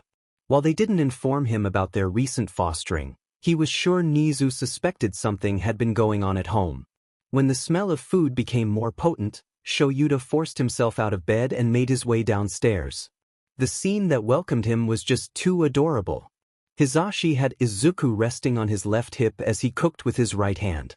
He was whispering to Izuku as he worked, and the kid's eyes were sparkling with awe and wonder as he watched Hizashi. Shouta had noticed lately that Izuku always looked entranced by the act of cooking, and he wondered if, when he was older, he would take an interest in making food himself. What a jarring thought. Not in a bad way, but to think of their future as a family was a new feeling. Hizashi looked absolutely joyful, and Shouta quietly watched, leaning against the wall. When he married Hizashi, the thought of starting a family was a distant one. He knew that Hizashi had always wanted one, and despite what most people thought of him, so did Shouta. It was just too risky with their jobs as heroes, and he hated being the one to tell Hizashi that they would have to wait. Not to mention how time-consuming it would be to raise a baby. With their 5 jobs, it seemed impossible. But now, watching Hizashi and Izuku together, he would do anything to protect them. If he had to sacrifice his underground work for however long it took to make sure they were safe, then he would. It was a bit of an extreme measure, but as he told Hizashi last night, he was not taking any risks. Hizashi eventually noticed him, and his smile widened. "Morning, Sho," he called, and Izuku peeked around to see him too. His eyes lit up, and he waved shyly. Shouta pushed off the wall and walked over. "Morning, you two. Are you watching over Zashi, kid? Making sure he's not gonna accidentally poison us with his food?" he asked Izuku in mock seriousness. Hizashi scoffed as Izuku nodded with the same seriousness he showed. "So far, so good," Izuku confirmed, making Hizashi whine. "Shui, Izue!" Hizashi exclaimed, making Izuku giggle and Shouta smirk. Hizashi huffed. "Rude," he muttered and continued cooking. Shouta made his coffee, and the kid stayed on Hizashi's hip. Once breakfast was done, he set Izuku down so he could plate everything. Shouta helped Izuku over to the dining table, and they both sat down. Since Izuku's upset stomach yesterday, he was being more cautious with how much he ate. Izuku barely finished half, which is more than when they first gave him food, but less than how he's been eating recently. Much like before, Shouta wouldn't push it for now. He didn't want Izuku to get sick again. Hizashi took this as an opening to ask Izuku about their plans for the day. "So, little listener, Sho and I were wondering if you wanted to come to UA with us today?" Izuku perked up. "UA?" he asked with excitement. Whenever Hizashi had to leave for the day when he was still in the hospital, Shouta explained that they both worked as teachers at UA High School, a hero school, and that multiple pro heroes worked there. Suffice to say, the kid was in awe. He eagerly asked Shouta if he could visit, and he told him that he could one day, once he was healthy enough. Izuku was a little disappointed in that moment, but he's sure the waiting paid off. "Yeah, we can show you around and introduce you to the heroes who work there," Hizashi offered, and Izuku was vibrating with joy. "Wise, please." Izuku swung his legs back and forth to show his interest, and Shouta chuckled. "Let's get you dressed then," he said. After putting the dishes away, Shouta took Izuku upstairs to get ready. Izuku wanted to bring one of his notebooks with him so he could get signatures from whoever was there. Once they were all dressed, they were off. When they arrived at UA, Izuku was astonished by everything. Hizashi was currently holding him similarly to how he was this morning because they knew he wouldn't have been able to walk the whole time.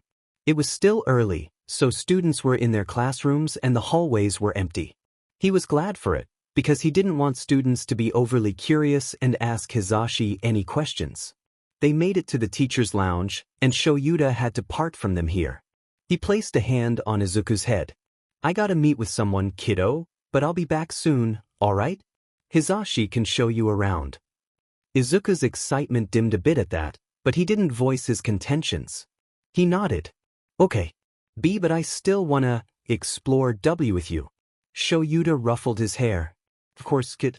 I won't be long, promise. Izuku seemed satisfied with that. After making sure no one was around, he kissed Hisashi quickly. Hisashi smiled, leaning into it. Good luck, he whispered against his lips. Shouta walked to Nizu's office. Just as he was about to knock, though, a cheery voice came from the other side of the door. Come in. Rolling his eyes, he opened the door, making sure it shut behind him, and he sat across from Nizu's desk. The mouse, bear, whatever, was sitting at his desk, hands folded professionally in front of him, and a steaming cup of tea in front of him. Welcome, Aizawa. Tea? Nizu asked, but Shouta declined. No, thank you. He never did take Nizu's offer for tea, but he always asked anyway. I see you and Yamada came in with a child. Is that what this meeting's about? Of course, he saw them. He was sure the rat always had the cameras up and watching them on his monitor while he sipped his tea. Sighing, Shouta nodded. Yes. Need your help, he said. Begrudgingly. How may I be of assistance? Nizu asked, looking pleased. You need to keep this quiet, Nizu. Izuku, he was found in a villain's base. Under the watch of All for One. He paused, gauging Nizu's reaction to the supervillain's name. Oh, I know. Nizu chirped, and Shouta narrowed his eyes at him. No. About All for One, I mean. He has been quite a force in the underground scene. Shouta wasn't sure if he should question exactly how Nizu knew this information, right? Anyways, Izuku was there for a long time. For years, in fact. He's 8. He was suffering under multiple experiments and abusive training. Shouta knew of Nizu's history with undergoing experimentation. The principal never opened up fully about it, but the scar on his right eye told a brutal story. So, he broached this topic carefully. However, if Nizu was uncomfortable, he didn't show it. And you need a safe space to stay? I assume you are worried about All for One taking Izuku back from you, Nizu accurately guessed. Shouta was unsurprised at his intuitiveness, but his next sentence did manage to shock him. I'm so glad you asked. Shouta didn't, but he let him continue. I have actually been working on a project myself for the teachers. All for One becoming active is worrying and poses an incredible threat. So, I've created a solution for this exact problem. Nizu turned one of his monitors around to show Shouta what looked like floor plans. Under UA. What exactly is this? Shouta asked, though he was sure he knew the answer. Teacher dorms. Underneath the school. It is probably the safest place to reside in, no? UA is spectacularly secure, thanks to my upgrades, and having these dorms out of sight from the enemy would be the best option. Shouta sat back in his chair, arms crossed. And these dorms are also secure? No one, student or otherwise, could just waltz inside. Correct. There is only one fully built at the moment, however, it is only accessible via eye and fingerprint from the heroes who live there. And the only way down is through the staff elevator. Plus this would solve your problems, yes? Well, the problems besides the security issues. Shouta frowned. What problems? I assume you and Yamada have not been able to show up to work lately because of your newest member of the family? Staying here would solve that problem. If you wanted, you could even let little Izuku attend classes with Hisashi during the day. Or he could stay in the dorm with you, whatever you choose. UA has the facilities available to take care of him, and you two can give any feedback on the dorms that you find, so I may fix it for future inhabitants. It sounded nice, but how could he explain it to Izuku? The hardest part about the whole thing was putting Izuku in a new environment. Especially one that was underground, where the kid had stayed the past 4 years of his life. Will it have windows? Open concept. Shouta asked. Nizu nodded. Up. Natural lighting, and there will be easy access to the outside. Little Izuku would be able to navigate UA should he wish, under your or Yamada's supervision, of course. It will be safe, but it will not be a prison. They would have to talk about it. Can Hisashi and I think it over? We will have to brief Izuku on it. And make sure he knows it is nothing like the base. Absolutely. Do you think it would help if Izuku saw it for himself? Shouta nodded slowly. Perhaps. Since he's already here, I may just speak to him now. Do you think I could meet the young child? Nizu inquired. Shouta hesitated, narrowing his eyes at him again. I'll ask him if he's up to it after I talk to him. He wouldn't make any promises, since he knew Nizu wouldn't let it go otherwise. Nizu grinned, probably sensing Shouta's apprehension. Of course. No pressure, he said, and Shouta doubted it. He rose from his seat, bowing slightly to the principal. Thank you, Nizu. Nizu nodded at him, and Shouta left the office. After Aizawa left, Yamada and he were sitting in the teacher's lounge. It was empty. Yamada explained that it was class time, so most of the teachers were doing their jobs. Izuku asked him what he teaches, which is English. That led to Izuku showing what little English he learned from the books he read at the base. Yamada was surprised but also excited. Apparently, Aizawa hadn't retained much English despite how many times Yamada tried to teach it to him. They went over some common words and phrases that Izuku didn't know. He could now talk about his favorite color, how old he is, now that he knows, and what he likes to do, analyze quirks and hang out with the heroes, which of course made Yamada tear up. Sometime in their lesson, the doors swung open, making Izuku flinch and immediately hide in Yamada's side. Yamada wrapped an arm around him and reassured Izuku that it was okay. Izuku peeked out, seeing who it was that walked in. It was the pro-hero Midnight. Izuku sat up, eyes wide. "And Midnight?" he tentatively spoke, making the hero freeze and look at him in shock. Then she turned to Yamada. "I'm sorry, since when did you have a kid?" she exclaimed, making Yamada put on a sheepish smile. About that?" Midnight put her hands on her hips, glaring. "You and Shouta so owe me an explanation. But later." She suddenly turned on Izuku, eyes softened, and her annoyed expression gone as if she had never been. "Hi, Green Bean. What's your name?" she asked him, crouching in front of the couch he and Yamada were sitting on. "Green Bean?" He thought to himself before shyly glancing up at Yamada. He smiled and leaned forward. "She's Sho and I's friend, kiddo. Why don't you introduce yourself?" They were friends with Midnight. Izuku looked back at Midnight, fidgeting a little. "Hello. My name is Izuku." "Nice to meet you, Izuku. What brings you to UA?" "Tour and meet heroes," he mumbled, his nerves making him fumble a bit with his words. Midnight didn't seem to mind, though. Her eyes sparkled. "Isn't that fun? Have you met any other heroes yet?" When Izuku shook his head, Midnight squealed. "So I'm the first one? I'm so honored." She seemed genuinely joyful, so Izuku relaxed. It was hard sometimes to tell if a person was being manipulative or honest. "Seeking you?" Izuku brought out his notebook, hands shaking as he turned to a blank page. "Can you sign, please?" he whispered, scared that she would say no. His worries were for nothing, however, as Midnight grabbed a pen from who knows where and already began to sign her name. "You are kiddo." Izuku was so happy. He's met another pro-hero. His lips formed a wobbly smile when she gave him the notebook back. He excitedly showed it to Yamada, who shared his excitement. "Soon enough, little listener, that whole notebook will be filled." Izuku couldn't wait. After some more conversing with Midnight, most with questions from Izuku about her quirk, more heroes began filtering into the teacher's lounge. They would each stare at Izuku and Yamada in confusion, before happily indulging his questions and signing his notebook.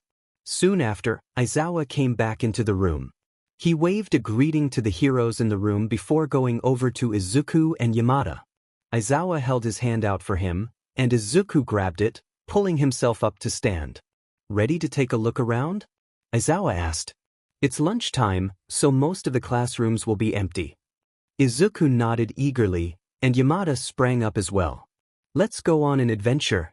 The room was silent, Izuku noticed, and when he looked around curiously, each of the heroes in the room was staring at them. Well, more staring at Aizawa. Izuku frowned and hid behind Aizawa, clutching his pant leg in his free hand. Aizawa must have done something because suddenly, everyone in the room looked away and focused on whatever they were working on or eating. Except Midnight, who just smirked at the heroes. "Come on, kid. Aizawa said, leading Izuku out of the teacher's lounge, Yamada close behind. The heroes showed him around UA. It was a huge school. He couldn't believe how big it was. When he got tired of walking, Aizawa easily picked him up and continued the tour. They even got to see one of the gyms. They ended up in an empty classroom that had 1A written on it and a huge doorway. This was my classroom. Before I, expelled all of my students, Aizawa explained before walking them inside. He expelled? Izuku asked, tilting his head. Aizawa huffed. The students showed no potential or promising heroic characteristics. So I told them to go home. It's seriously a wonder how Nizu let them into Class 1A in the first place. Izuku's mouth shaped into an O before glancing at Yamada. He just laughed. Shows a very strict teacher, listener. And ruthless. Aizawa groaned. I'm practical. Being a hero isn't fun in games. If they can't handle it, then it's not the career for them. That seemed reasonable to Izuku. Aizawa sat Izuku down on the desk at the front, and he pulled up 2 chairs for him and Yamada to sit in front of him. They seemed more serious now, and Izuku anxiously watched them. We wanted to talk to you about something, kiddo, Yamada started, voice soft. Shouta continued for him, Izuku, I won't lie to you. It's dangerous for you and us right now. It's possible that anyone from the base could be looking for you. Izuku froze, his heart beating faster as fear washed over him. Aizawa noticed, and he got out of his chair to stand in front of him. He placed a hand on Izuku's. But Zashi and I are taking care of it, okay? We will protect you completely. The villains won't touch you. He felt a little better at his words, but that fear wouldn't be so easily diminished. Which is why we were thinking of staying somewhere safer for the time being. What do you think? Izuku frowned, uncertain.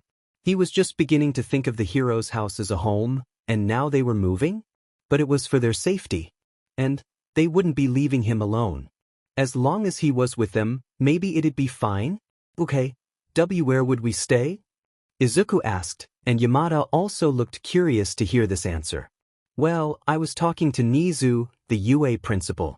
He has been building underground dorms for the heroes who teach here, for safety measures.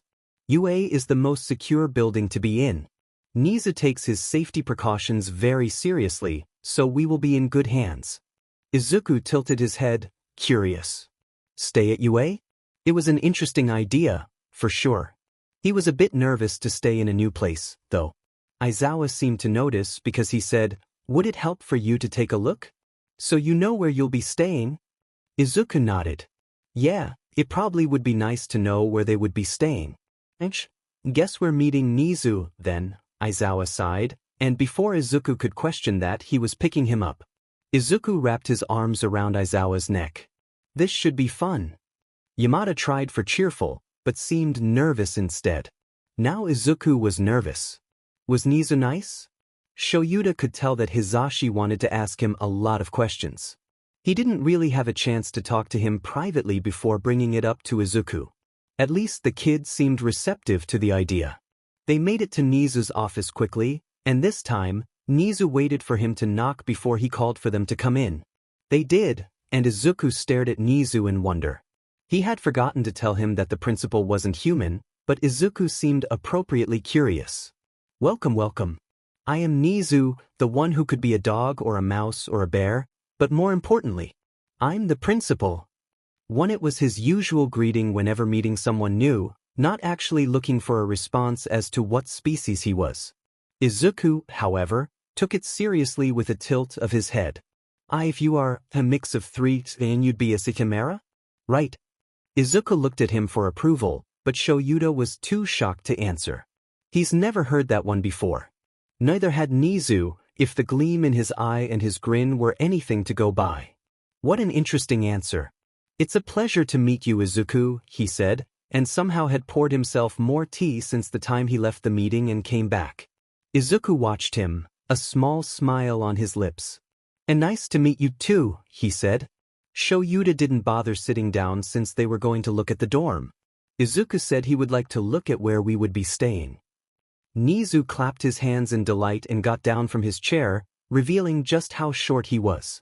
Usually, Nizu would sit in Shouta's capture weapon and ask to be transported somewhere, no matter how much Shouta disliked it. But since he was holding Izuku right now, Nizu opted for just walking. They followed behind him, and Nizu brought them to the staff elevators he was talking about. At the moment, only I have access to this, but that will change should you decide to stay here. He took out some sort of key card before opening the elevator and pressing a button once they were all inside. Each room will have its own identification system. As I told Aizawa, it is accessible through an eye and fingerprint scan, and when there are more rooms available, the elevator will go down to the room associated with whichever hero is scanned. That way, there will be no mix-up between which rooms will be accessed by which hero. The elevator didn't go down too far before it opened up to a gen-can. Walking down the hallway, to the right was what looked like a living room. It was similar to theirs, a couch in front of a TV and a coffee table. The biggest difference was that the whole floor was covered in a cornflower blue-colored carpet. To the left was a kitchen that seemed to have all the facilities needed: a fridge, stove, microwave, dishwasher, sink, cupboards, and a small island. Beyond that was a dining room with a simple rectangular table and 4 chairs. Beside that was another hallway that led to the bedrooms. It seemed that everything was on the same level, no upstairs or downstairs.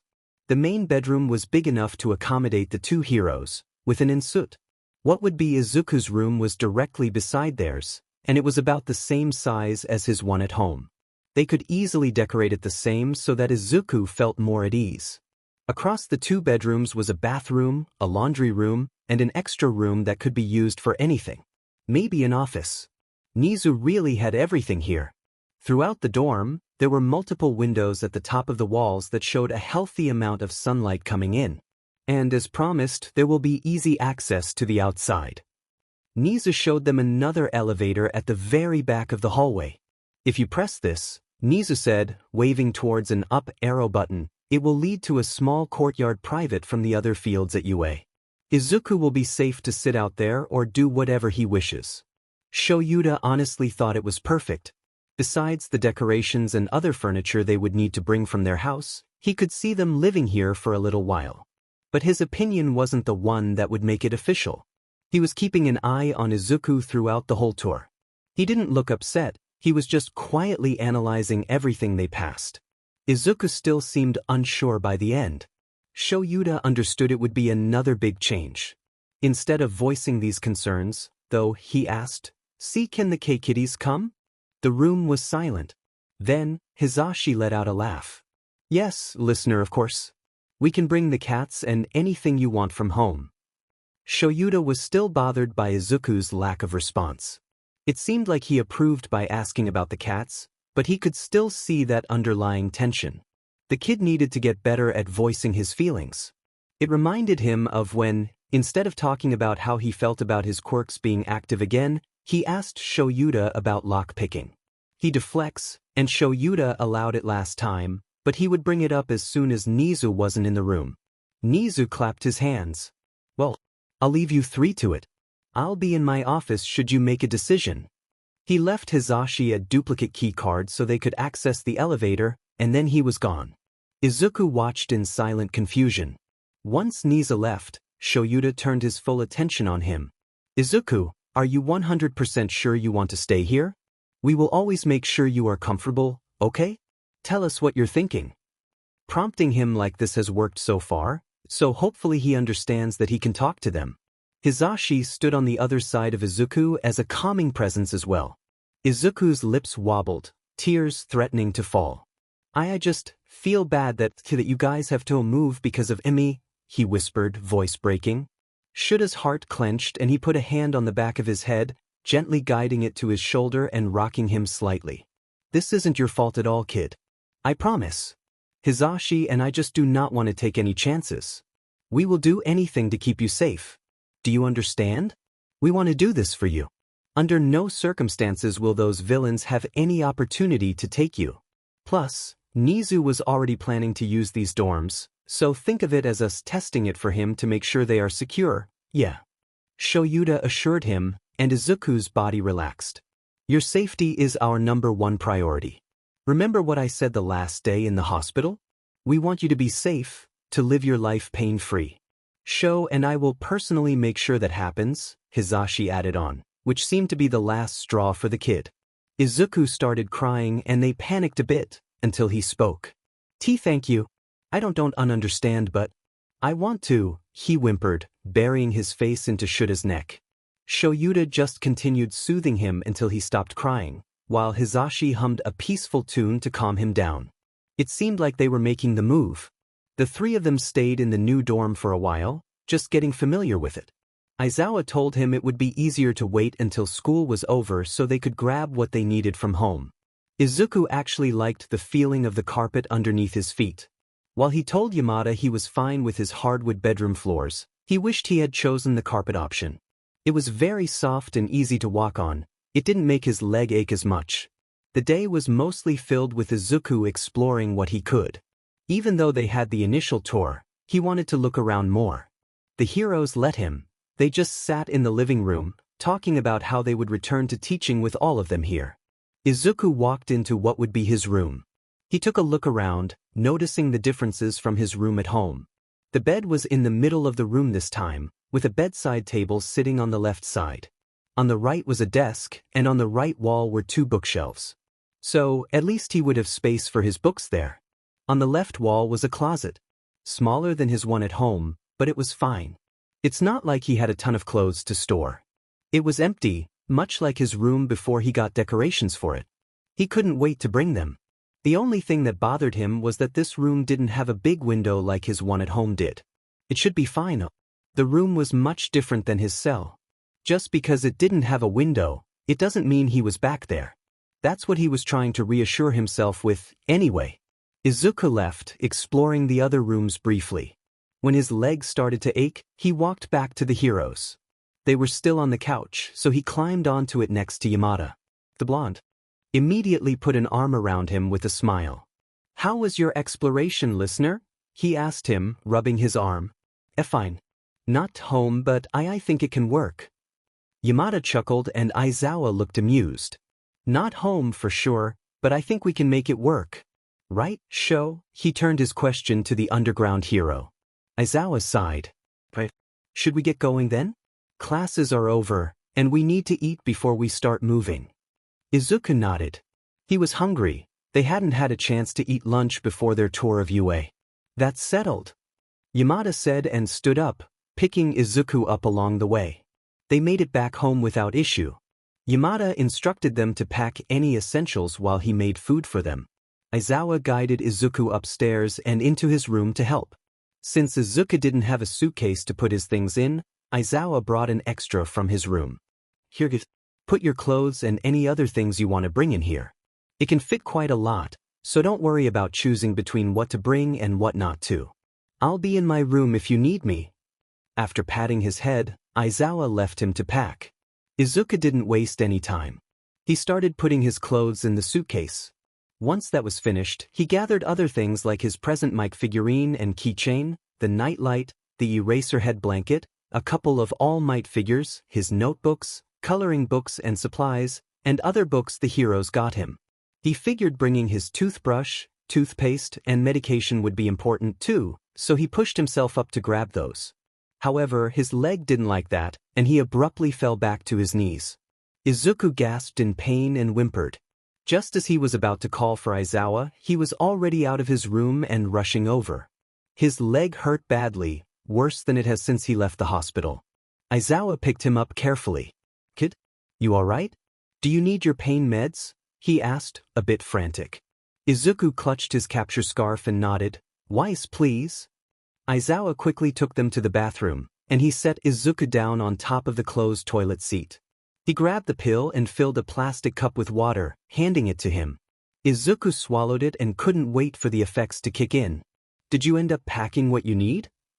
Aizawa asked him, and Izuku nodded. I was just coming here to grab my toothbrush, toothpaste, and medication, he said in response. Aizawa pocketed the pain meds and grabbed the other 2 items Izuku listed. He picked him up and walked them over to Izuku's room. I'll check real quick, then we can go downstairs. Aizawa placed him on the bed carefully and searched through his suitcase. He only seemed mildly exasperated when he saw the eraser head blanket, but otherwise approved. Did you finish packing too? Izuku inquired curiously when Aizawa carried him downstairs. Hisashi just needs to put anything in there that I didn't grab. The man's wardrobe could fit 5 closets, I swear, Aizawa huffed, making Izuku chuckle. I can hear you. Hisashi cried indignantly. I know you can, Aizawa deadpanned before setting Izuku down at the dining table. While the heroes bickered, his attention turned towards the cats. Izuku was already making his way to Izuku, meowing loudly and curling around his legs. Sushi watched from the back of the couch with a curious tilt of her head, ears twitching and tail swaying. Izuku briefly wondered if they somehow knew they were leaving. But that'd be crazy, right? Another meow from BSD shook Izuku from his thoughts, and he looked down at him to see BSD staring back. Izuku carefully reached down, picked him up, and placed him in his lap. BSD calmed down, curling up and laying his head on his injured leg. When Yamada came over to set the food down, he awed at the sight. Aizawa looked less amused. No cats at the dinner table, kid, he said, and Izuku pouted. But he looked upset. Izuku argued, petting BSTRD. Aizawa didn't budge. It's not sanitary. Plus, he might try to swipe at your food. BSTRD looked like he would just sleep there on his lap, but Aizawa's stare was a little scary, and he didn't want to push his luck.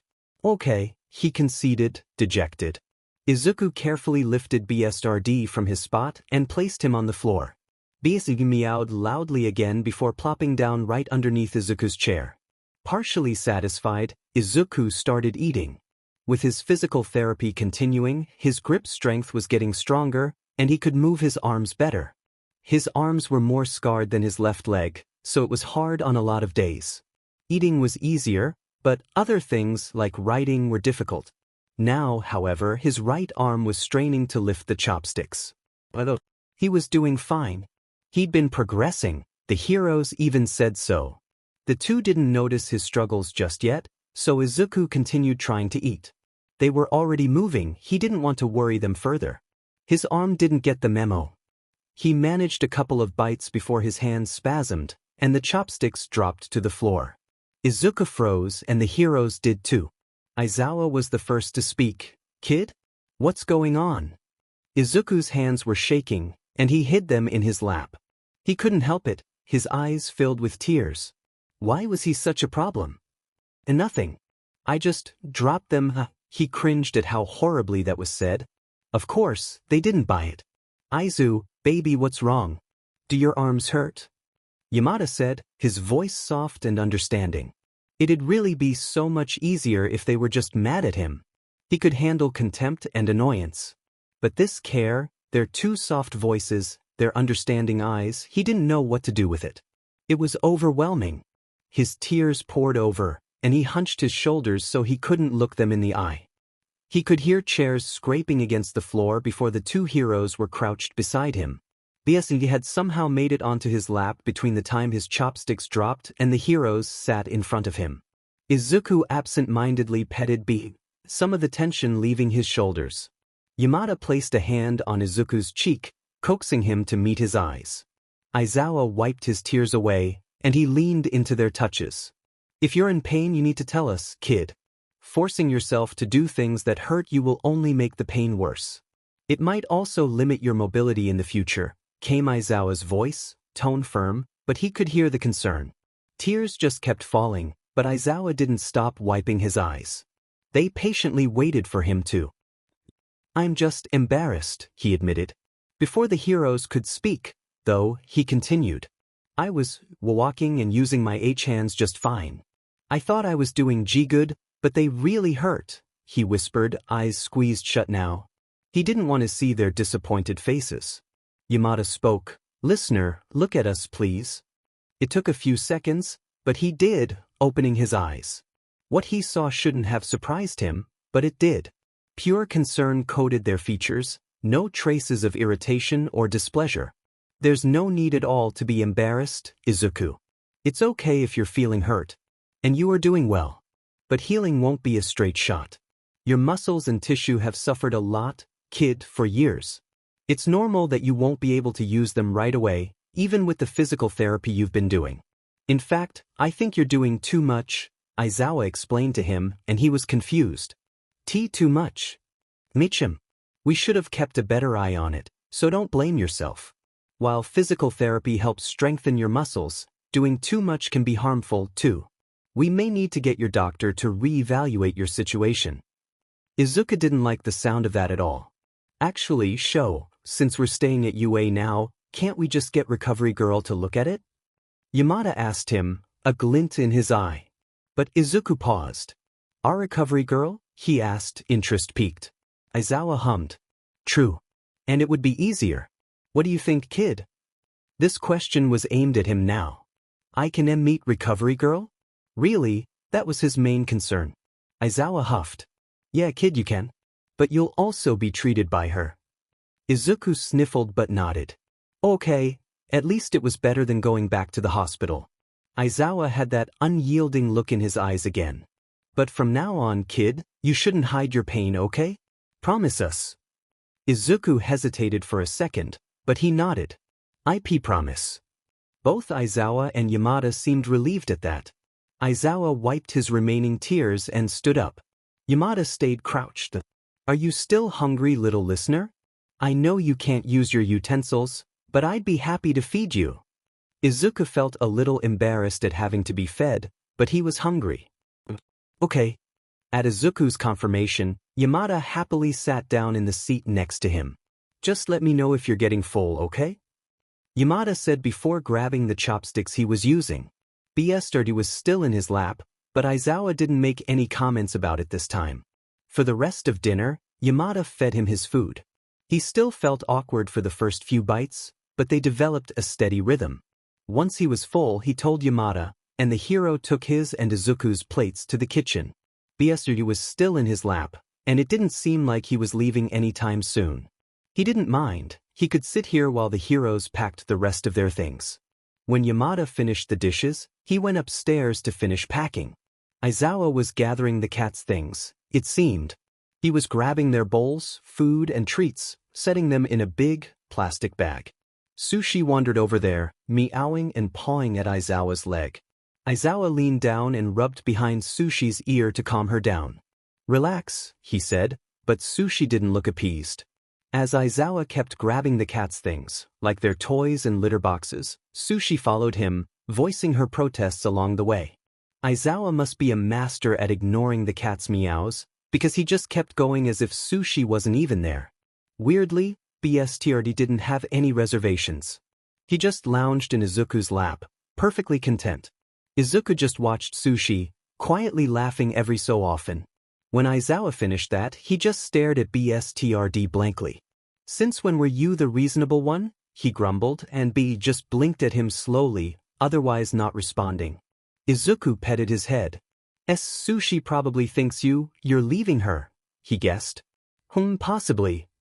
Aizawa was rummaging through one of the small storage closets, taking out 2 pet carriers. That got BGMI's attention. Immediately, he started hissing at Aizawa. Izuku froze, wondering if, after all this time, BGMI's ire would finally turn on him. But he didn't. His attention was only on the carriers. Aizawa sighed. He always gets like this. We usually take these out if they have to go to the vet. Izuku tried soothing BGMI by petting him, and while he stopped hissing, he was still on edge. Izuku felt a little helpless. BGMI always seemed to calm him down when he was upset, but now he couldn't return the favor. Aizawa noticed his frustration and put a hand on Izuku's head. Don't worry about it, kid. He's had bad experiences with the vet, that's all. Even though we're not going to one, he doesn't know that. And then, he added, this is the least upset I've seen him react so far. Izuku tilted his head up to look at him. Really? Aizawa nodded. You should have seen the first time we had to take him to the vet. Hissing, yowling, scratching anything and anyone he could get a paw on. Zashi still has the scars on his upper arm from when BGMI got him. Second and third times weren't any easier. Izuku smiled a little and went back to petting BGMI. He was calmer now, but didn't completely relax in his lap. Yamada finally came downstairs, holding his and Izuku's suitcases. Alright, I got everything here. Listener, you grab all you need? When Yamada rattled off some things, Izuku nodded to each one. Sho, you got all the cat's things? Aizawa confirmed, so Yamada started gathering everything at the doorway. Perfect. I'll start putting everything in the car. Sho, keep an eye on Sushi. With that, Yamada left with their suitcases. Aizawa grabbed the carrier again, and this time BSTR didn't hiss. Oh, Sushi, come on, Aizawa grunted, trying and failing to grab the cat. Instead, shockingly, she raced over to Izuku and jumped onto his lap, right next to BSRD. Izuku's eyes widened, and even Aizawa looked taken aback. Usually, the two cats wouldn't sit near each other. He didn't move, unsure of what to do in this situation. Now, Izuku could see a hint of mirth in Aizawa's expression. Looks like you're our cat carrier, Izuku. Izuku's mouth shaped an O, and he looked down at the two cats in his lap. Sushi now climbed up onto his shoulder, curling around his neck and staying there. How was he going to bring them to the car? Aizawa walked over and picked Izuku up, settling him on his hip. This way, Izuku could hold BSRD in his arms while Sushi still sat comfortably around his neck. Yamada came back inside to this exact scene. He paused in the doorway, looking confused, then he laughed. Wow, listener. Look at you, our cat whisperer. Izuku giggled and reached a free hand up to pet Sushi on the head. Sushi purred, rubbing her face on Izuku's shoulder. They stayed like that while Aizawa brought him to the car. He carefully set him on his seat and buckled him in. Sushi now jumped off his shoulder and instead curled up against his leg, satisfied, and BSRD stayed in his lap. Once they were all settled, Yamada drove them back to UA. Even though he just saw UA, he was still so amazed by it. The building was huge and he'd be staying here. He would miss home, but maybe this wasn't so bad. Plus, a lot of pro heroes teach here. He could meet so many of them. Well, if Aizawa and Yamada allowed it, of course. Sushi sat on Izuku's shoulder again when they arrived, and Aizawa held him the same way as when they left the house. Yamada grabbed their luggage, and in Aizawa's free hand, he grabbed the bag filled with the cat stuff. Nizu was waiting for them, his cheerful disposition never wavering. Welcome back. I have already got the system up and waiting for both of your eye and fingerprint scans. I destroyed the duplicate keycard I gave you, so now I am the only being that holds one. Trust that I will not disturb your privacy unless it is truly necessary. Follow me. With that, Nizu began walking down the hallway towards the staff elevators. They were hidden in the back of the staff lounge, away from students, and only really visible to the heroes who knew they were there. While Aizawa and Yamada were setting up, BSRD was just staring daggers at Nizu. He wasn't hissing or preparing to attack, but he just kept staring. Nizu noticed, of course, and there was a strange look in his eye. After a few moments of this, Nizu finally spoke up. Aizawa, Yamada, are you aware that your cat here has a quirk? What a rare find. Silence. Aizawa was staring at Nizu now, which oddly looked a lot like BSTRD's glare, and Yamada was in open-mouthed shock. What? Aizawa deadpanned, eyes flickering to BTD and back to Nizu. At the same time Yamada blurted, how do you know? Nizu just smiled. It's in the eyes. It's really obvious if you know where to look. Anyway, I hope you enjoy your stay. And with no other explanation he was gone. Izuku just looked down at BSRD in his arms, fascinated. An animal with a quirk? That was rare. The three stood there in silence. Then, that explains so much, Aizawa muttered under his breath, but Izuku heard it because he was carrying him. Izuku wasn't sure what he meant by that. He held BSRD close to his chest. He didn't seem bothered. Izuku had to analyze further. He wouldn't be intrusive, of course. Just observing. Who knows what the poor cat went through if he had been discovered to have a quirk before? Maybe that's why he acted like such a BSTRD? The three of them were descending to their dorm, their shocking conversation momentarily forgotten. Once they were down there, the elevator opened, and Aizawa moved forward. He took off Izuku's slides and his own shoes, then set him down on the couch. Both cats jumped down from him, walking off to explore the new area. Izuku pouted, but he figured that would happen. Aizawa patted his head, bringing his attention to the hero. Do you want help unpacking? Izuku nodded and lifted his arms slightly towards Aizawa. He picked him up again, grabbing Izuku's suitcase and going to his room. Aizawa set him on his bed while opening his suitcase on the floor. Here, Aizawa said, giving Izuku his present mic figure and keychain, which he probably knew Izuku would like to have close to him. He grabbed them and placed them on the bedside table. Despite Izuku's protest to help, Aizawa did most of the unpacking. He said it was because of his leg, and that he should be resting it, but Izuku still felt bad. With Izuku's direction, his posters and All Might figures have been placed in their correct spots.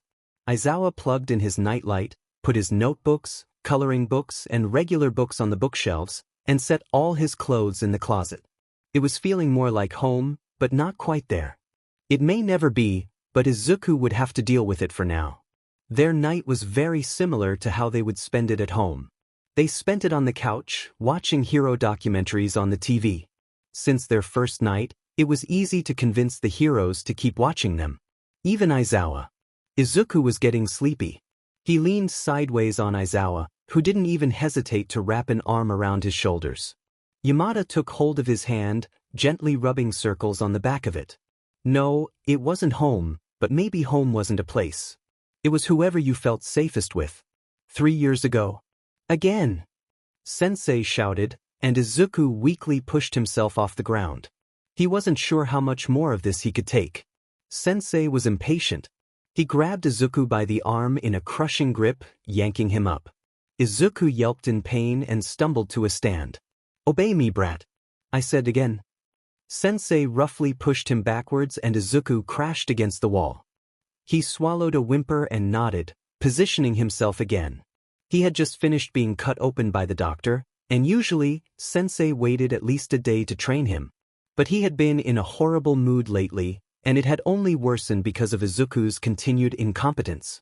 His quirk had just manifested. From what he'd gathered so far, he could manipulate the earth.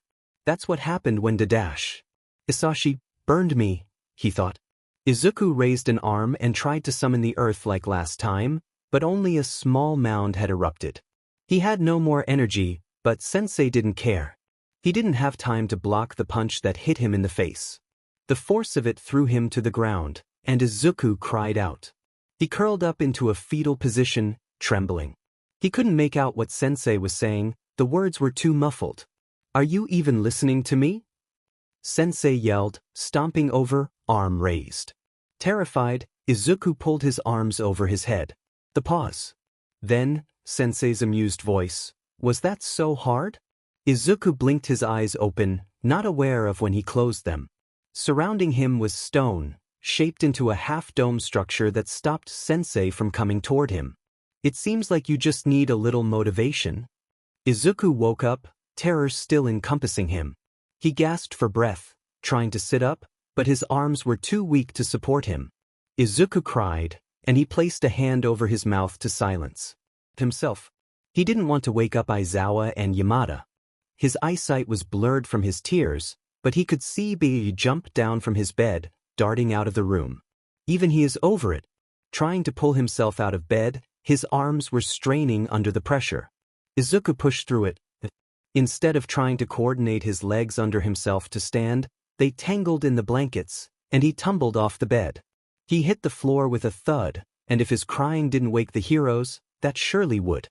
Luckily, the whole floor was covered with carpet, so it didn't hurt as much as it could have. Izuku whined, gasping in pain. His body wouldn't let him move anymore, so he stayed curled up on the floor. He could hear footsteps hurrying to his room, and then Aizawa and Yamada were kneeling on the ground in front of him. "Aizu, hey, we're here," Yamada's gentle voice sounded above him, and he placed a hand on his shoulder. Izuku, still remembering his latest nightmare flashback, flinched away from the touch. "Oh, I won't touch you. You're safe, baby. You're in the dorm, remember? Sho and I are right here in front of you." Yamada continued speaking, but Izuku wasn't focused on his voice. He felt a soft sensation on his arm, and he looked down to see Bstrd's tail curling around it. Izuku's breathing hitched, and his eyes concentrated a little more on the heroes in front of him. Aizawa was directly in his eye line, eyes soft and hand outstretched. Not touching Izuku, but offered. It reminded him of his second day at the hospital when Aizawa did the same thing, unsure if he should touch Izuku or not. Izuku's breathing eventually slowed and he could only feel the aching pain in his body from hitting the floor. Tears blurred his vision again, and he reached his hand out to grab Aizawa's. Aizawa didn't hesitate to hold his hand, slowly stroking the back of it with his thumb. Yamada had stopped speaking, instead humming a soft tune. Izuku felt a little relaxed at the sound, his body not as tense anymore. "Can I touch you, little listener?" Yamada asked him, and now that he was more aware of his surroundings, Izuku nodded. Yamada gently placed a hand on his cheek, wiping his tears away. "Where does it hurt, baby?" Izuku sniffled and took stock of his pain. "And my right side," he whispered. Luckily, he didn't fall on his left side, where his leg was already hurting. "Can I help you up, kid?" Aizawa asked him, and he nodded. BSRD moved out of the way but stayed close. Aizawa carefully maneuvered him so he was sitting up now. One flinch and a whimper of pain later, and he was sitting on Aizawa's lap. Aizawa and Yamada had positioned themselves so that they were sitting back against his bed. Yamada sat shoulder to shoulder with Aizawa, and he placed a hand over Izuku's left one comfortingly. They sat in silence for a little bit, the only sounds being their breathing. Eventually, Aizawa spoke up, "Do you want to talk about it?" Izuku paused, thinking. Now that he had a clear head and was surrounded by the hero's warmth, he felt that he could recount it. Aizawa had started to rub his back while he contemplated telling them, and it encouraged him to speak. It was a flashback to when I first got my quirk, he said, taking a deep breath before continuing. A sensei was training me. I was after the D-doctor experimented on me. Usually he waits. But he really wanted to T-test my abilities. Izuku bit his lip, trying to calm down so he could speak clearly. I was tired though and I couldn't do much. He hit me, and I was on the floor. When I didn't do anything, he came towards me. I was so scared, so my quirk activated when I raised my arms. He realized that I could do more when I was in danger, or had a high emotional response to something. Aizawa's hand paused, and he could feel his inhaled breath more than he heard it from laying his head on the hero's chest. After a moment, he continued rubbing his back in slow circles. So training was harder after that, Izuku finished in a whisper, tears filling his eyes again. Aizawa placed his free hand on the back of Izuku's head, carting his fingers gently through his hair. "You're okay, kid. You're not there anymore," Aizawa quietly spoke, continuing his ministrations while Izuku calmed down. Yamada didn't say anything, and with a glance toward the hero he could see that he was angry for him. His eyes were filled with frustrated tears, his brows furrowed. He noticed Izuku's gaze, and he squeezed his hand a little tighter. "I will keep saying this, listener, but you are so strong," he whispered, wiping Izuku's tears away like he did earlier. Izuku leaned into his touch, ruminating on his words. He didn't feel strong. His body was aching, and after what he had been through, he felt as if he should be able to handle the pain. Yet he was here, crying and disrupting the hero's sleep. But he didn't say anything. He was too tired to argue right now. Izuku's eyes were already drooping closed. His exhaustion had returned. With strength he did not have, he gripped Aizawa's shirt in his free hand. "Please don't leave," he mumbled against Aizawa's chest. Izuku couldn't be left alone right now. The heroes didn't respond, but Aizawa held him closer, and Yamada wrapped an arm around his back. Just when Izuku was about to fall asleep, he could feel himself being moved.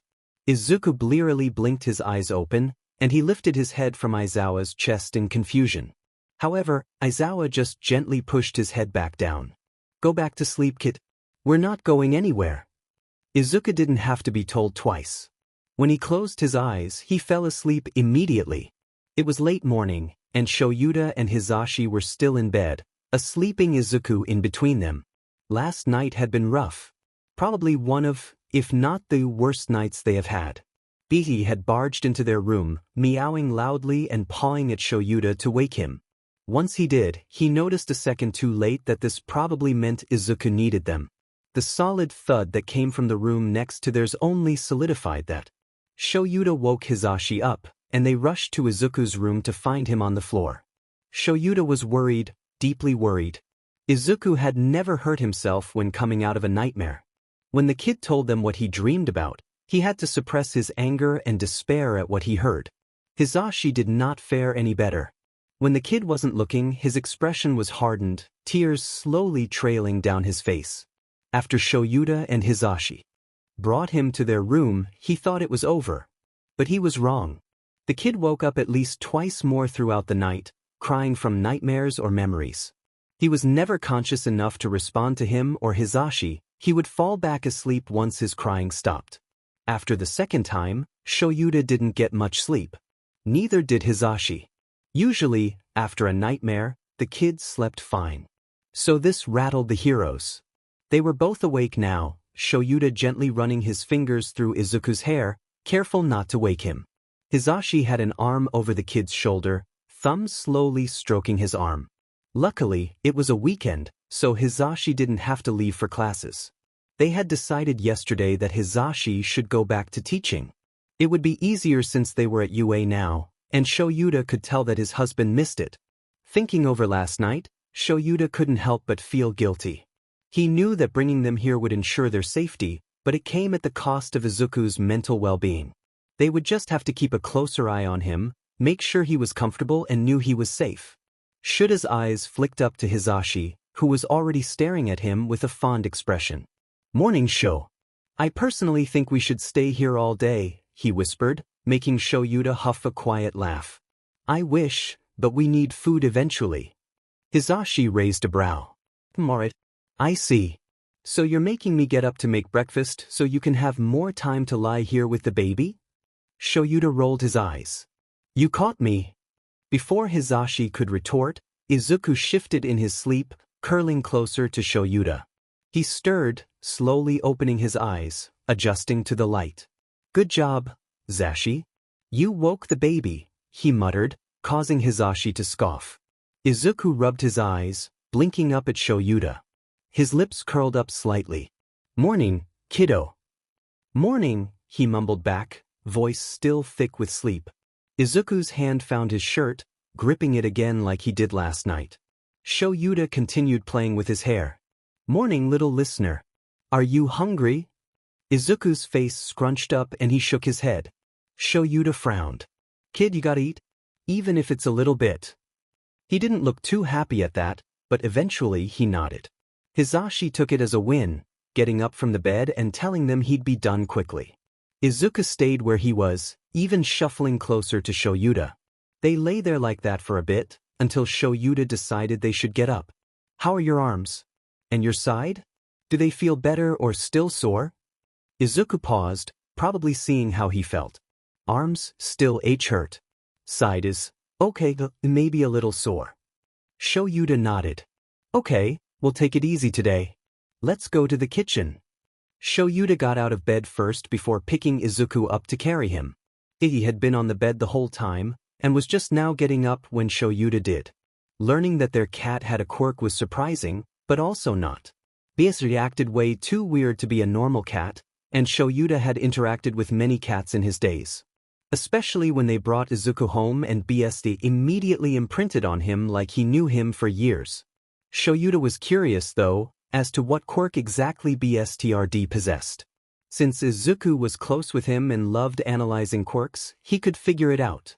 Or make an educated guess. It's not like BSTRD could tell them. Or could he? Before Shouta could think of BSTRD speaking, he found his way to the kitchen. There were limited groceries in their fridge and pantry, so a simpler breakfast would have to do. Shouta tried setting Izuku on the counter since he always loved to watch Hisashi cook, but his grip on Shouda's shirt tightened and he buried his head in his shoulder. Okay, so he was a bit clingy today. That was fine. Nizu knew him well and stocked up on coffee, so with one hand free, he tried his best to make some. While he was waiting for that, he stood near Hisashi in case Izuku still wanted to watch him. Izuku tilted his head Hisashi's way, watching silently. And Hisashi, noticing that he was being watched, exaggerated some of his movements so Izuku could follow along. The kid was quieter than usual this morning. It wasn't too worrying. Sometimes when Izuku had nightmares, he would use sign to communicate a lot more often. His disturbed sleep was probably rendering him tired. Once Hisashi finished, Shouta was already bringing them to the dining table. Testing Izuku's clinginess, he went to sit him on a chair. However, Izuku wrapped his arms around Shouta's neck, bottom lip trembling. "Okay. We'll sit together." Shouta sat in his chair, placing Izuku on his lap. Once he realized he wasn't being separated, he unwound his arms from Shouta's neck so that he could twist him around and face the table. The food was set in front of them, and Shouta decided to feed the kid first.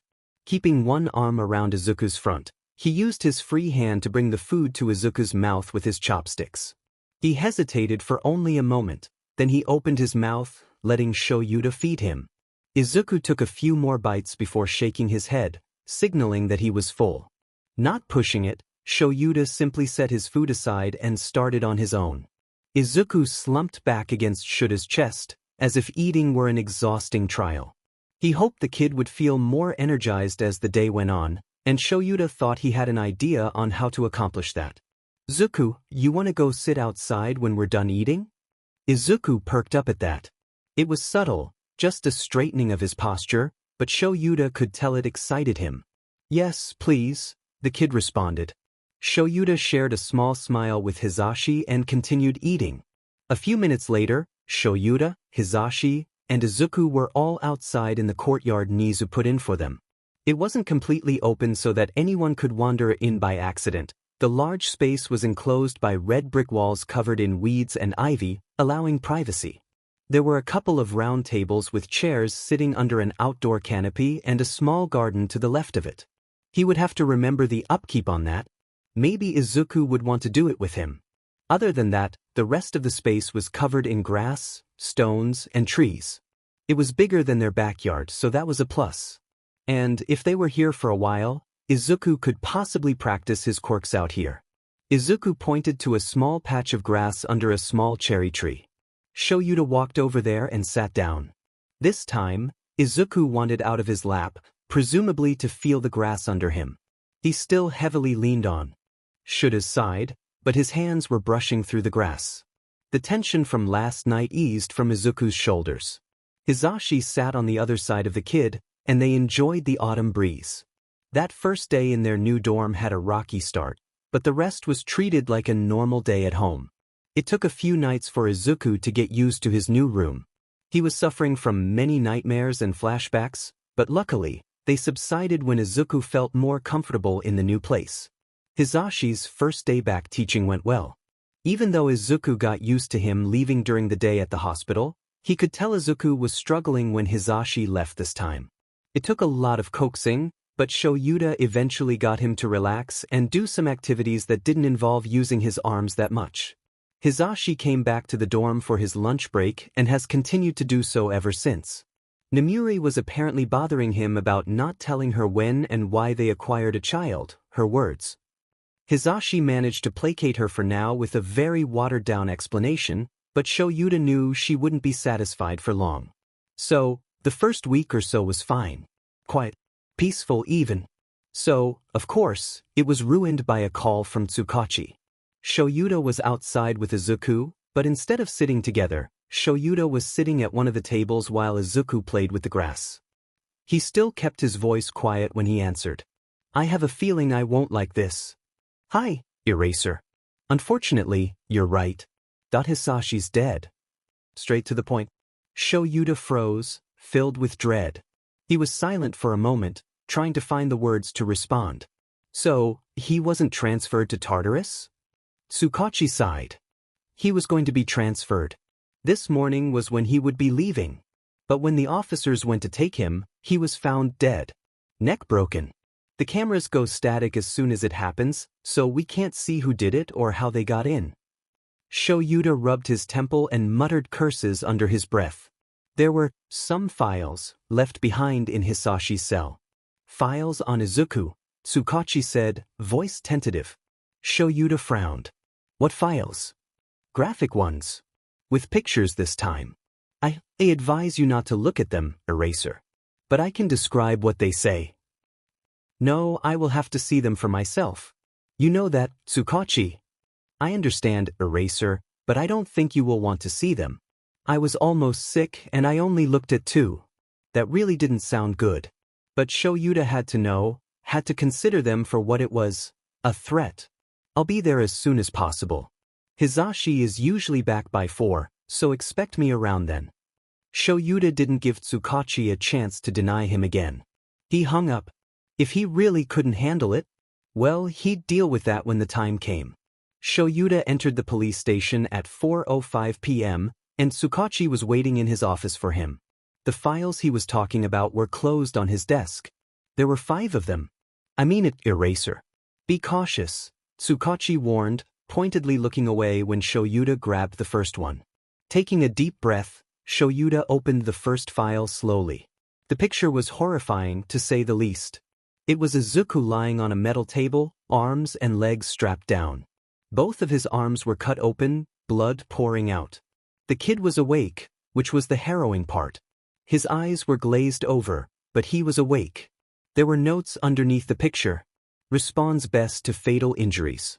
Bringing him close to death activates his survival instincts and he frequently pulls on an invisible force, most possibly reaching for his quirk.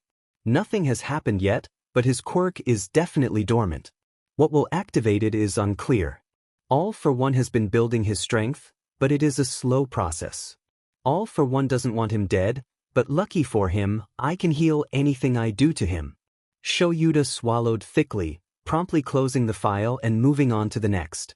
This one had a picture of Izuku covered in burns.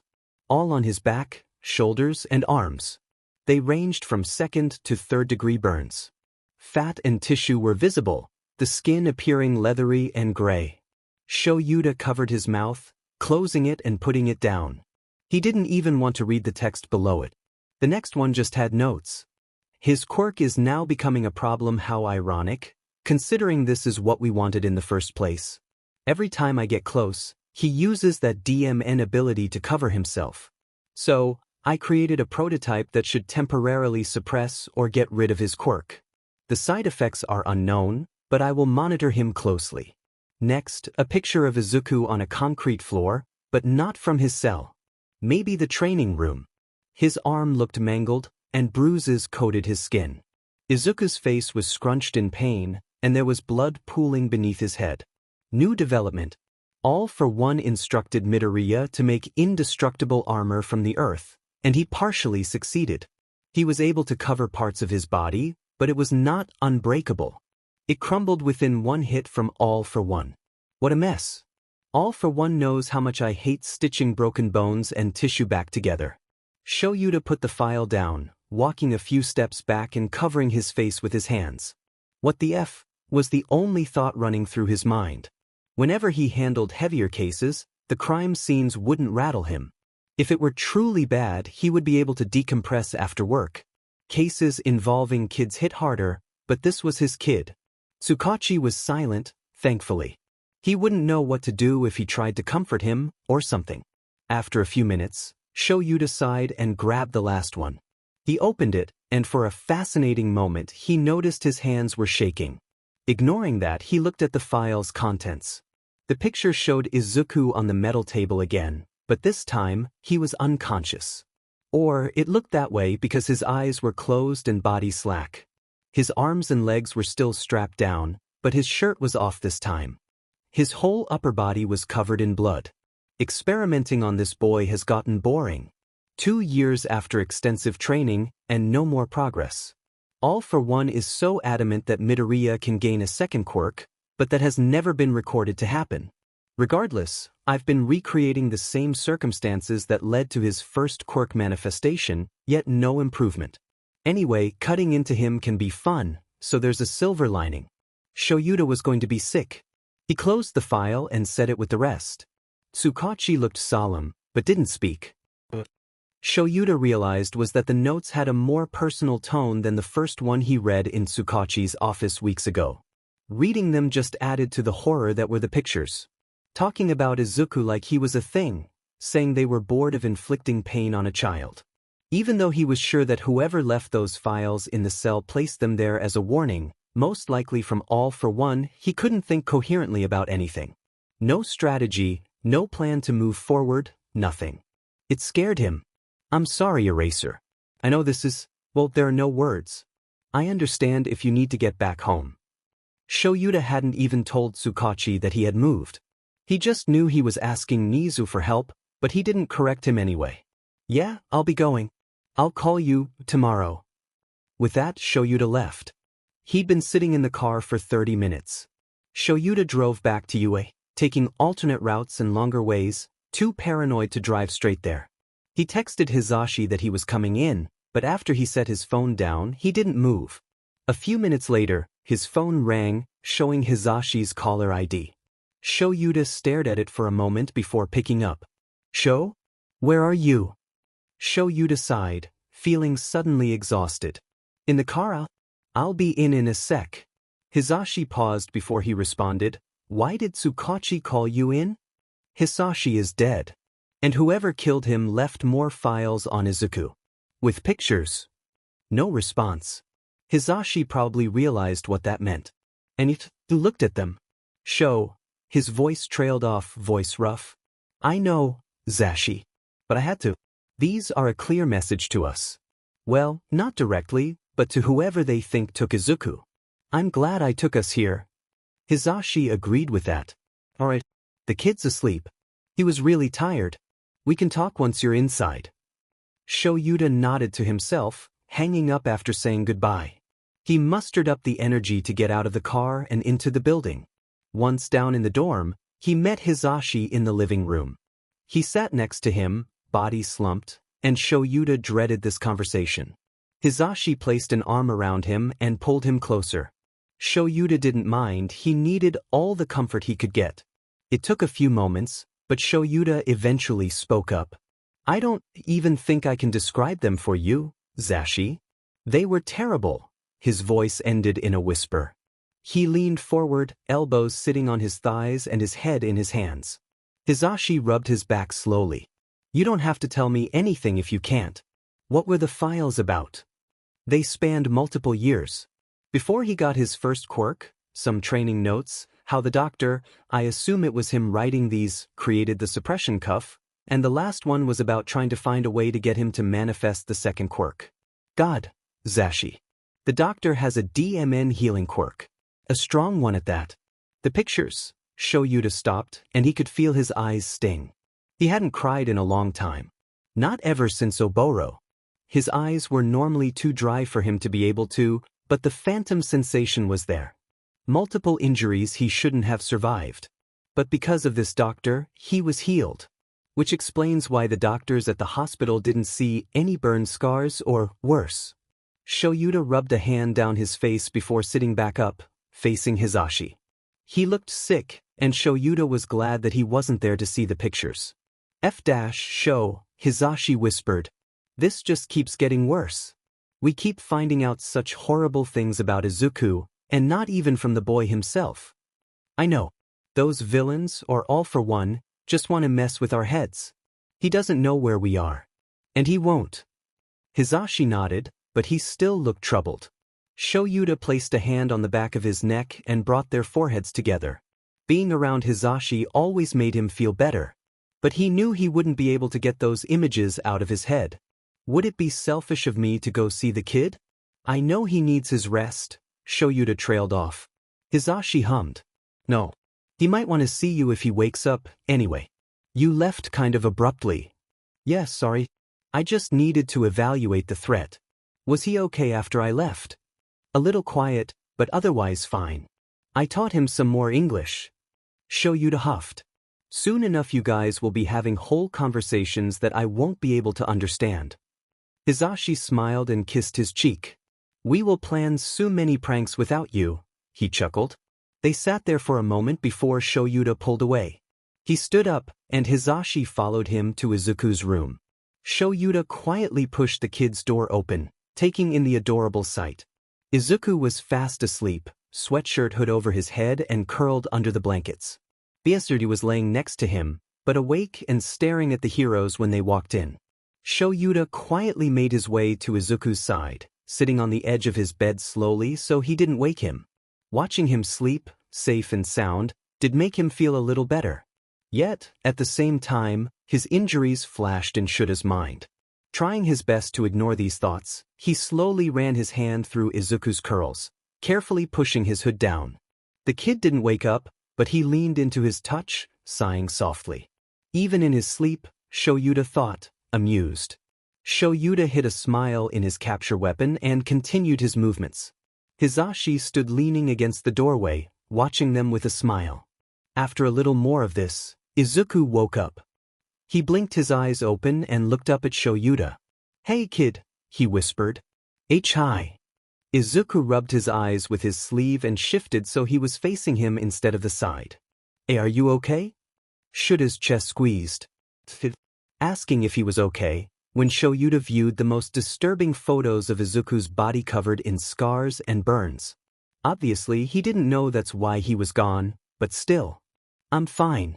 Just had to deal with something that Tsukachi needed." Shouta didn't want to keep lying to Izuku about why he kept going to the station, but telling him right now would probably be worse. Izuku seemed satisfied at that. He relaxed under his touch, and he finally noticed Hisashi in the doorway. His eyes lit up and he waved, making Hisashi laugh and wave back. "Hey listener. Have a nice nap?" Izuku nodded and started petting BSTRD. "Emchim. Are you hungry? I can make us some snacks."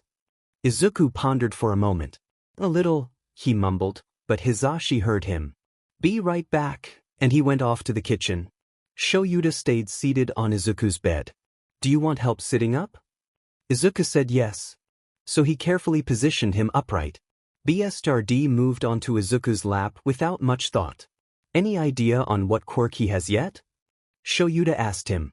It had only been a little over a week since they all found out BSTRD had a quirk, but the kid was smart. "I've been trying to figure it out. I think it may be something related to empathy. Like, reacting to our emotions. Maybe even feeling them himself. But I'm not sure." Shouta hummed. "That makes sense. He is especially connected to you and always reacts when you're not feeling well. It could also explain his intelligence. You know, whenever you're having a nightmare, this guy comes and grabs us." Izuku looked down at BSTRD, shocked. "Oh, I always thought he was disturbed by Emi. So he would leave." Shouta patted his head. "Not at all. He knows that we can help you." The kid looked like he was having a revelation. Before he could say any more, Hisashi was back. He had a big tray filled with fruit, crackers, different cheeses, and thinly sliced meats. A charcuterie board. "Here we are. I made some extra for us too. You don't have to eat all of it, listener. Only what you can." The three of them sat on Izuku's bed, BSTD in his lap, and Sushi had made her way in too. They ate in silence, only sometimes interrupted by Hisashi and Izuku's small chatter. Despite earlier events, Shouta knew they'd be all right. Shouta didn't call Tsukachi the next day. Or the day after that. Or the day after that. He spent time with his family, making sure Izuku was okay and comfortable. Once Shouta felt that he had the mental capacity to call Tsukachi, he did. Hisashi and Izuku were outside, so he had time at the moment. "Hey, Eraser. How are you?" Tsukachi asked, sounding awkward. Shouta rolled his eyes. "Fine. I wanted to talk about the files you showed me." "I figured." "Right. Izuku has told us about a man who experimented on him back at the villain's base. Someone called the doctor. From what I gathered in those notes, he has a powerful healing quirk. He was able to heal the kid's second and third degree burns with no evidence of it left behind. Same with other injuries like deep cuts and broken bones. The broken bones weren't healed correctly, but still healed. He was also very smart." Shouta grimaced and admitted that. He created a suppression cuff to erase Izuku's quirks. He recognized that his quirk was dormant from almost nothing. "Do you think you could find out who this guy is? A strong healing quirk, maybe a scientist, or some type of engineer?" It'll be hard with limited information, but I'll try." "Thank you, Tsukachi. Was there anything else?" "No. Ever since Hisashi had been killed, it's been quiet. I know you came here to see the files, Eraser, but maybe it's safer if you don't show up at the station anymore." Have you arranged alternative measures with Nizu yet? Yeah, that's probably a good idea. And we have. We're secure. Tsukachi understood that revealing his location over the call wouldn't be the smartest idea, so he didn't ask where they were. But, are you going to tell the kid about his father? Show you decide. He was thinking about that earlier.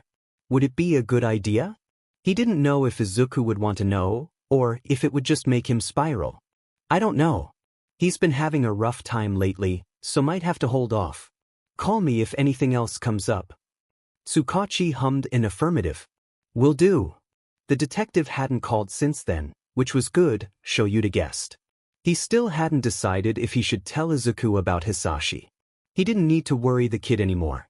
Hisashi agreed with that, so they wouldn't tell him yet. When Izuku was feeling better, they took him to see Recovery Girl. She confirmed what he and Hisashi were thinking. Izuku was overdoing his physical therapy. His muscles were strained, and it was causing increased pain, slowing his recovery. Recovery Girl told him to only do his physical therapy exercises at most once a week and only moderate activities. If he was feeling any muscle strain or sharp pains in his arms or leg, then he was to stop immediately and rest. Chio gave him a threatening look, as if he were the one who needed this advice. But he knew that was just how she showed her concern. Shoyuta grumbled about it anyway, but Izuku was happy to meet her, so he didn't say anything else. It's been slow, but Izuku's progress has been looking up since his checkup with Recovery Girl. They followed her advice, only going through Izuku's exercises once a week and stopping when he showed clear discomfort. Izuku was getting better at telling them when it hurt, but there was still a lot that could be improved on there. Today was a Saturday, but Hisashi still woke up early. It was getting colder out these past few days. Their dorm had heating, but Izuku would still bundle up inside. He thought that they should still see Recovery Girl about it, just in case. Shoyuta was about to get up when the bedroom door opened, showing Hisashi and Izuku coming in with a tray. He raised an eyebrow, surprised. Shoyuta sat up in his bed. Happy birthday, Sho, Hisashi said with a wide smile. Izuku was standing slightly behind him, shy and holding something in his hand. Happy birthday, the kid said with a wobbly smile. Shuta's face softened. Usually, he and Hisashi didn't do much on his birthday, just stayed in when they had the chance. If it were a weekday, they'd go to work as normal. But this was his first birthday with Izuku. Hey guys. What's all this? Shoyuta asked, and Hisashi placed the tray down on his lap. Homemade breakfast and some coffee, perfect. Hisashi leaned down to press a kiss to Shuta's forehead. Izuku climbed onto the bed next to him, handing him a piece of folded paper, a handmade card. Shoyuta took it. On the front were the words, Happy Birthday Aizawa, and below it, a drawing of 3 stick figures representing him, Izuku in the middle, and Hisashi on the other side of him, all holding hands. Smiling, he opened the card that held a bunch of writing. Happy birthday, Aizawa. I am so grateful that you saved me and took me into your and Yamada's home. You are always so kind to me and tell me I'm strong when I don't feel like I am. You even offered to help me with my quirks, something I never wanted to do but now find exciting. You are a great hero, my favorite one ever. I hope you have the bestest birthday today. For the second time in a short while, crying was a near thing for him. Shoyuta pulled Izuku into a hug, mindful of his tray of food. Thank you, Zuku, he whispered into his hair. Izuku hugged him back tightly. Shoyuta looked up at Hisashi to see the man teary-eyed but joyful. He would cherish this moment forever. The end of November marked the transition from autumn to winter, a jarring change for Izuku. Even with their heating system, the kid was shivering. Shoyuta and Hisashi did all they could to keep him warm, but it wasn't enough.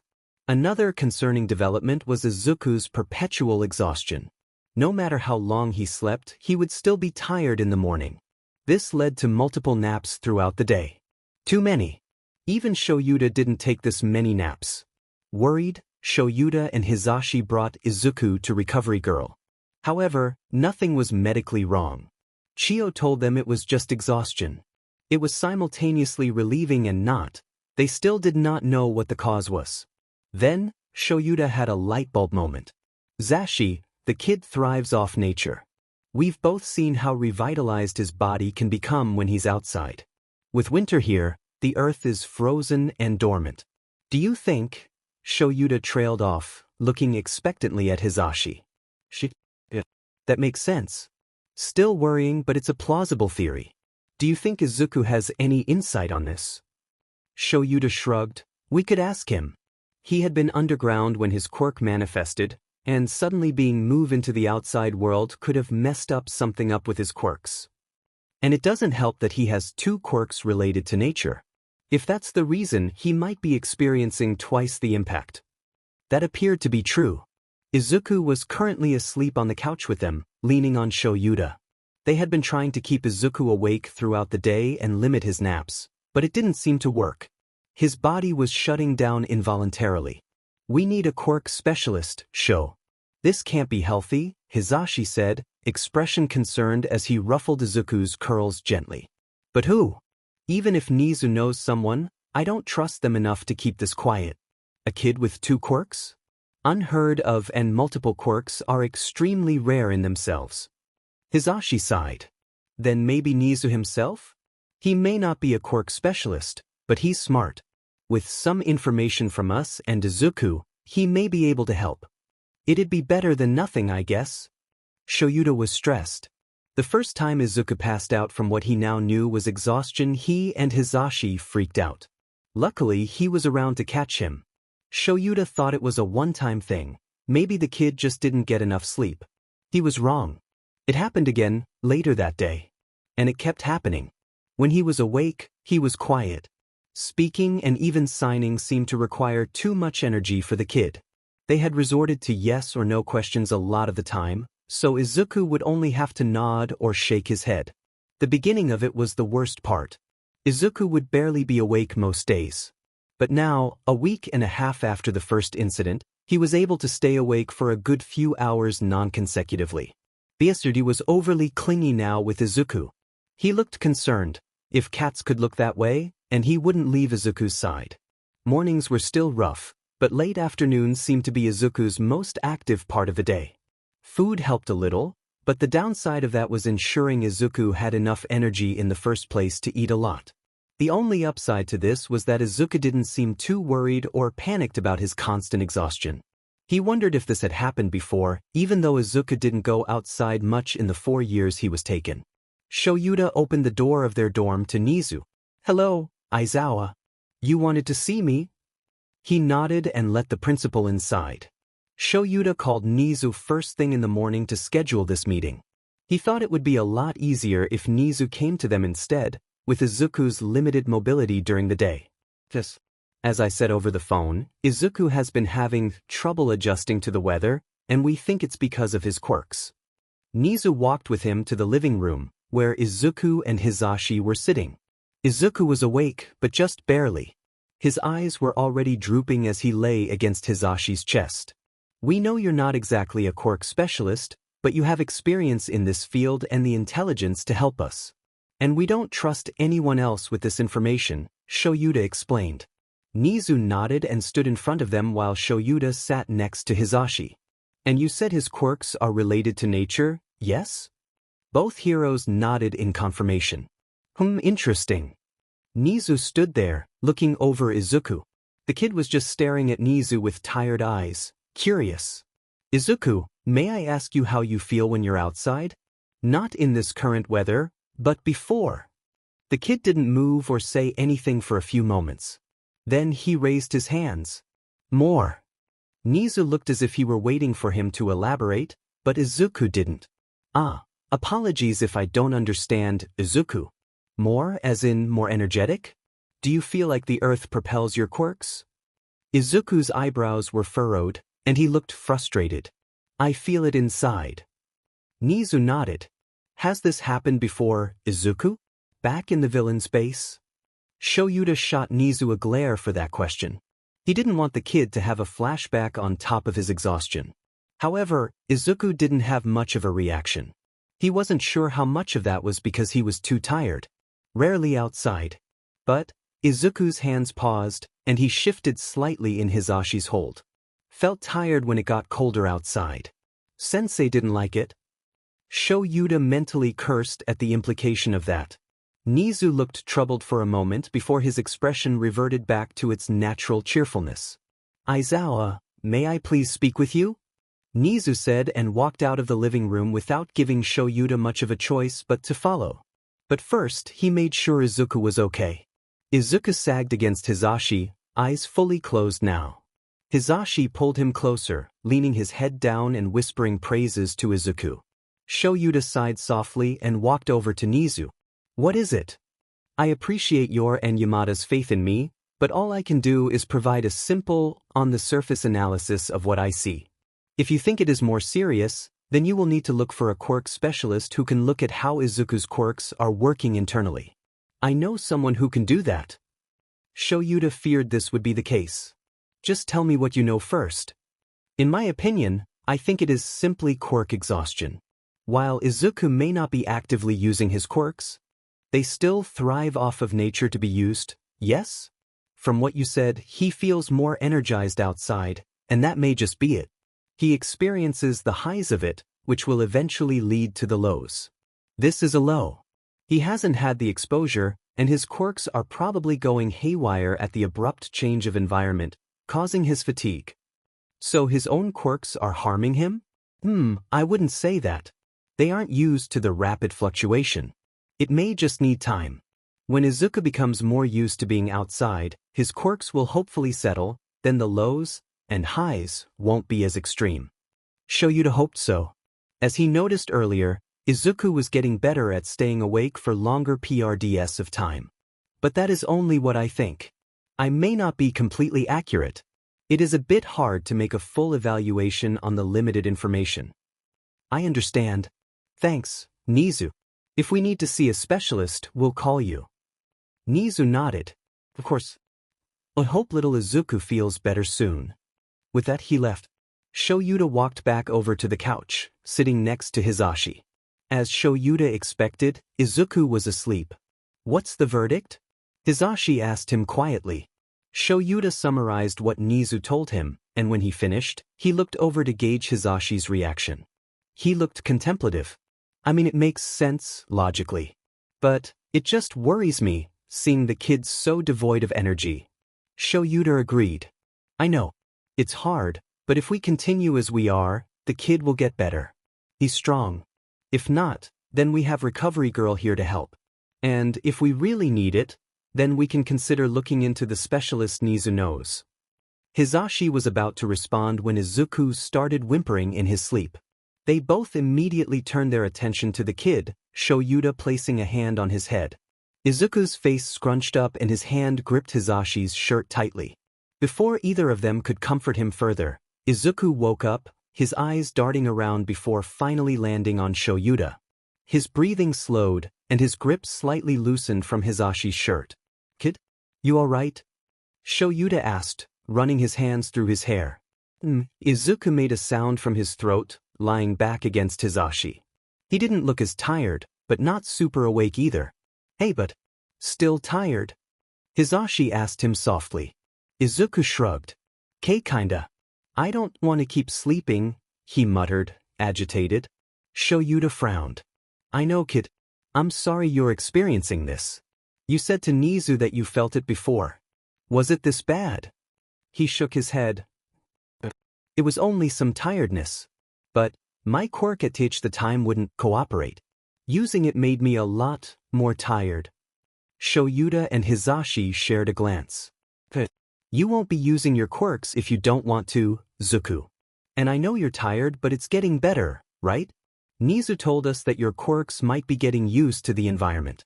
Once they adjust, you should be fine, Shouta reassured. Izuku nodded, looking a little relieved. That makes sense. Before Izuku could fall back asleep, Shouta spoke up again. You also need to eat. It helps with your energy, kid. He added the last part when he could see Izuku wanting to protest. Izuku huffed and rubbed his eyes. Fine, he mumbled, dejected. Hisashi shifted, about to get up, but Shouta stopped him. I'll get some food ready. Just stay with him. Hisashi seemed happy with that, wrapping his arms around Izuku again. Shouta went to the kitchen, and Sushi happily followed him with a meow. Yeah, Shouta muttered, filling her bowl with cat food. Satisfied, she started eating.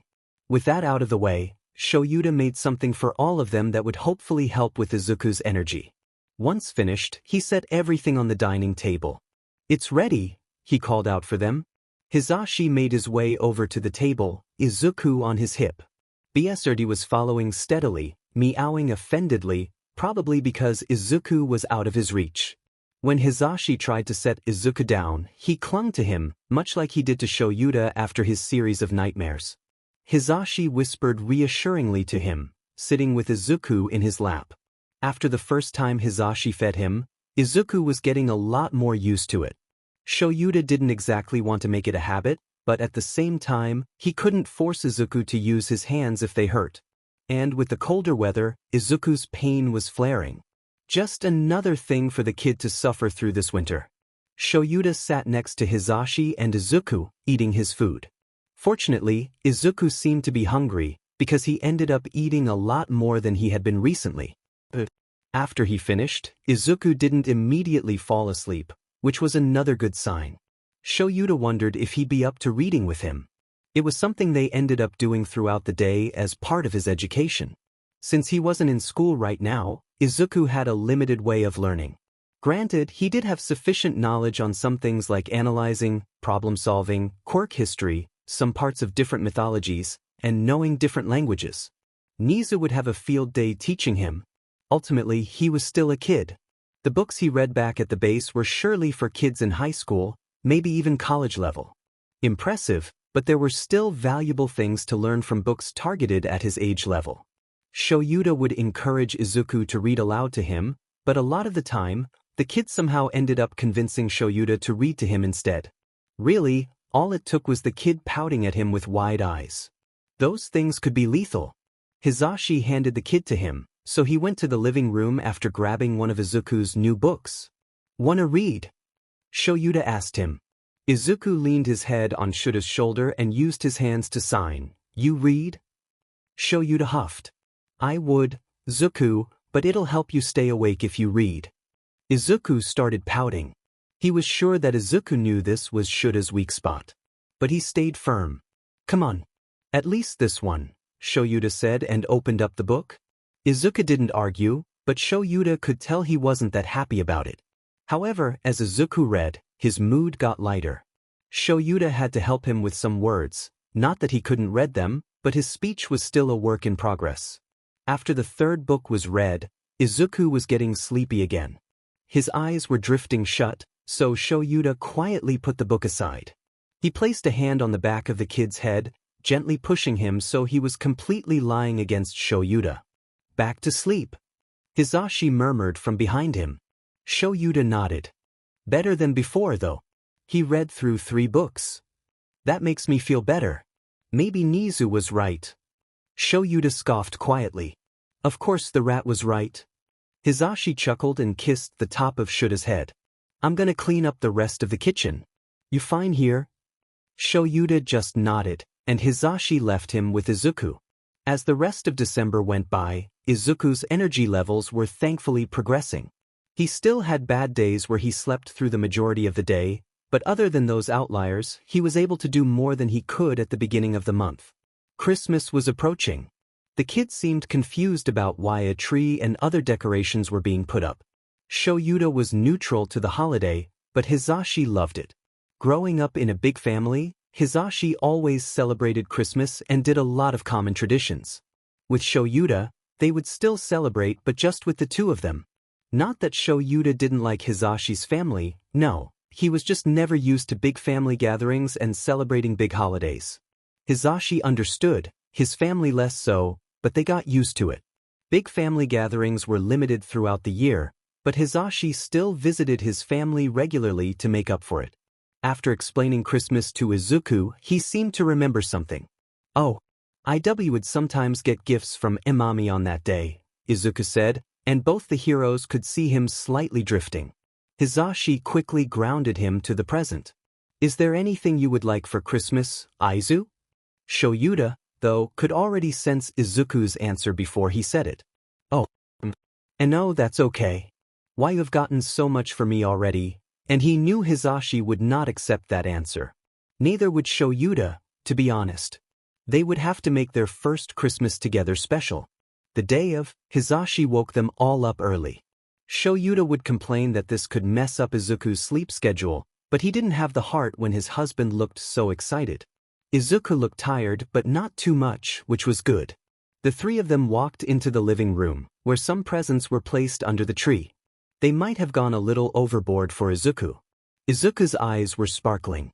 Yuji got a lot of gifts for each other. Shouta and Hisashi shared a glance, both frowning. Aizu, you know some of that's for you too? What? Izuku gasped, surprised. Hisashi smiled. Yeah. Let's open them up. Izuku looked a little skeptical but followed them both to the tree. They sat down in front of the tree, Hisashi designating Izuku his gifts.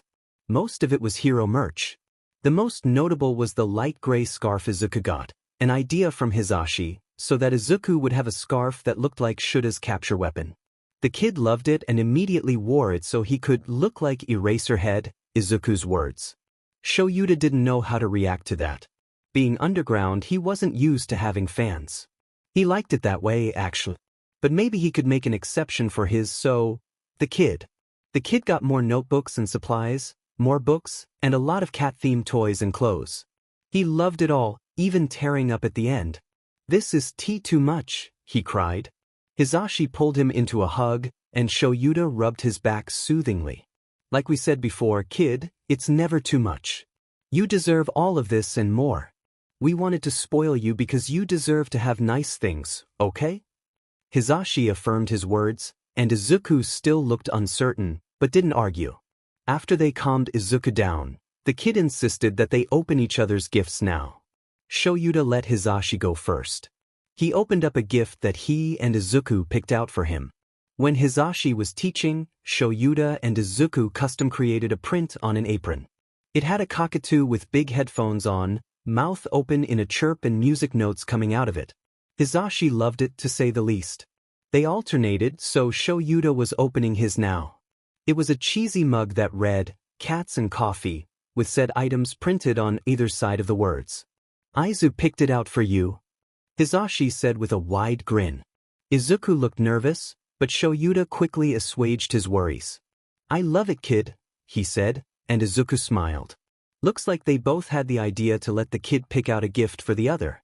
There were two left, one each hero picked out for the other.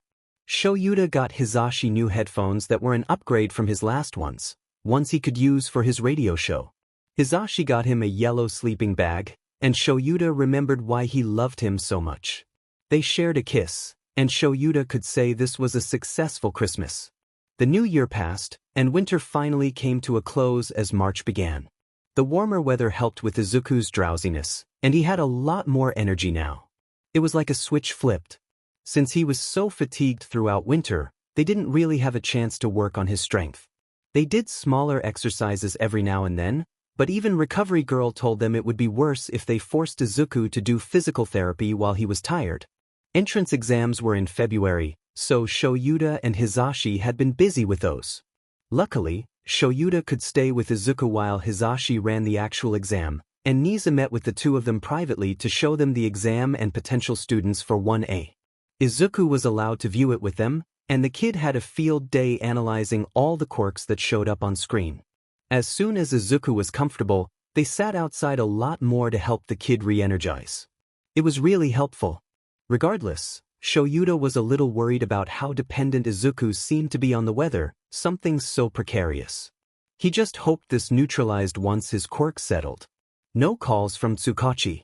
It was good, but ironically still made Shouta nervous. Silence never boded well with these types of things. Calm before the storm and all that. But Shouta tried not to let it bother him. Keyword, try. He still had nightmares over what he saw in Izuku's files, and he could tell Hisashi was having trouble sleeping some nights, too. Even though Izuku was adjusting well to his new environment, he had some nightmares and sleepless nights himself. Nothing as bad as that first night, but up there. The best thing he and Hisashi could provide was their presence and protection, letting the kid know he was safe and that they were always there for him. Now, beginning of April, Izuku was able to walk longer distances for a longer PRD. His hands and arms weren't as strong, but they were getting there. They kept physical therapy to once a week, still not wanting to push him until he felt truly comfortable. The UA term was starting soon, and Shouta and Hisashi were trying to figure out how to manage classes and Izuku. If Shouta actually kept his class this year, he wouldn't have the time to stay in the dorm and look after him. Hisashi suggested that they bring the kid to their classes, like Nizu suggested when they first moved in, but Shouta didn't think that was a good idea. Kids like to gossip, and it would be a lot harder to keep Izuku safe if something got out. Shouta was content to expel his whole class again, but Hisashi was less than enthusiastic about that idea. So, they went to Nizu, who had an interesting proposition. "You want to teach our kid?" Shouta asked, suspicious. Nizu beamed. "Correct. Nothing too crazy, I assure you. He is still young. But while you and Yamada are in classes, I can look after little Izuku here. You needed a plan for his education anyway, right? Well, this tackles both problems." Shouta was still hesitant. Nizu wasn't exactly the best with human empathy, and Izuku still needed a lot of care. He turned to Hisashi, who seemed to share his same contentions. "What exactly would you be teaching him?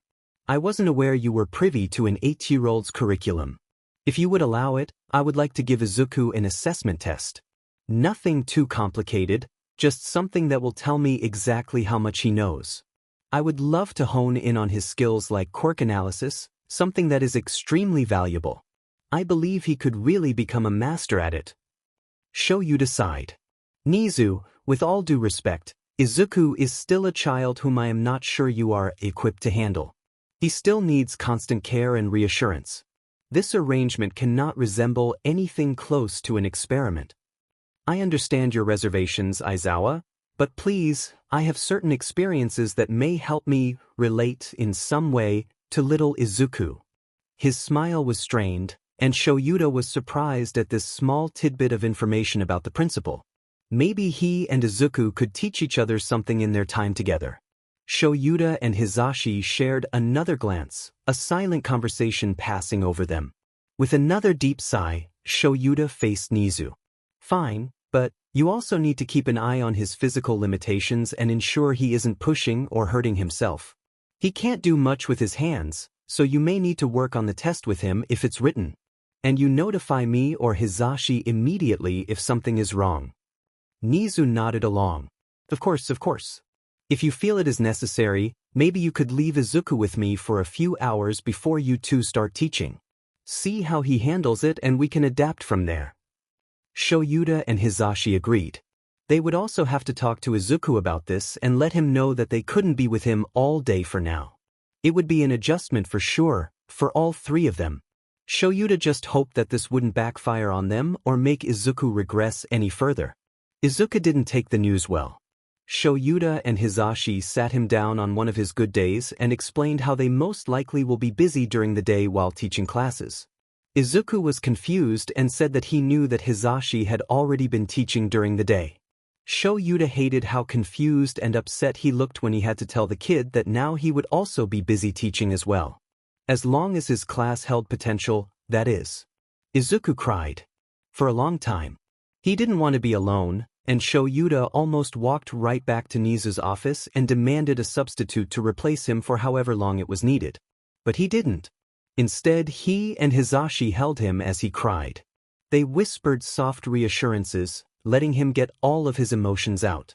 Izuku balled his fists in Shouda's shirt, shoulders shaking as he sobbed. The sound just broke his heart over and over again. Hisashi wasn't doing any better. "Do not leave him," Izuku hiccuped, pressing his face into Shouda's shoulder. Shouta wrapped an arm around him, pulling him close. "We're not leaving you, kid. I promise. It'll only be for a few hours and we'll visit during lunch. Nizu will take good care of you. We trust him and he wants to teach you new things. Doesn't that sound exciting?" Shouta tried to sound optimistic, but he thinks he failed. Yet, Izuku paused. He didn't exactly stop crying, but they weren't heart-wrenching sobs anymore, so progress. "Here, Aizu," Hisashi said, voice hushed as he pushed an object into Izuku's hands. It was the present mic figure Izuku got at the mall all those months ago. He wasn't sure when Hisashi got this from the kids' room, but whatever. Izuku released his hold from Shouta's shirt, grabbing the figure and holding it to his chest. His hands were shaking, but he didn't look to be in pain. "We are always with you, listener. You'll never be alone and we won't ever leave you," Hisashi promised, his hand over the top of Izuku's. Shouta hummed, "And you have this," he added, tugging gently at the light gray scarf sitting around Izuku's neck. No matter the weather, he had worn it ever since he got it for Christmas. The kid was only sniffling now, wiping any remaining tears on his sleeve. As much as Shouta wanted to say F and stay off work to make sure Izuku was okay, he knew that it wasn't optimal to potentially create an unhealthy situation where the kid couldn't be without one of them in the room. If it were debilitating, however, then of course they would work on an alternative. But he believed that the kid could get through this. Plus, it would be good for him. Even if Shouta didn't exactly favor the rat's approach to teaching, Izuku needed his education. He just hoped Nizu wouldn't accidentally mess up, no matter how well-meaning he was. Shouta was brought out of his head when Izuku leaned against his shoulder again. He was still gripping the present mic figure. "I can try," he mumbled, but it was enough. Shouta shared a relieved glance with Hisashi. Even if it all crashed and burned, they'd be there to pick up the pieces. It was the weekend before UA classes started, according to Aizawa and Yamadad. Izuku had been consumed by nervous energy for days since the two heroes told him they would be teaching. He tried to keep it to himself, he didn't want to stress them out any more than they already were. Izuku noticed a lot of things. Like how Aizawa's shoulders were tense whenever he opened his laptop, working on whatever it was for the new semester.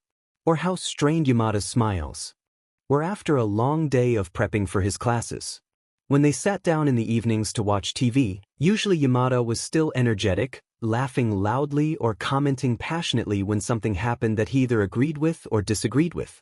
Aizawa chimed in sometimes, but lately, they were quiet. More tired.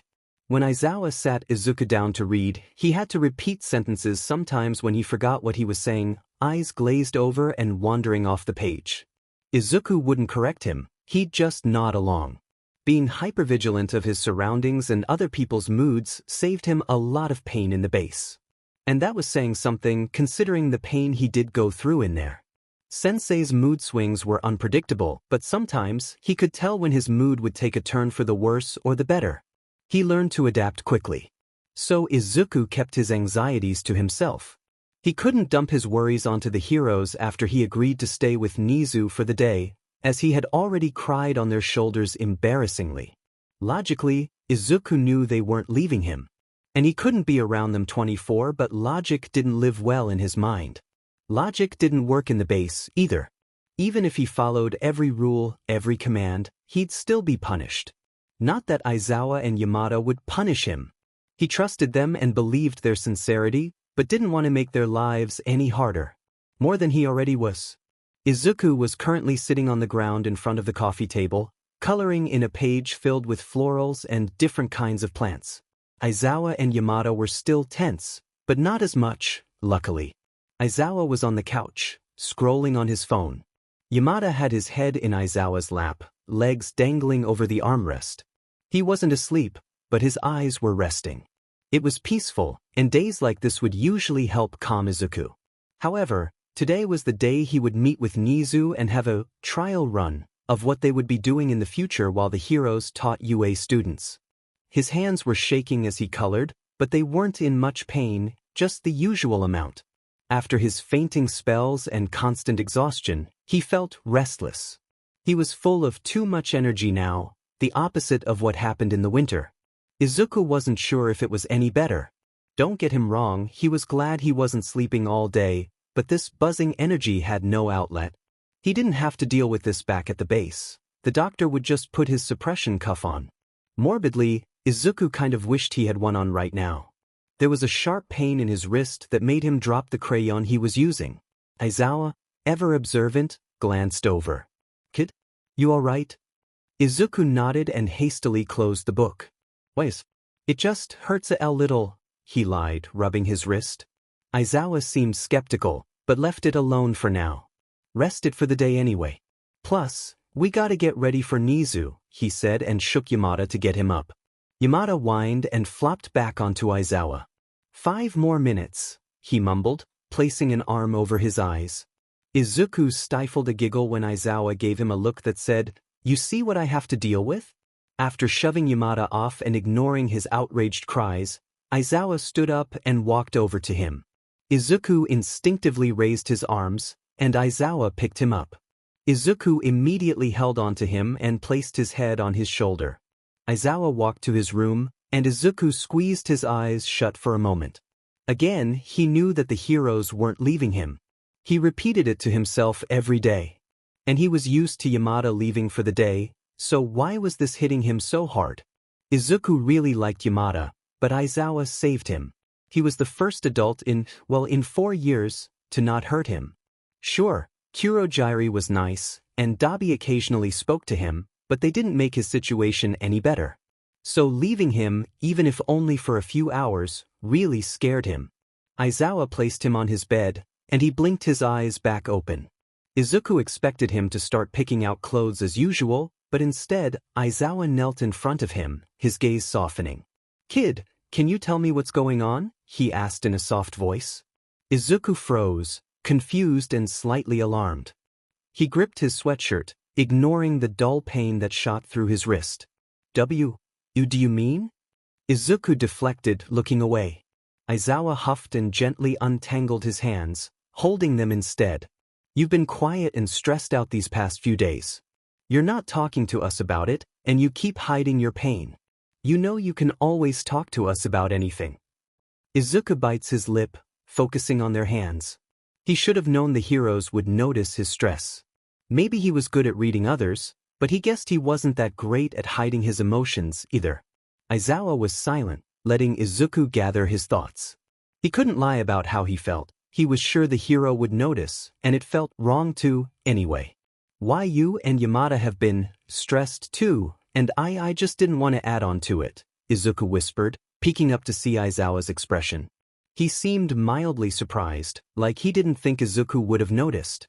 The underground hero just sighed softly, rubbing his thumb over the back of Izuku's hand. "I'm sorry you felt that you couldn't come to us about it. To be honest, we have been. We always are before a new school year. There's a lot to do in so little time. But that doesn't mean we don't want to hear about anything that's stressing you, okay? You're our priority. We should have been more open about our feelings, too. Is it me and Hizashi going back to teaching that's bothering you?" Izuku nodded, still feeling guilty about it. "Why? But I don't know why. I was used to Yamada going. But now you," he ducked his head down again, feeling tears rise. Aizawa gently lifted his head, bringing a hand up to wipe his tears away. "It's understandable, kid. We will both be gone now, so it's still a hard change to get used to. But I believe in you, Z. I know you will enjoy the things Nizu will teach you. You love analysis, right? So does Nizu, and he's the best in the business. So you got quite a deal out of it." Aizawa smiled slightly, gently nudging Izuku's right knee. Izuku did feel better at his words, huffing softly in amusement. He was excited to do more analysis, especially with the best, as Aizawa believed. "Okay," he acquiesced, leaning forward a little and lifting his arms, silently asking for a hug. Aizawa's expression softened and he met him halfway, wrapping his arms around Izuku firmly, but not too tightly. Izuku leaned on his chest, arms around Aizawa's neck. They stayed like that for a bit, and Izuku would have stayed like that for the whole day if he didn't have to see Nizu or knew that the position Aizawa was still in was probably uncomfortable. Eventually they pulled back. Aizawa patted Izuku's hands before standing back up. "Alright, which one? This cat sweater, or this cat sweater?" he asked, a hint of humor in his tone as he held up 2 of Izuku's favorite sweatshirts. Izuku feigned deep concentration as he thought about what to wear. Then, he decidedly pointed to the one on the right. It was a cream-colored sweatshirt with a brown outline of a cat on it that vaguely resembled BSRD if you really looked at it. "I think this one will be best." Aizawa nodded approvingly. "Good choice." He handed it over along with a pair of black pants. "If you need help changing, let me know. Hizashi made a bunch of snacks for you earlier, so I'm going to pack those for you." After Izuku confirmed he'd be okay, Aizawa left the room, closing the door. It didn't immediately make him panic as a shut door once did, but still, it did make his nerves jump a bit before he reminded himself that it wasn't locked, and the heroes were just a few feet away. After he finished getting dressed, he opened his door and walked into the main area. Aizawa was in the kitchen, and Hisashi was still lying on the couch, arm over his eyes. His breathing was slow, so Izuku wondered if he was actually asleep this time.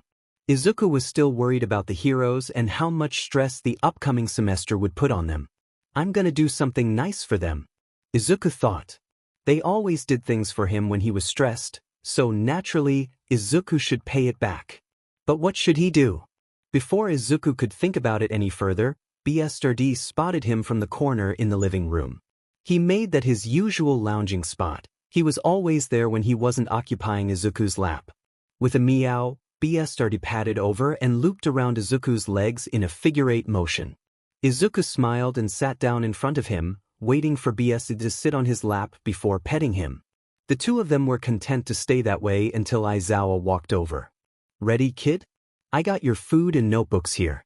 Although I really think you shouldn't be using your hands anymore today. I'll let Nizu know. Izuku could only nod because he knew protesting would lead nowhere. BZ hopped off his lap like he knew he was about to leave, and went back to his spot. I also got these, Aizawa said and handed him his present mic figure and the capture scarf.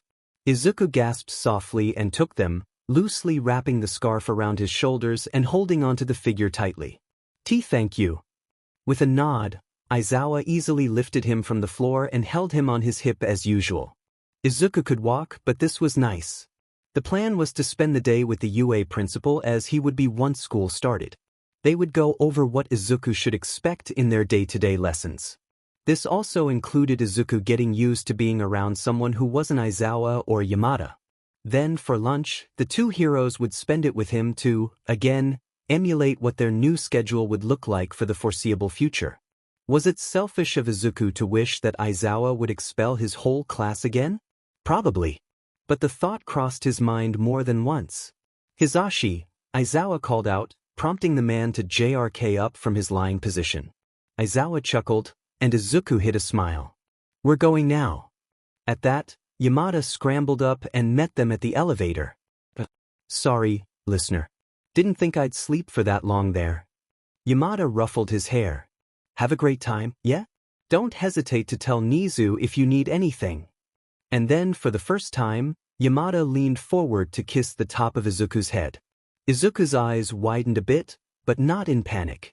The action greatly reminded him of his mother and her affectionate nature from before.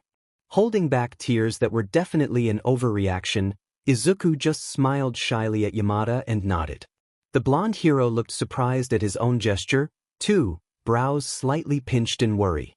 But after seeing that Izuku didn't react badly, he eased back into a genuine smile. See ya in a few hours, kiddo. Izuku waved goodbye. The heroes kissed, then Aizawa left the dorm. As they got closer to Nizu's office, Izuku's anxiety trickled back, having never truly left.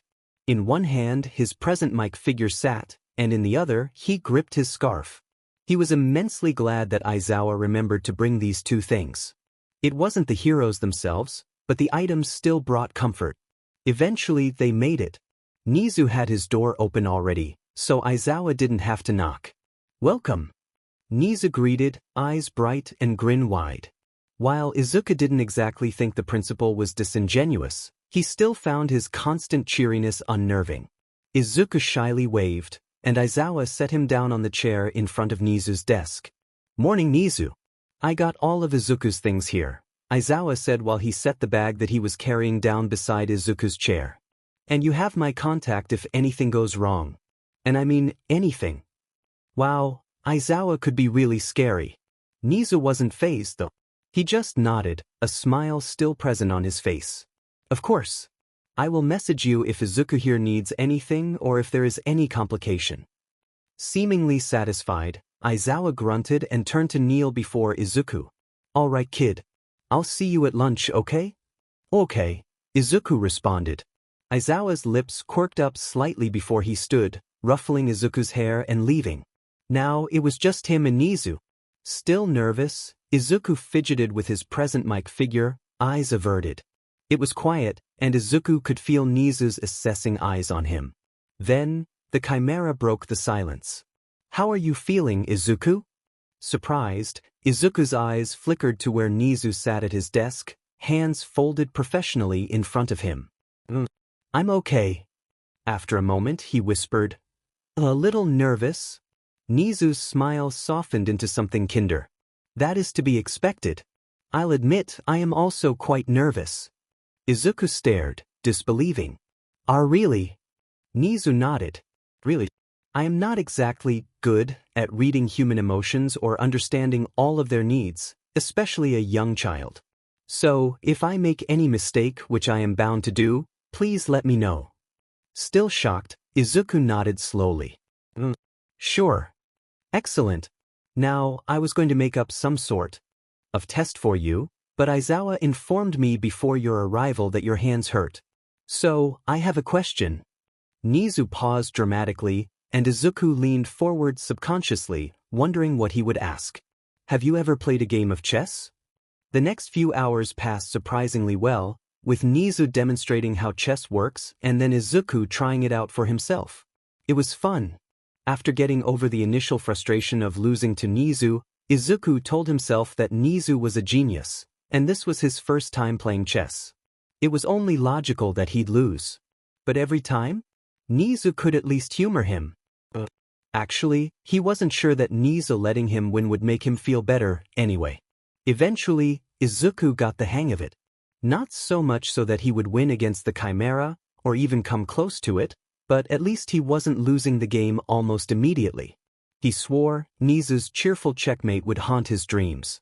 Hours passed like this, and Izuku almost forgot that Aizawa and Yamada were supposed to come for lunch. When the office door opened with a, "Hey, listener. Did you miss us?" Izuku jumped and turned quickly to face the heroes, chess game momentarily forgotten. Nevertheless, Izuku nodded emphatically and raised his arms towards Yamada.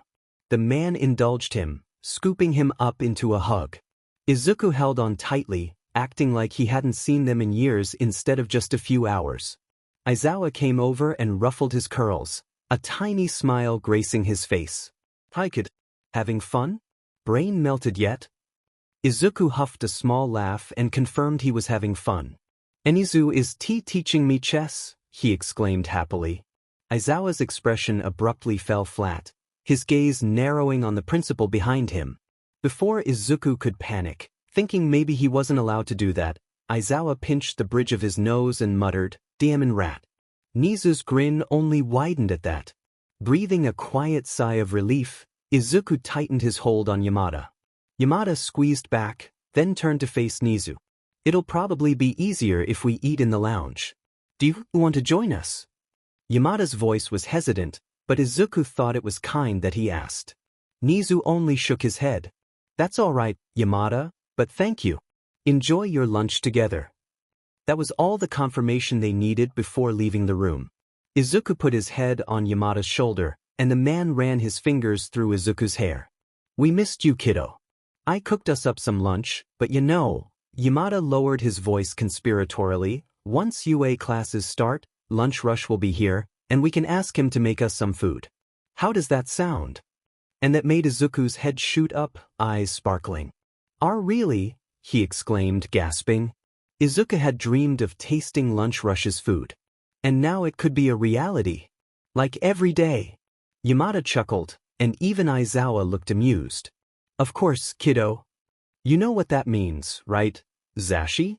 The kid will eventually prefer lunch rush's food over yours," Aizawa adds in, lips pulled in a smirk. Yamada gasped, affronted. "Blasphemy. Aizu would never." "Right, listener?" He turned his pleading eyes on Izuku, and he had to hold in a laugh.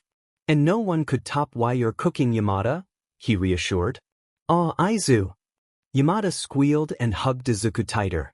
And Izuku did genuinely mean it. Not that he would ever tell Lunch Rush, though. The three sat in the lounge, Izuku on Yamada's lap, and Aizawa beside them.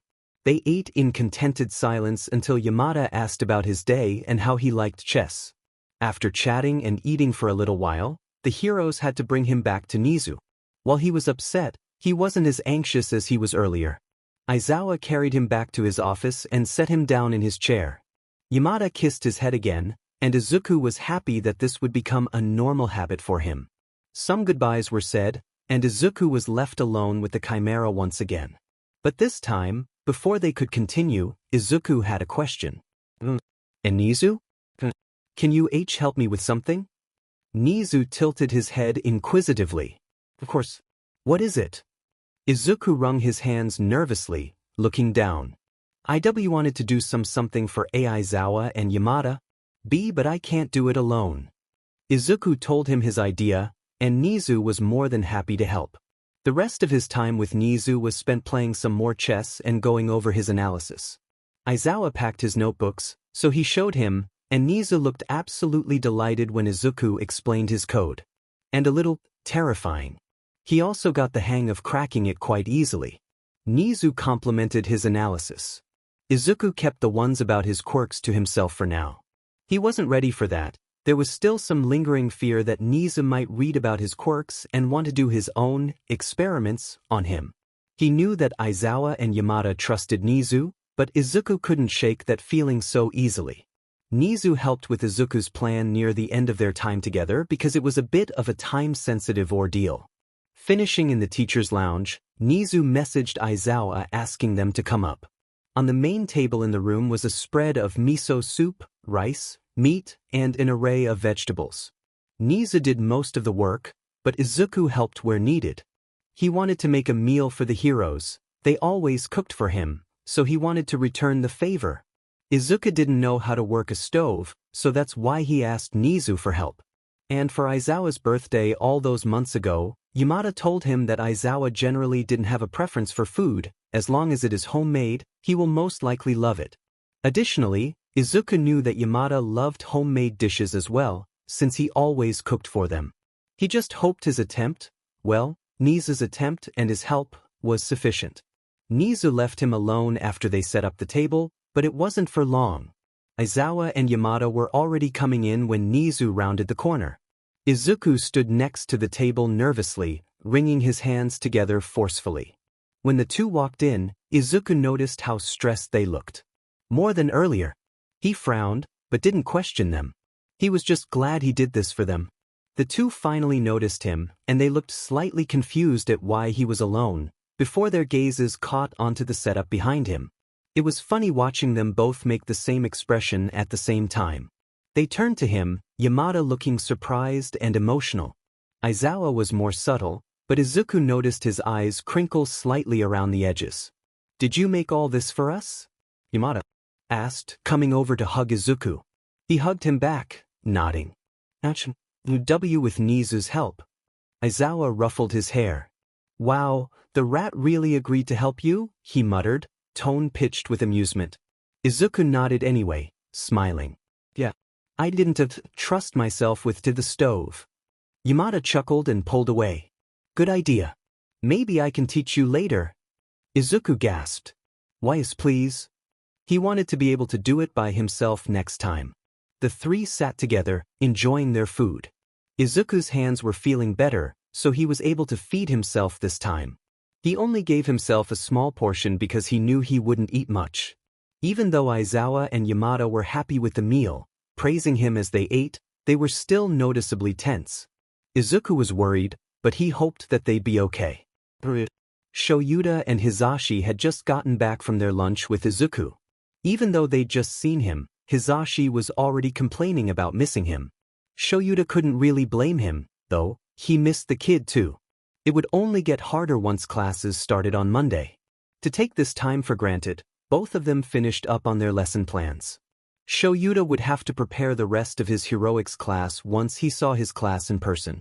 Even though he had a good idea from the entrance exam, the quirk assessment test he usually conducted on the first day would give him a better insight into his students' strengths and weaknesses. Shouta and Hisashi sat next to each other in silence, Sushi lounging on the armrest and BHD on the carpet, tail curled around his body. It was nice, but would have been better with the kid around.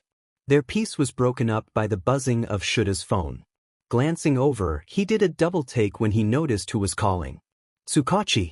Hisashi and he shared a glance before Shouta grabbed his phone and pressed accept, then the speakerphone option.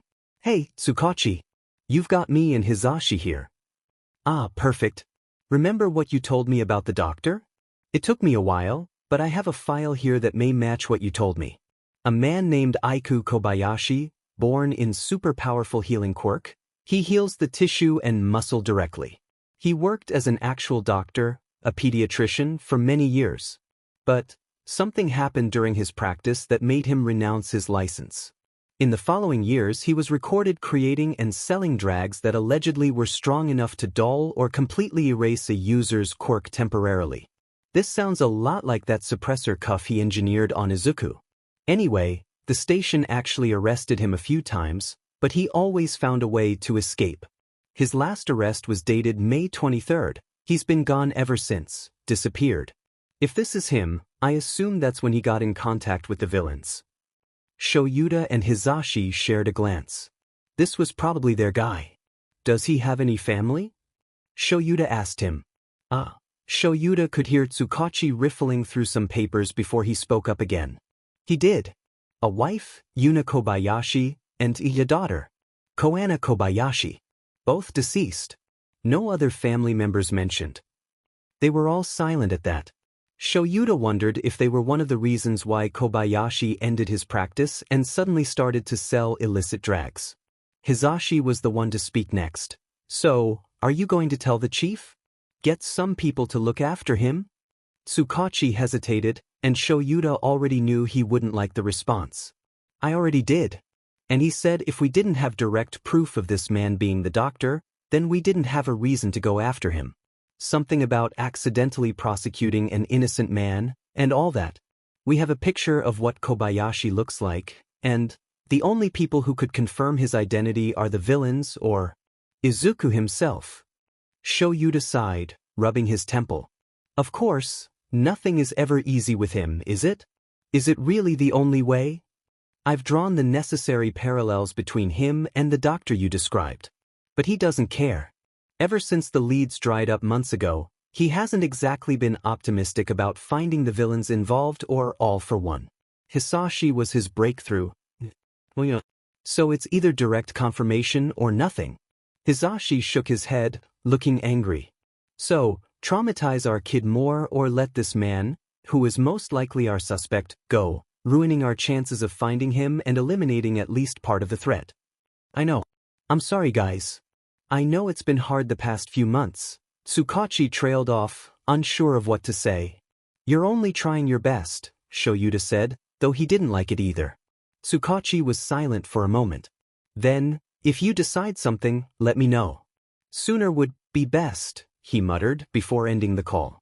Shouta placed his phone back on the coffee table, leaning back against the couch with a long, drawn-out sigh. Do you think it's worth it? Hisashi leaned back with him. It depends on how seriously the chief takes this.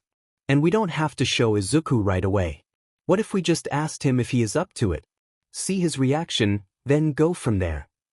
Shouta nodded, otherwise silent. Hisashi grabbed his hands. What are you thinking?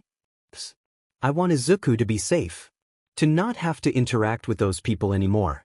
But everything that comes up involves hurting him in some way. Hisashi sighed and wrapped his arms around Shouta, and he reciprocated. I know, I know, he whispered, and they sat there like that for a while. Shouta was pleasantly surprised to find the kids stood in front of a table full of food, telling them that he got Nizu to help cook this for them. Shouta swore that this kid was an angel. Once again, Shouta had to bear some bad news about Izuku, and yet, the kid was the one comforting them, whether he knew the true reason they were stressed or not. Once they started eating, Izuku was quiet. Shouta could tell he was most likely surveying their mood, seeing past their forced calmness. They were genuinely happy that the kid gifted them this, of course, but the tense conversation from before was still hovering over their heads. Izuku was a lot more perceptive than he lets on, and while that is a good trait to have, he was too young to notice these things. And it could lead to potential misunderstandings if the kid wrongly thought their bad mood was his fault. When they finished, Shouta turned to face Izuku. That was really good, kid. he ruffled his hair, and his stiff shoulders relaxed slightly when Izuku shyly smiled. He and Hisashi put the dishes away, waving off Izuku's attempts to help them. Relax. You made this for us, so let us clean up. Izuku sat back in his chair, huffing, but not actually upset. Once finished, Shouta picked him up, settling right on his hip as usual. All right, let's go down. The kid lay his head on Shouta's shoulder, eyes fluttering closed. Shouta was worried that Izuku's exhaustion from winter would carry over, regardless of the new season. It waned by late February, luckily, and Izuku was back to a relatively normal sleep schedule when he wasn't having nightmares. Only sometimes he got tired enough for midday naps. The three of them went back to their dorm. Sushi and BGMI were waiting by the door, both of them meowing loudly as soon as they walked in. Hisashi leaned down to pet Sushi, but Shouta walked past them.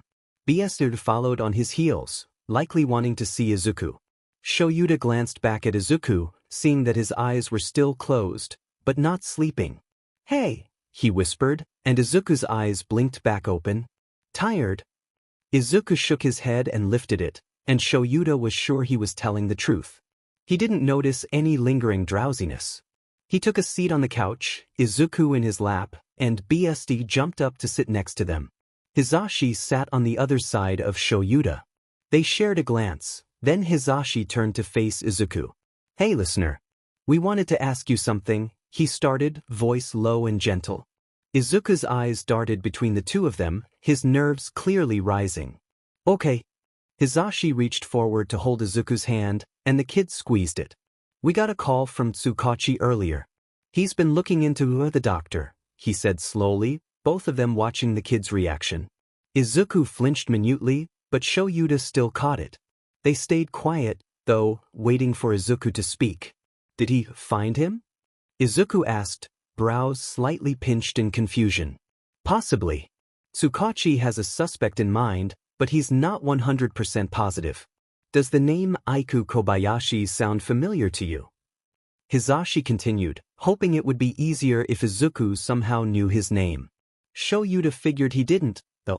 Confirming his suspicions, Izuku shook his head, looking troubled. I only knew him as the doctor.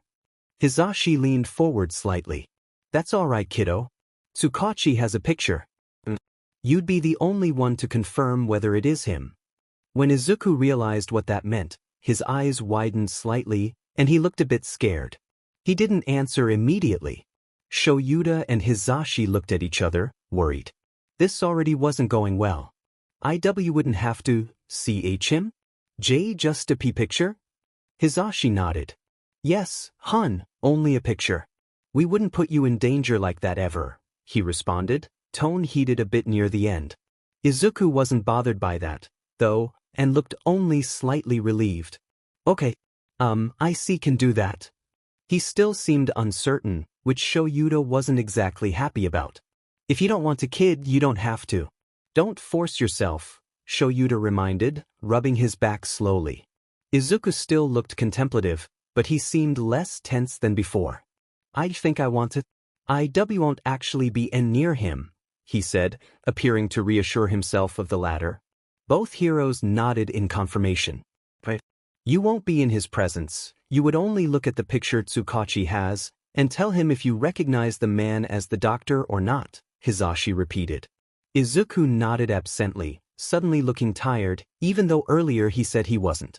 I'll do it. Shouta was reminded of the time Izuku agreed to do the interview with Tsukachi months ago. He suspected that the prospect of potentially saving future victims of the doctor was Izuku's motivator, similarly to how him answering Tsukachi's questions could help people not be victims of the villains and all for one. Not for the first time since taking care of Izuku, Shouta hoped this wouldn't go wrong.